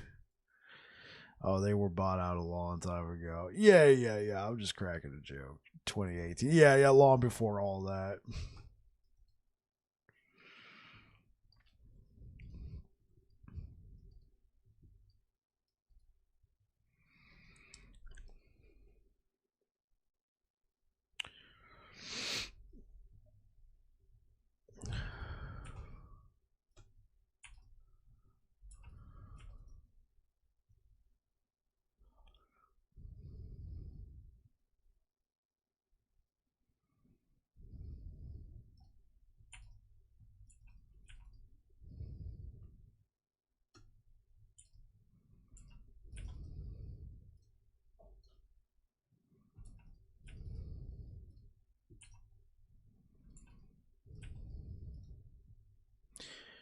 You ever play FPS games or mainly RPGs? So, Perry, I do play first person shooter games. Um, I got how many hours in Destiny 2? I got like 1,300 hours in Destiny 2. Like on Steam, I got like 950 hours, but obviously I played it back when it was out in on the battle.net client, and I think I had like close to 400 hours there, so it evened out to like 1,300 hours if you looked up my stats. I haven't played it in a couple of years though. I wasn't very happy with some of the changes they were making, and everything was getting overpriced, and I'm like, you know what, adios. I haven't been back since. I I considered getting back into it because I owned all the expansions up to Beyond Light, right? And when I came back, just to see the sheer amount of like expansions and anniversary packs and dungeon packs and all the stuff I'd have to buy, like even with somebody who already owns so much in the game, like I would have to buy a lot. And I can't imagine a new player trying to get into Destiny 2. Not only was all the content that got you onboarded removed, they still got like they're still selling the Forsaken expansion, and like why the Forsaken campaign is gone. It's a whole can of worms. I'm not going to get into it. So the first person shooter I've been playing lately, and it's not much, unfortunately, because I don't have a lot of time. Oh yeah, thank you. By the way, guys, real quick, I'll finish that thought. I've partnered with Dubby. They're an energy drink company. They do powdered energy drink formulas. I'm actually drinking it right now. It's 0 sugar. I like it a lot. I actually only do half a scoop, so personally, I feel like it's very effective. Unfortunately, I can't drink it that much, because most of the time I'm streaming after work. I gotta go into work the next day. But I am affiliated with them. I do have an affiliate code. That link that is in Twitch chat, are they available in Russia? I have no idea. They are a smaller business. I'm guessing they're based out of the United States, and if you bought some, you might have to pay a hefty shipping. At that point, I don't know if it'd be worth it, Sanity. You can check that link that is in the Twitch chat right now. That will take you to their website. It should automatically put my code Babbling Bike into the discount, into the promo code thing. That'll give you 10% off. They sell tubs. They sell sample packs, which would include swag such as this right here. I bought this as a sample pack. It came with a couple of their different flavors. I tried out some flavors, and then I settled on this guy right here, the punch flavor. I like this one a lot. Yeah, W has energy. Okay, Perry, to answer your question.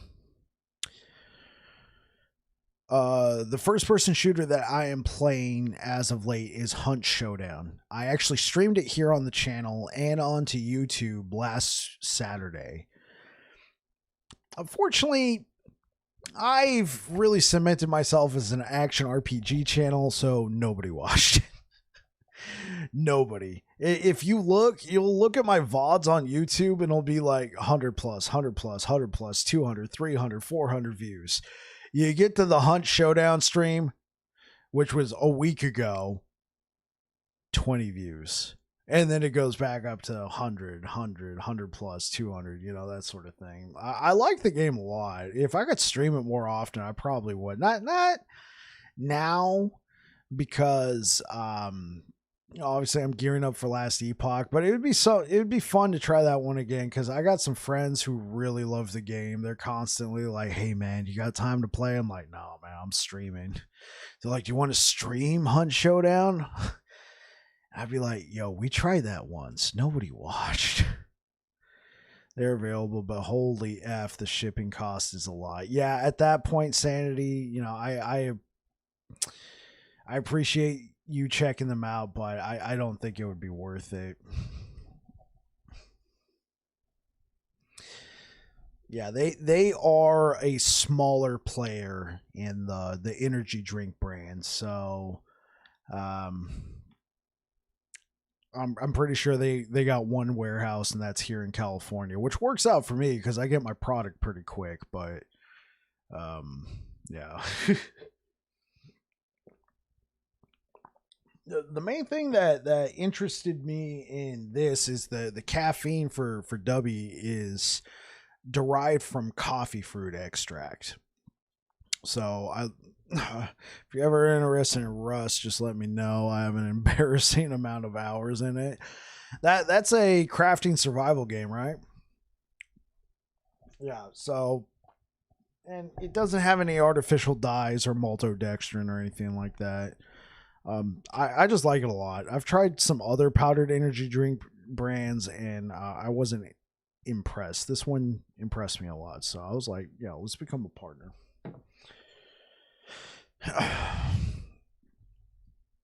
Yeah, I don't really do the crafting survival games that much. Yeah, it's not for the faint of heart. I'd say I like crafting. I like survival games like V Rising and Lego Fortnite. Now, Lego Fortnite's got it's got a problem right now, which is there's not a ton of content. But I did release a video, and I still stand by this. I think Lego Fortnite is a huge value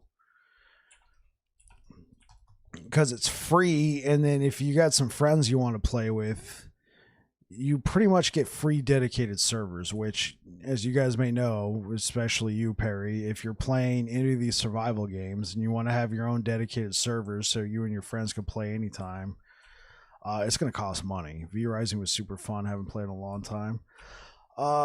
So I got some friends who have a server set up, and I think they took the server offline because apparently V Rising's supposed to be getting an update soon, and they're way more into it than I am because I can't keep up with it.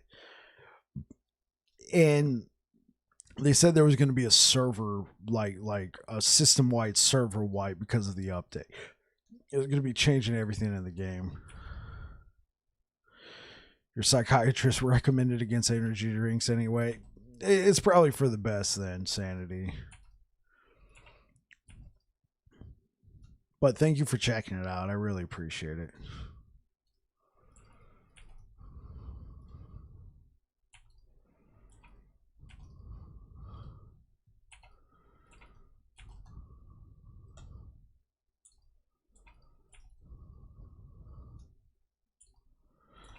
Still gonna drink alcohol though. You gotta have standards, right?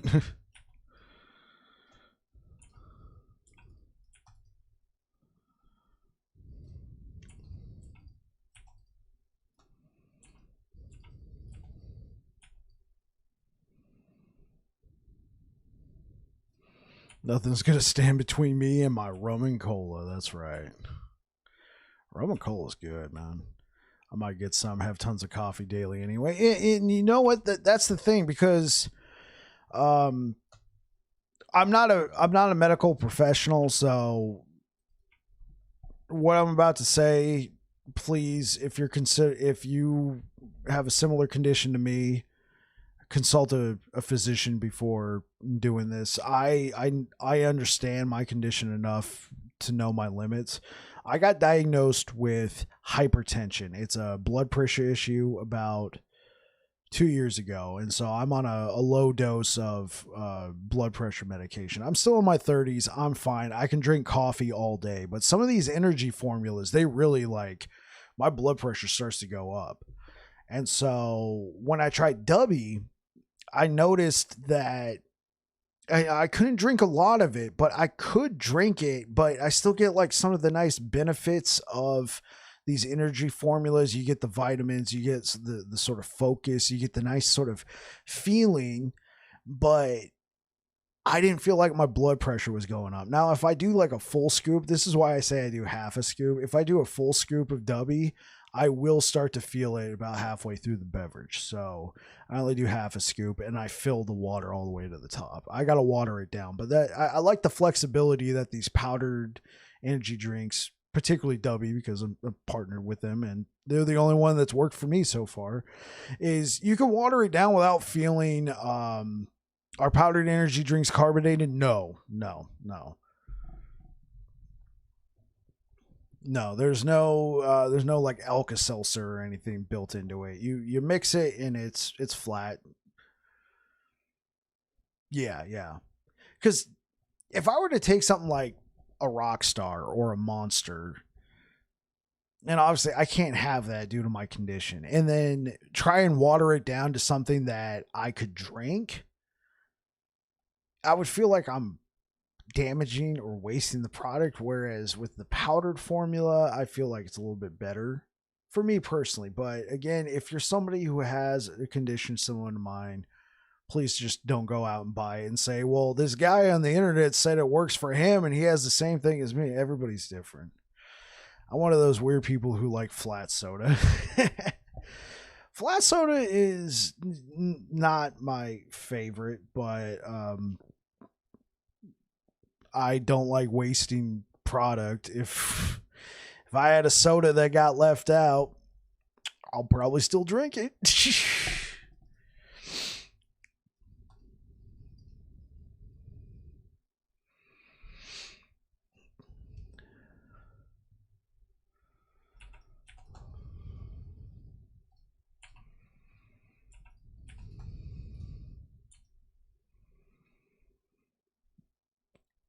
I like carbonation, but I'm a beer drinker over liquor.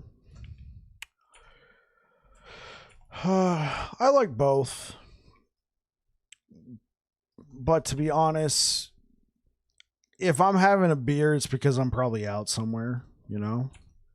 There's a local pub around here that they're like one of those places you can buy like a stein, a mug, and then keep it on the ceiling. And then you get a discounted beer. So there's an upfront cost. It's like $30.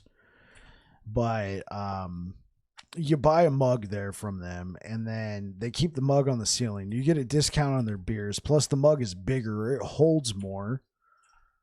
Shaolin W. Thank you so much for the follow. Appreciate it.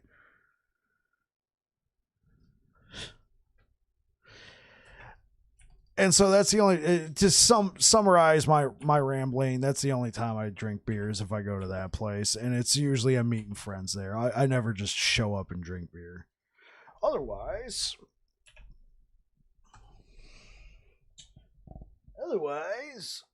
your boy Bike just keeps this sitting next to his computer. I got to be really careful with this stuff. Really careful. I start drinking and drinking and drinking, and I'm like one of those weirdo people. I don't feel it. Yeah, Kirkland. I don't feel it for a while, and so I keep drinking, and then before you know it, it starts hitting you really quick. So,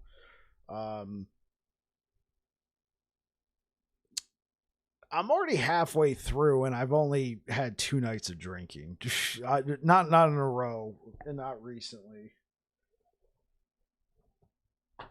Honestly, the beer I find most undiluted alcohol rancid, including beer. Oh, I got you. That's why you like your rum and coke, and then you like your coke flat, so you take the top off and you leave it in the fridge overnight to let air out. Got it. Got it. Okay. That's all making sense now.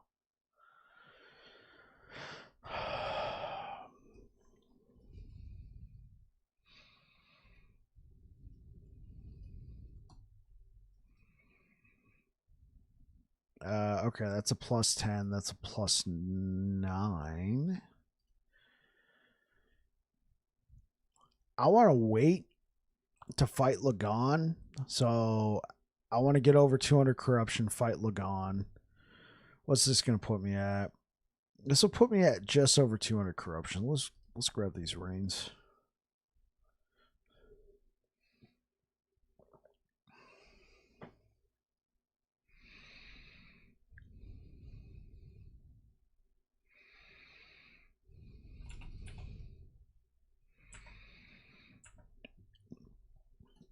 So, Sanity, do you drink beer and do you just drink it flat?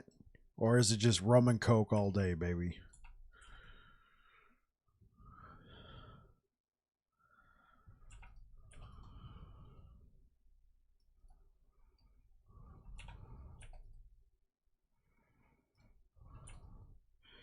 So how was last Epoch when playing with friends?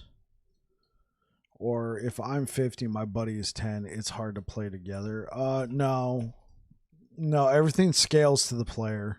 Typical outlaw. I had a friend. It scales to the host. So if I'm the low level and I play with my buddy who's running high level content, I'm going to get one shot. If my buddy comes and plays with me and I'm the host and I'm the low level player, he's going to be a god amongst swine. Just like looking at enemies and they roll over dead.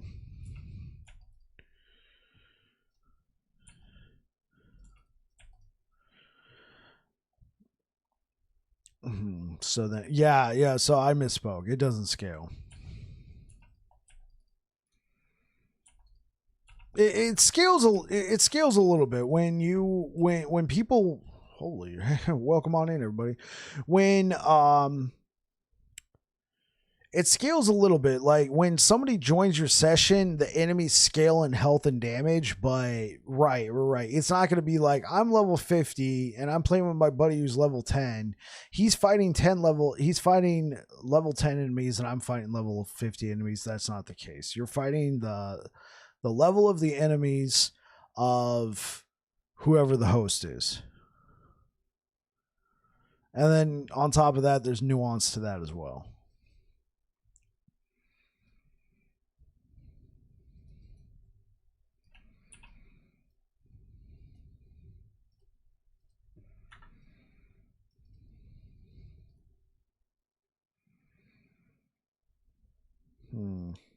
We could probably do that. Yeah, let's just go for that. Yeah, so I'm sorry. Typical outlaw. I misspoke on that.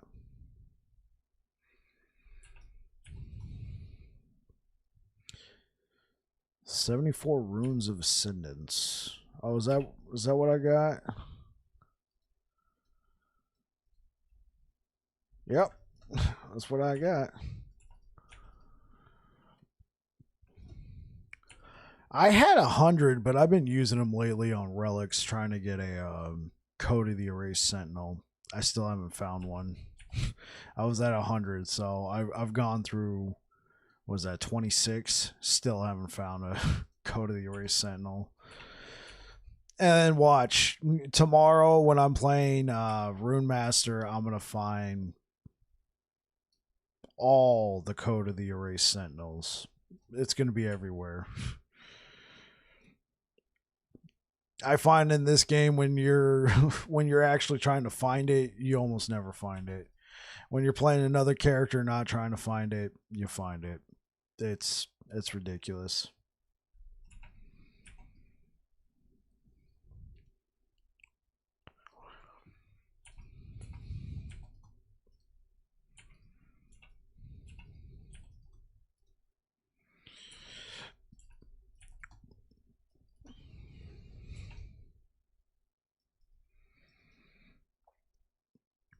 One LP, Bleeding Heart.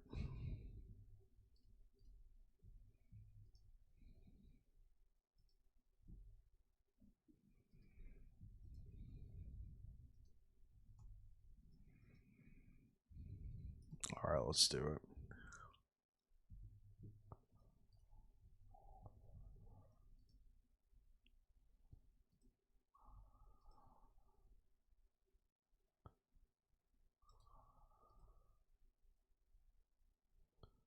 Okay.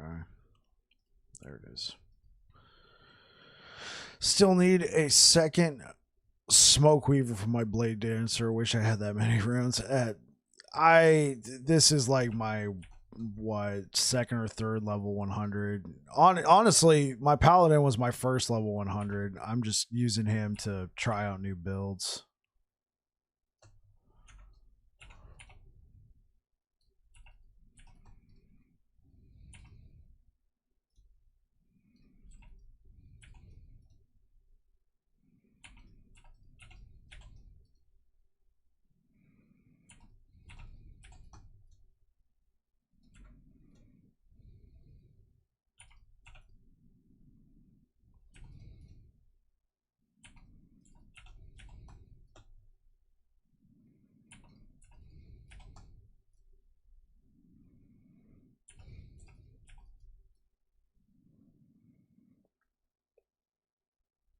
Sure, I'll take a 1 LP Apathy's Ma. Just showed up. In your opinion, how would you compare Last Epoch to Diablo? Pros and cons.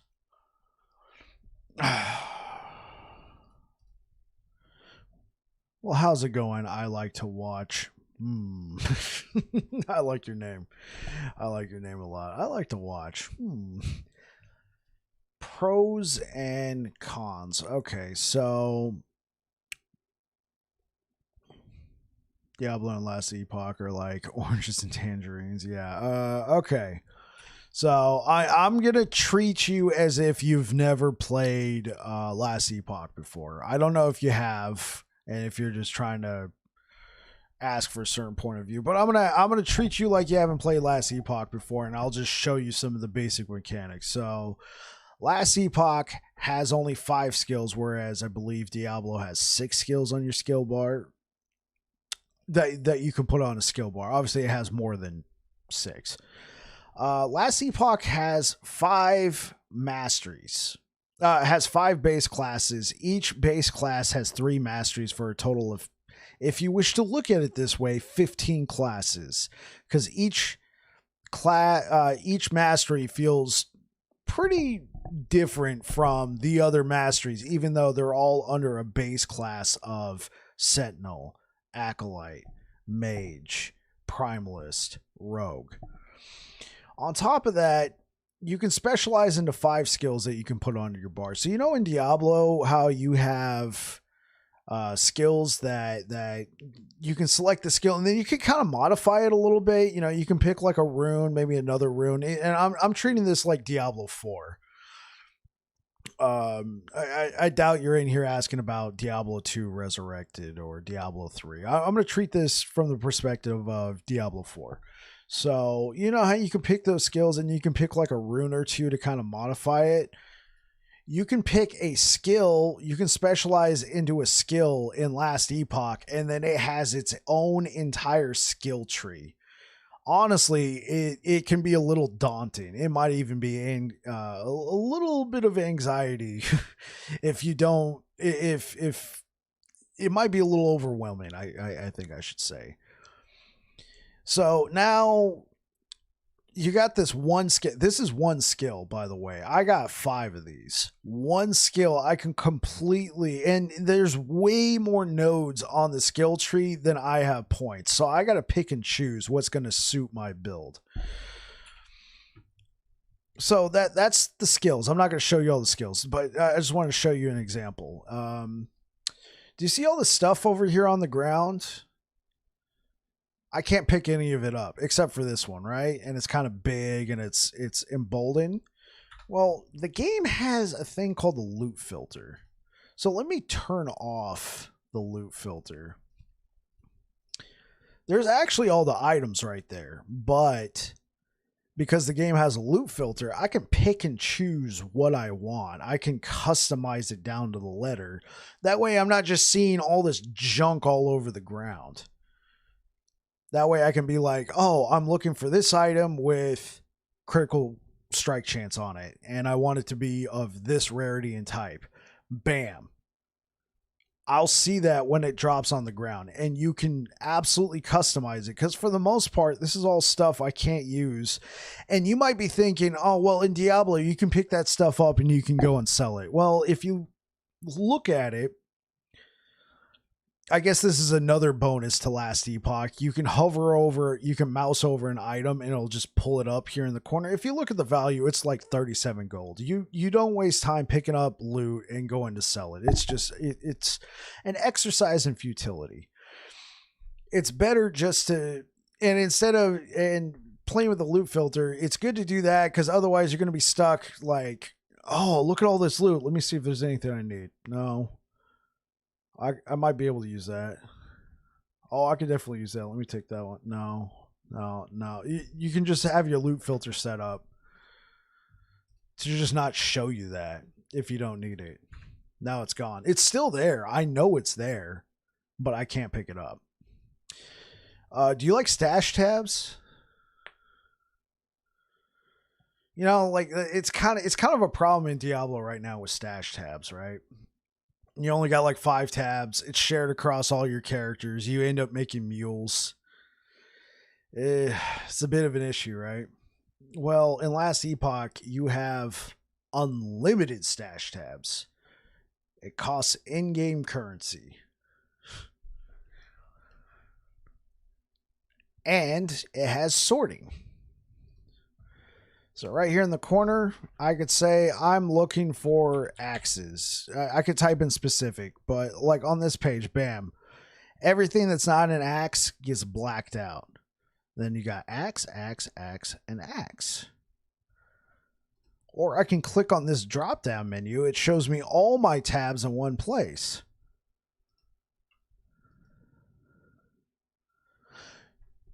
No. Like, you misunderstand me. Like, the stash is shared across all your characters. It's just unlimited. Dank Honey Oil, thank you for the follow. I appreciate it. Yeah, the stashes get shared across all your characters. It's not per character. You're a new player as well. The stash is one of your favorite things. Yeah, it. When you're doing this and you start buying stash tabs, you're like, okay, well, you can only probably buy up to like 20, right? That's huge. That's massive. No, it just keeps going and going. There's another streamer here on Twitch. I don't think he's live right now, but Captain P67. The dude's bought over 100 stash tabs. The thing is, the price keeps going up. So for him to buy another stash tab is like over $1 million gold. It's absolutely ridiculous. For me, if I want to buy a new stash tab, it's like 400,000. That's okay. I got over 5 mil, which in this game is a lot. It's a lot of gold. So another search functionality is you can click right here and I could be like, I'm looking for axes. I'm looking for axes. Now, all of those tabs that did not have an axe in it got automatically removed from my quick search function over here. So every one that I click on now has an axe. And everything else is blacked out except for the axes. You can also create categories. Categories don't cost anything. I can create a new category right here, right? Let's create a category. Let's name it I like to watch it's about how many M's you use. Let's go with a nice orange color and let's go with the skull. All right. So now I got this category called I like to watch. You know what? Let's add a stash tab to that category. It's going to cost me $4.20. You were here. Chat, you were here. It cost me $4.20. There we go. So we now got the category of I like to watch. Let's go over to the name of the stash tab itself, and let's call this good stuff. And let's put a little sparkly dagger. So now, is it still where after a season ends, that character is pretty much never touched again? It goes to the Eternal Realm. So it depends on, they're calling it the Legacy Realm, I believe.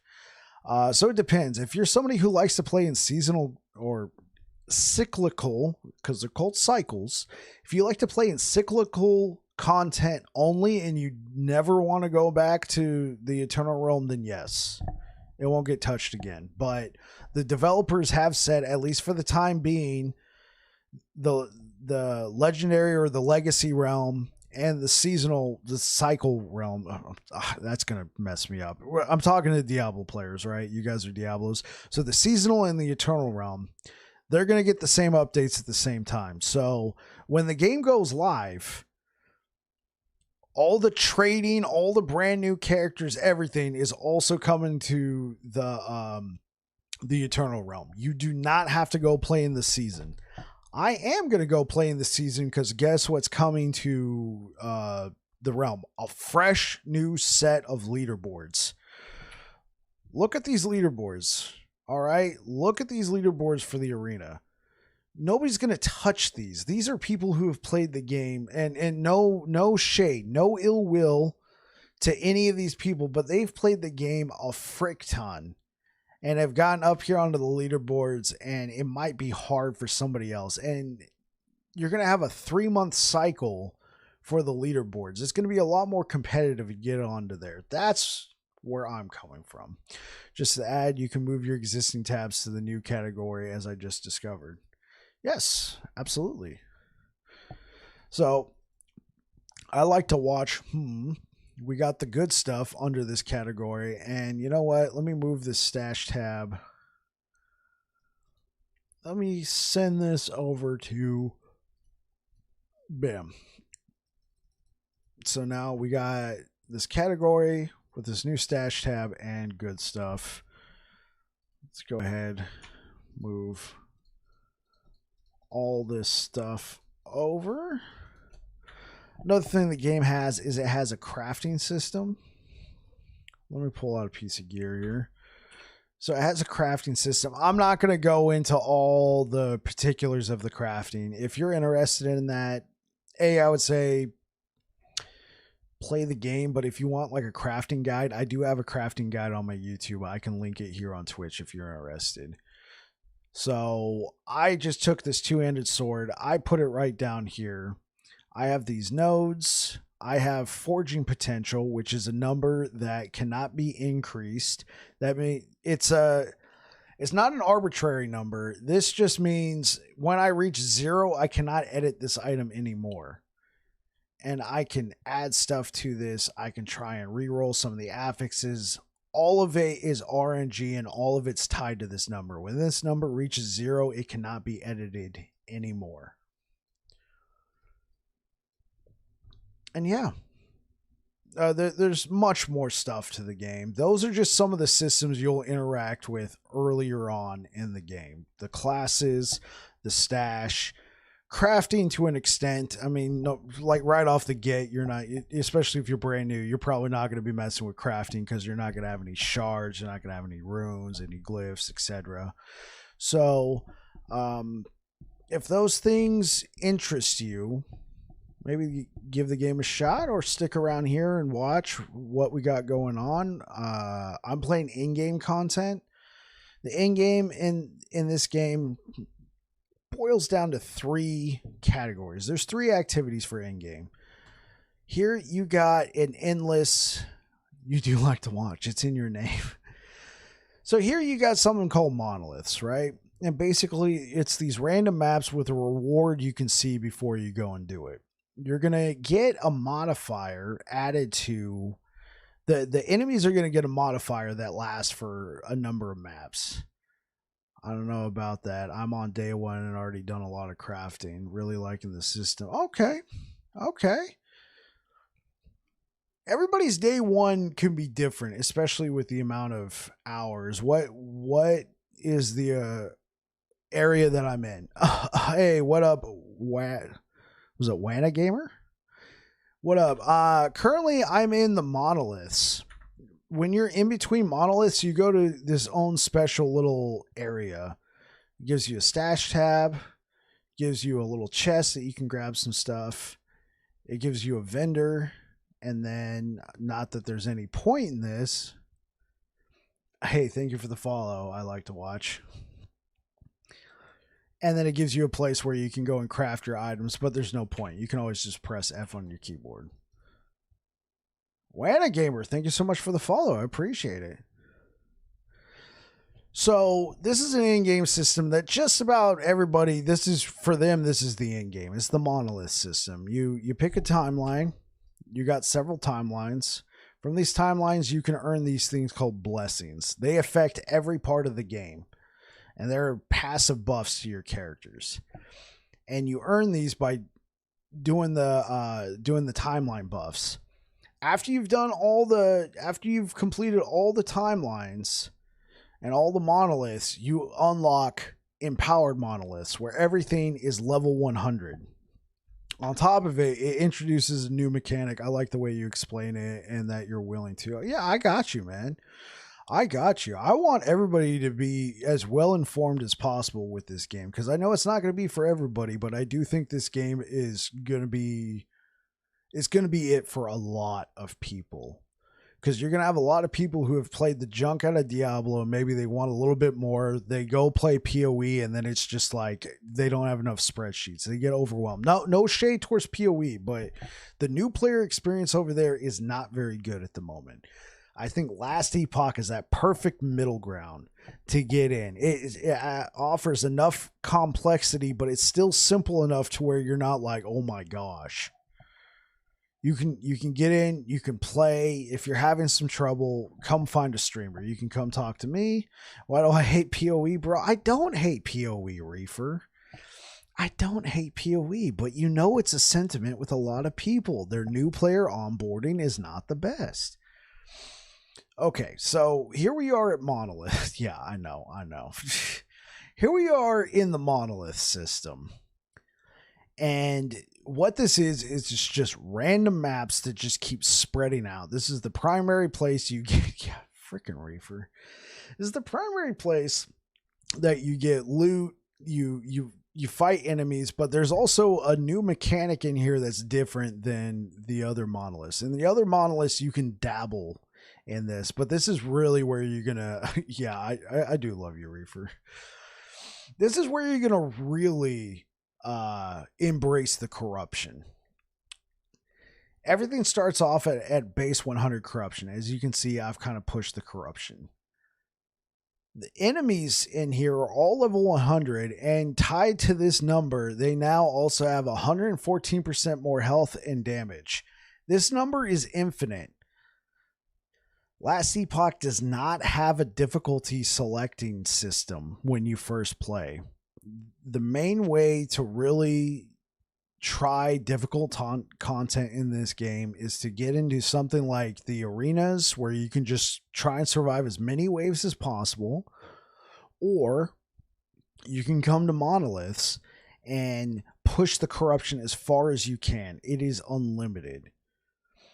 The only activity in the game that has difficulty selectors, technically there's some parts in the arena, but we're not going to talk about that right now because almost nobody interacts with that, is the dungeons. The dungeon is the third in-game activity. You find keys here in the monoliths, which I'm doing right now, and you take these keys to the dungeon, which allows you to do a dungeon run.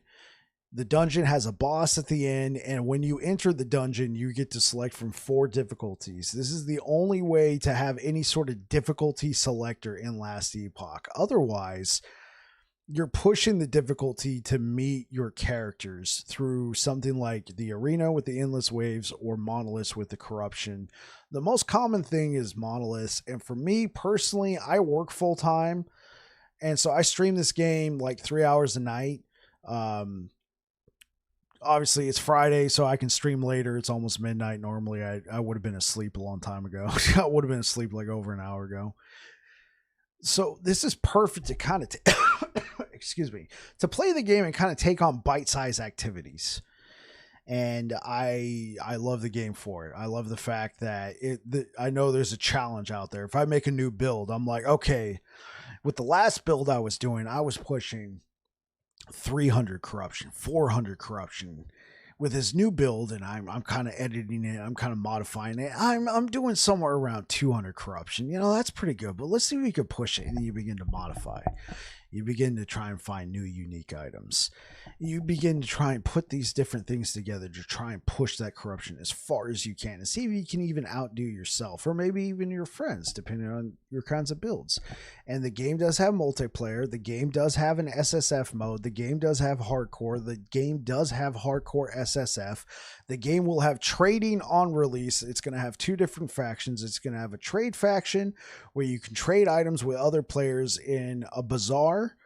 Also pretty much known universally as an auction house, but they're calling it the bazaar. But it's also going to have, it's not necessarily solo, but they're going to have a faction that's designed around, you can't really trade unless you find the item while you're playing with somebody and they're in the same place when the item drops. You can trade it with them, but this particular faction is going to, what's the word? It's going to buff your find rate. As you level it up, you'll be able to find better gear and have better drop rates. That's the one I'm going to do, honestly, because I'm already doing that in the game right now. I'm already just farming a lot of stuff solo. But I think it's cool that they offer these two different types of way to interact with the game on top of all the other systems. So, yeah. I don't know if I answered your question exactly. You asked for pros and cons between Diablo 4 and this game. Diablo 4 has an open world. This game does not. Maybe that's a con to you. Maybe it's not. It depends. I think the open world's subjective, right? Last time I was playing, you had the when I stopped playing Diablo 4 in the middle of season 1, the whole meta was find nightmare dungeon keys, teleport to nightmare dungeon. So at that point, is it really an open world? You just go back to town anyway. I don't know how it is like now. I heard season 2 was a lot better and they had different open world activities. This game doesn't have horses. I know that's probably a big con. Depending on your point of view. I do feel like this game has a lot more depth on in the skills and how you can modify the skills. I feel like the game's crafting systems is better as opposed to finding one piece of gear, taking it to the, what was it, the enchanter. You pick one stat, you re-roll it, and you keep paying money to re-roll it until it becomes too expensive. I don't know if that's changed.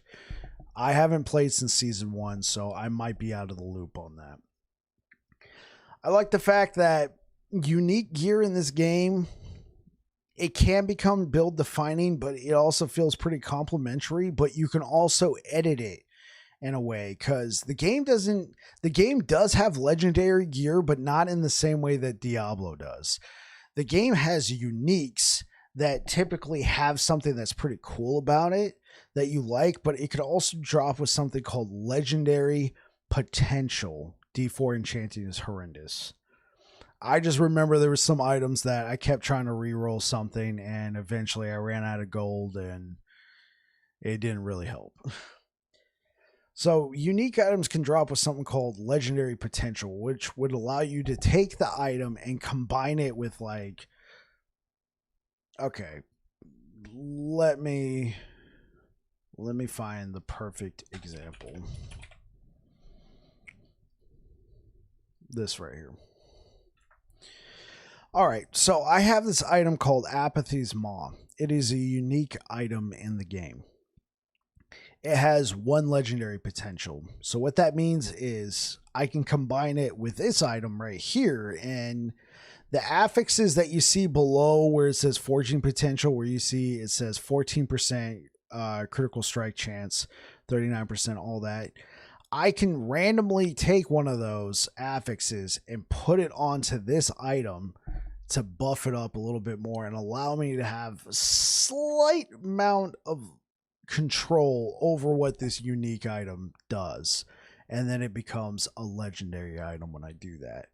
So items that have high legendary potential up to 4 are very valuable for that reason, because it allows you to make a very custom, unique item that can really buff your build.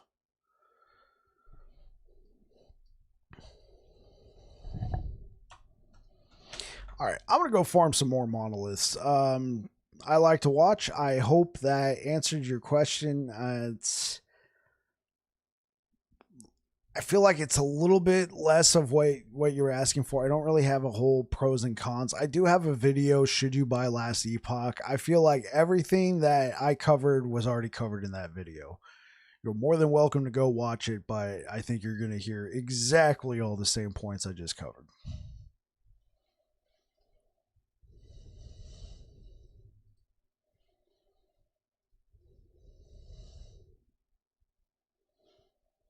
Oh, let's go take a look at some.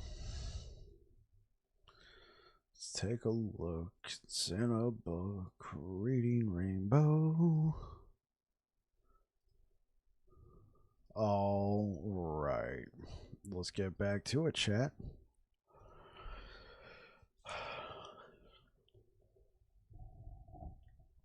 I'm going to need a drink after that.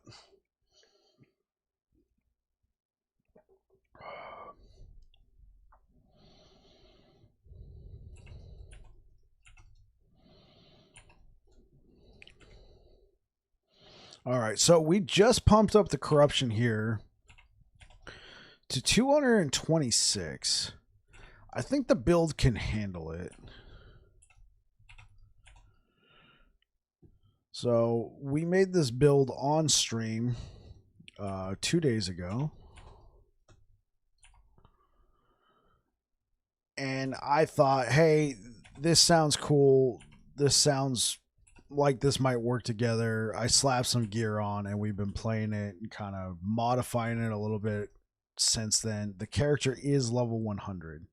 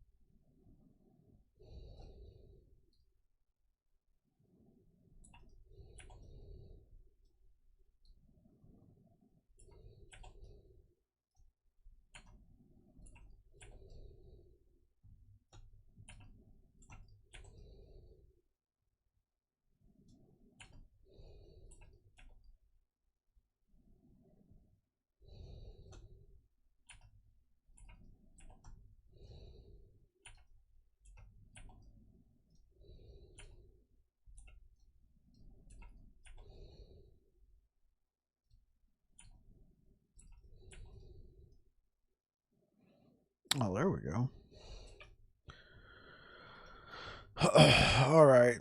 It's another Bardiche. I don't know if I can use that, but put it over there for right now. Okay. Harthanon's Vow. Blah, blah, blah.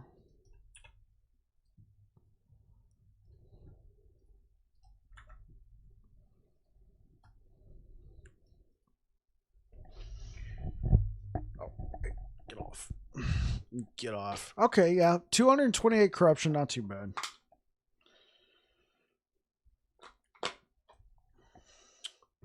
So if you guys are gonna so the point is not to clear all the map, but to clear the boss objective at the end of the map. Yeah. So what's up? Was it Super Madix?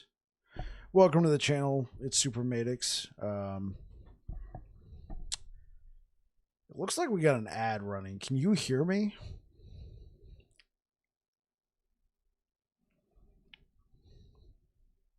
I don't want to answer this question, then you're stuck watching an ad.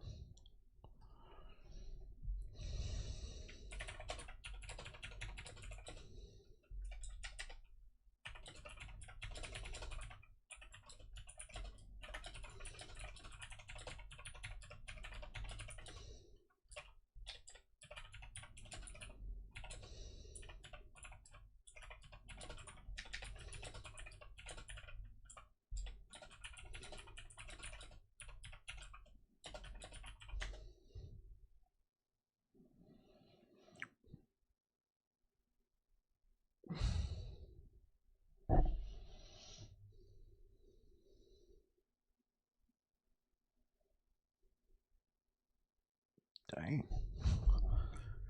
YouTube. Thank you very much. All right. That's what I'm talking about. I see.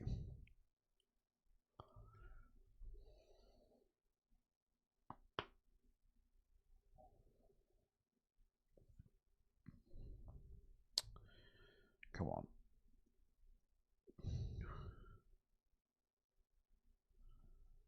Okay, we'll leave it at that for right now.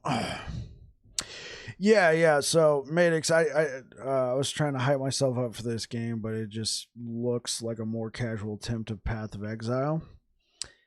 Really depends. If it really depends on how you engage with Path of Exile. If you're already a really hardcore fan of Path of Exile, the game may or may not meet you at your level. One thing I do like about this game, I'm not as familiar with Path of Exile. The difficulty is endless. You can just keep pushing this corruption as far as this number can go. So you can really challenge yourself with that ability. If you don't like, and maybe this ties into your, looks like more of a casual attempt of Path of Exile. If you don't like the whole, slots sliding into your gems, making sure your gear is set up so your build can keep going. I do find that the game has a healthy amount of, shall we say, complexity, but it's still tied to your character, but it's not yet so overwhelming. The thing is, like, I'm a lot more familiar with Diablo 4 than I am Path of Exile. So when I get, somebody who's played a ton of Path of Exile coming into the channel asking, what are the differences, I'm not as well equipped to answer those questions. I do apologize for that. I personally found that when I was playing Path of Exile, I felt like I just didn't have enough time to commit to it at the time. Now, it might seem silly because I've put like 400 hours here in the last Epoch. Yeah, I could have easily done the same. I just feel like the game wasn't holding my interest.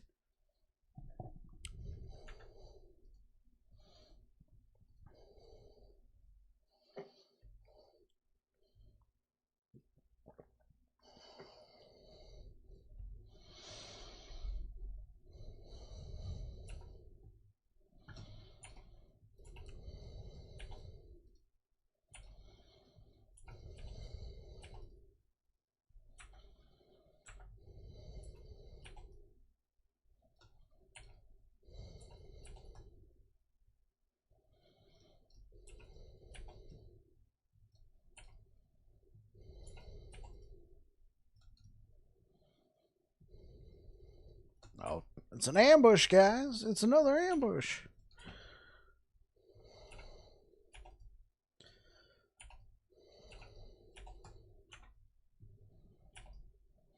So it's usually a joke around here, at least with me, when there's an ambush, because there's only so many objectives in a map.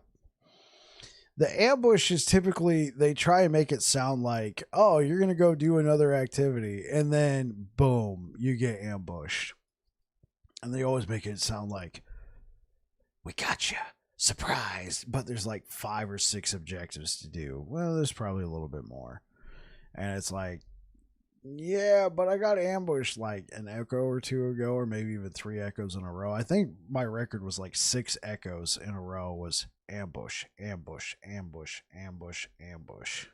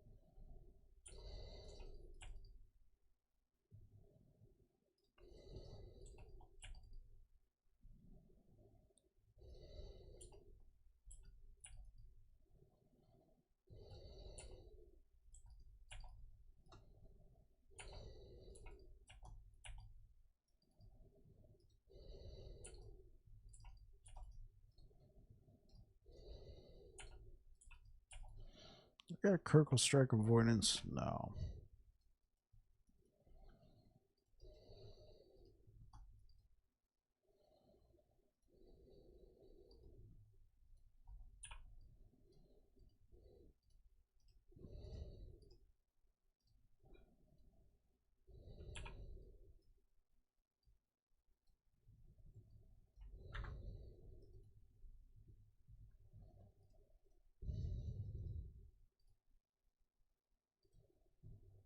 Alright, let's keep pushing. Oh, I guess I can go... I guess I can go fight the boss in this timeline. Y'all get to see Lagon. Probably one of the most problematic bosses in all of all of last Epoch. He's not even like the final boss in the campaign, but people are like, "Oh, this guy's so crazy. This has got to be the final boss." You'll see people in the world chat going, "I need help with Lagon." They're like, "I'm almost done with the campaign. I'm just on Lagon." It's like, he's not the final boss. They're like, "What?" He's like one of a handful of bosses that, like, I think he's the only boss from the campaign who has his own guide written for him. He's that problematic.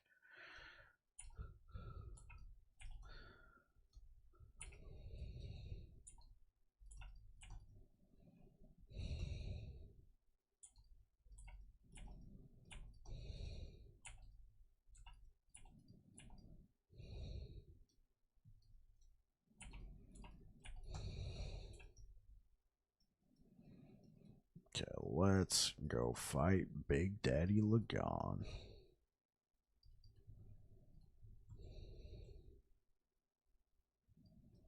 I'm gonna leave it. Oh, Lagon, I've come knocking.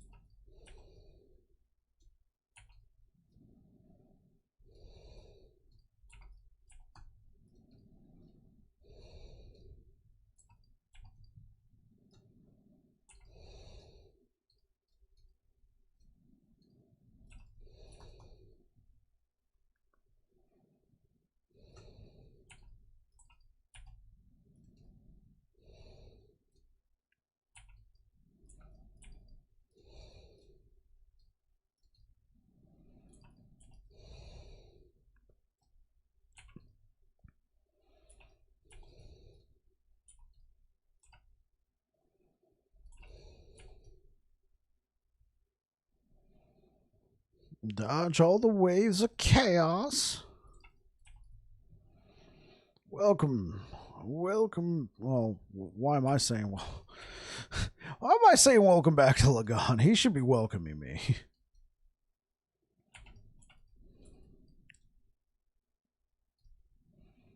let's go over here.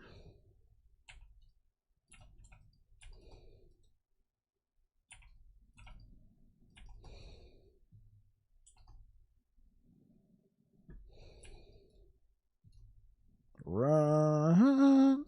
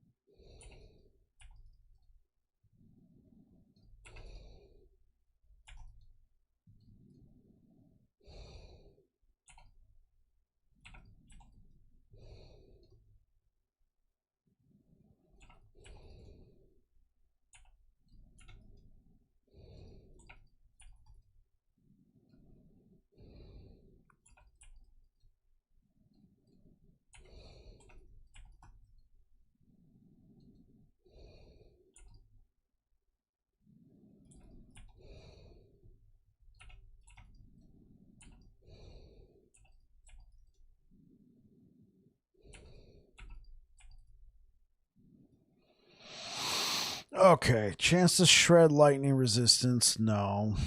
Lightning resistance, no. Chance to shock, interesting. Mana, ward per second. Honestly, the stun chance is probably going to be our best chance. Because we don't do lightning damage. The shock would allow us to... would help with the stun chance, but I don't see the point in that. We can do mana, but no. We're going to keep current. Let's go ahead and look up.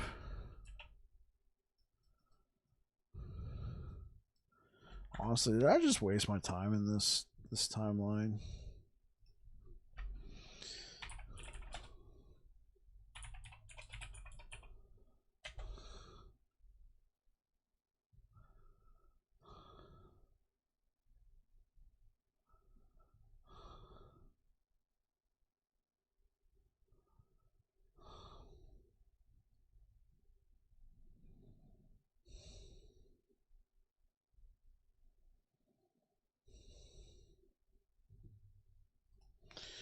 Look at the blessings. Let me see if there's anything that's actually lightning damage, stun chance, shock on hit,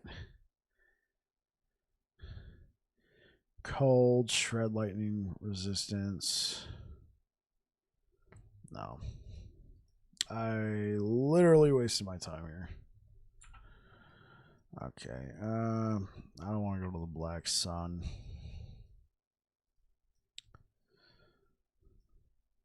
So let's go back to good old Centaur Moose Man.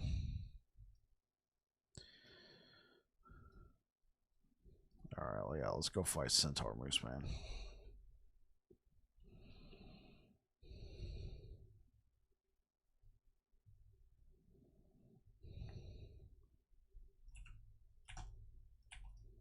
Can I move? Okay.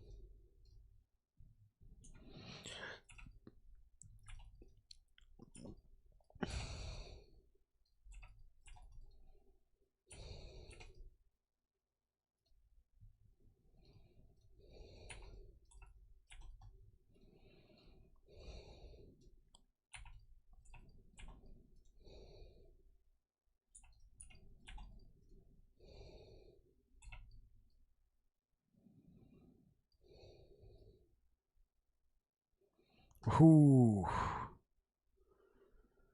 Okay, we can take physical resistance. 66% armor. The max is 70. Oh, yeah. Yeah, we're going to say goodbye to that. We're going to take this.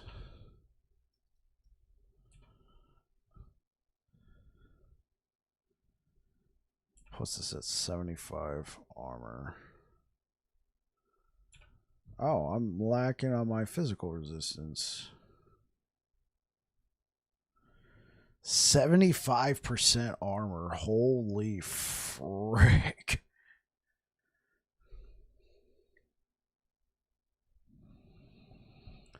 So we take, yeah, so we're at 8,355 armor. We take a 75% damage reduction on physical attacks.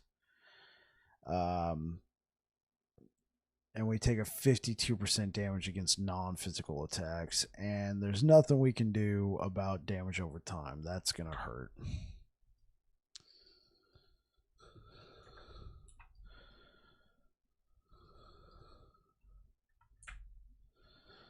So 259 is actually not too bad on this one. What's the unique drops we can get here? We can get unique boots. I actually like the sound of some unique boots.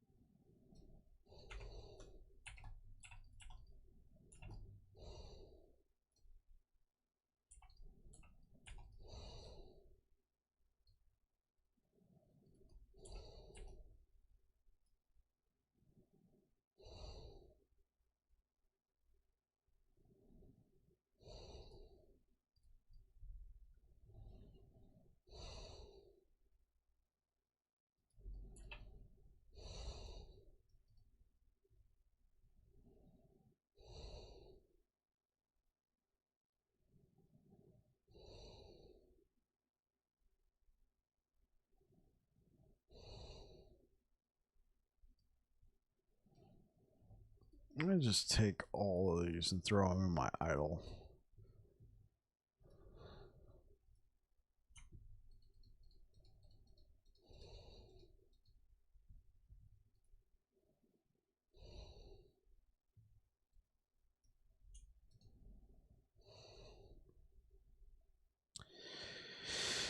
Okay. Let me take that off. We'll find one that gives physical.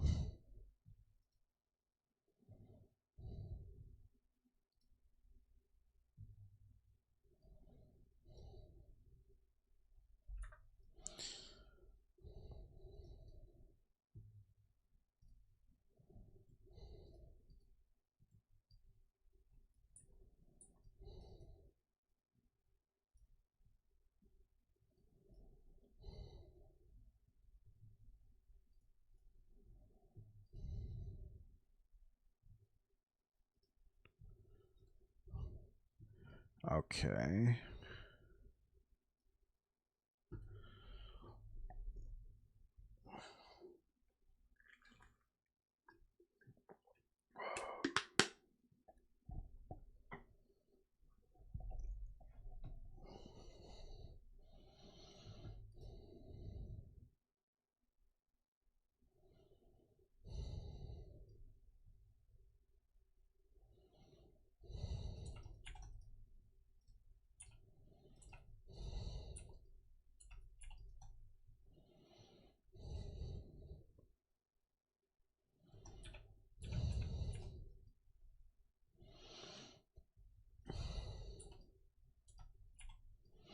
I don't think I'm quite willing to give up volatile reversal, but it might be interesting to take rebuke.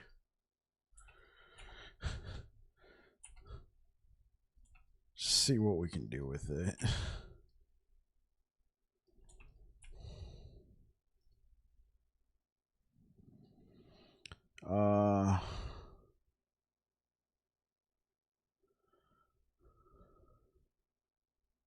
You can summon Eric's flesh when a hit leaves you below half health.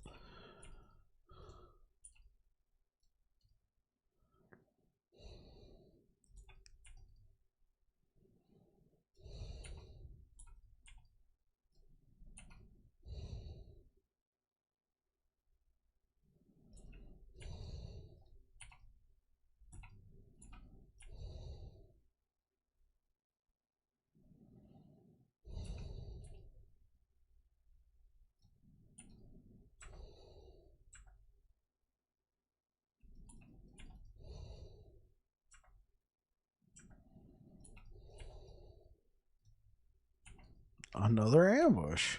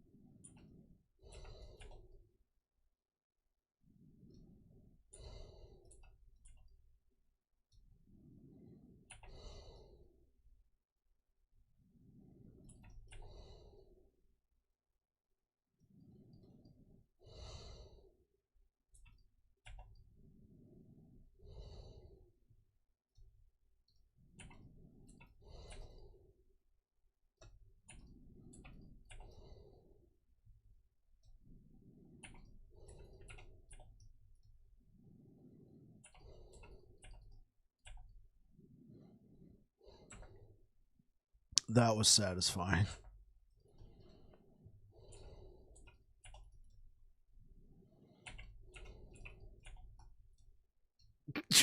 Okay. I did not expect to do 100,000 crit on him and just be like, "Oh, you dead? Bye." What is the corruption here? I thought it was at least 200, right?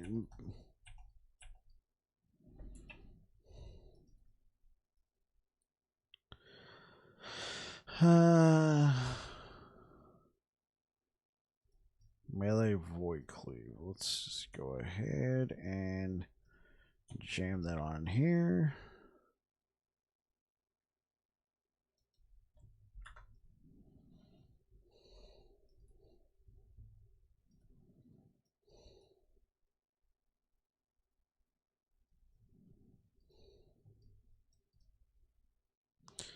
Yeah, 283. Not too bad. You know, like I got to the corruption here and a lot of these timelines playing hammered in. One timeline we pushed to like 420. Wait, am I still there?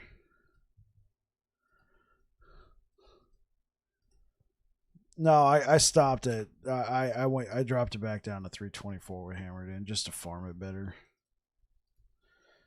So 283, not too bad.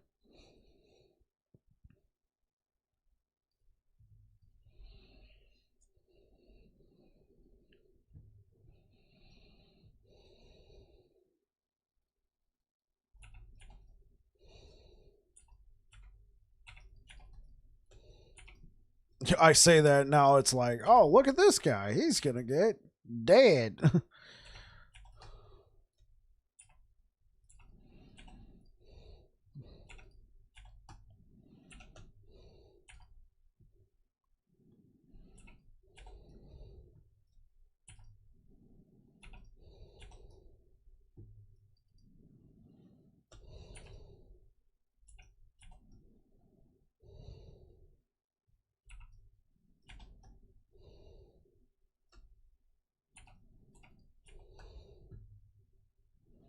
Just kill this thing. Let's just get out of here as soon as humanly possible. Oh.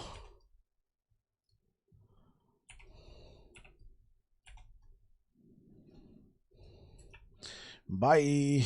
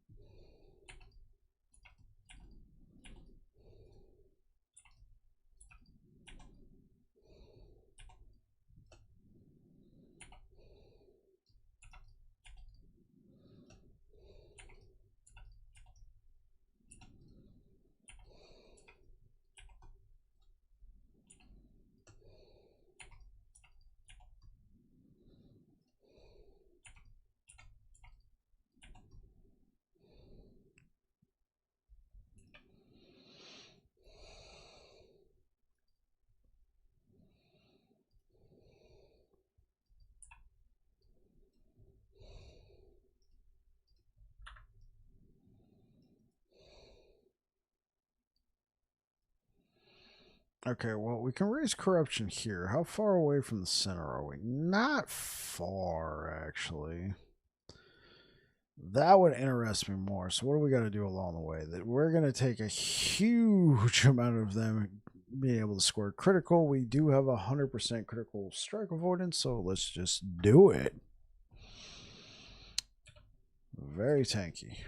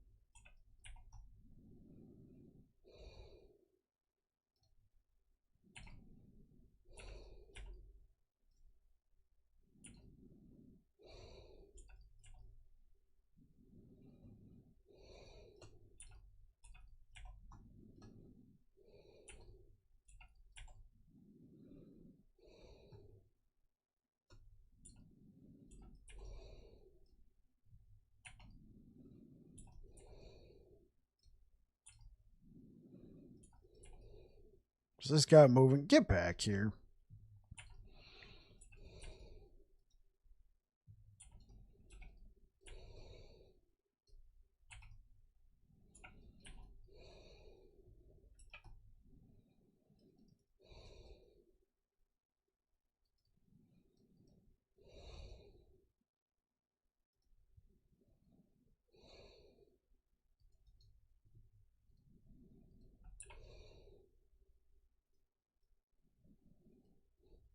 I'm out for the night, bike. Have a go on. Hey, Perry, thank you so much for stopping by. Thank you for the gifted subs, and thank you for subbing yourself. I appreciate it, man. You have yourself a good night. I will be back tomorrow. I will be doing Rune Master, not Paladin. I know. I almost feel like I lost a bet. All right, you take care, bud.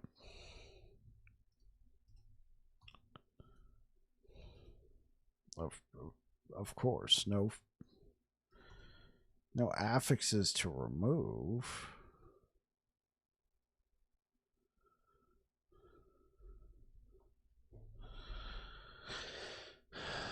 No, we're not doing that. Do you gotta like find these? Can you not? Yes, sir. I may or may not be around, but you're gonna love Room Master. Hey, as a melee lover, I don't know. Oh, there we go. So you can't remove it. Probably because you got to do only interacts with Rune of Research. But you can shatter it. Let's make sure I put...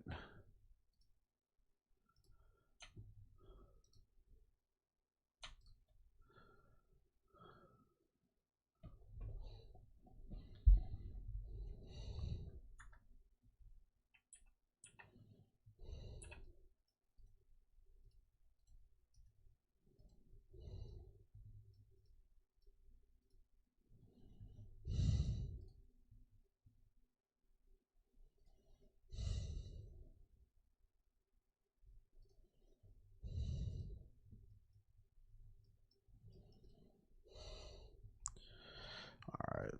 Mark of Death.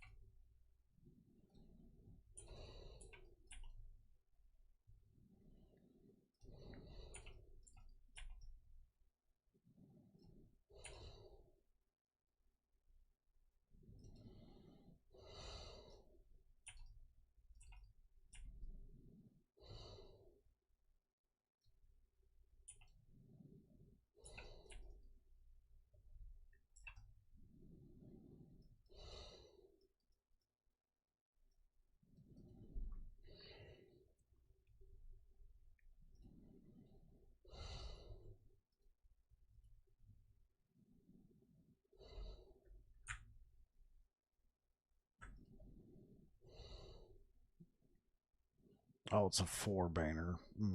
No. So max is 35. We got a 30%. Max is 156. We got a plus 81. Not too bad.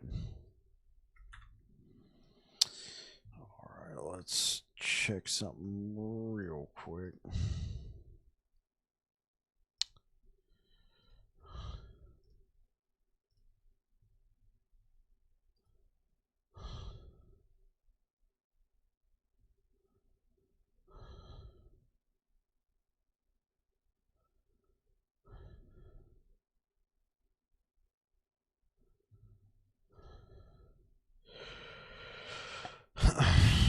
Alright, guys. I'm going to go ahead and end it there. I will be back again tomorrow. I will be playing Rune Master because Reefer Sage made me to. Is making me. So we're going to go ahead and raid Reefer right now. If you're over here on Twitch, send him some love. I'll probably be chilling out there for a little bit if you guys got any questions. Anyway, you guys take care. You have yourselves a good one. Gonna go ahead and start this raid. Thank you so much for everybody who made it out today. Thank you for all the gifted subs. Thank you for everything. I really appreciate it. Let's go ahead and raid Reefer. Send some love.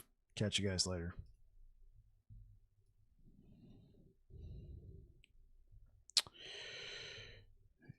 YouTube. Is there anybody over there right now? No. Well, anyway, YouTube, you guys are amazing. Thank you so much. You guys take care.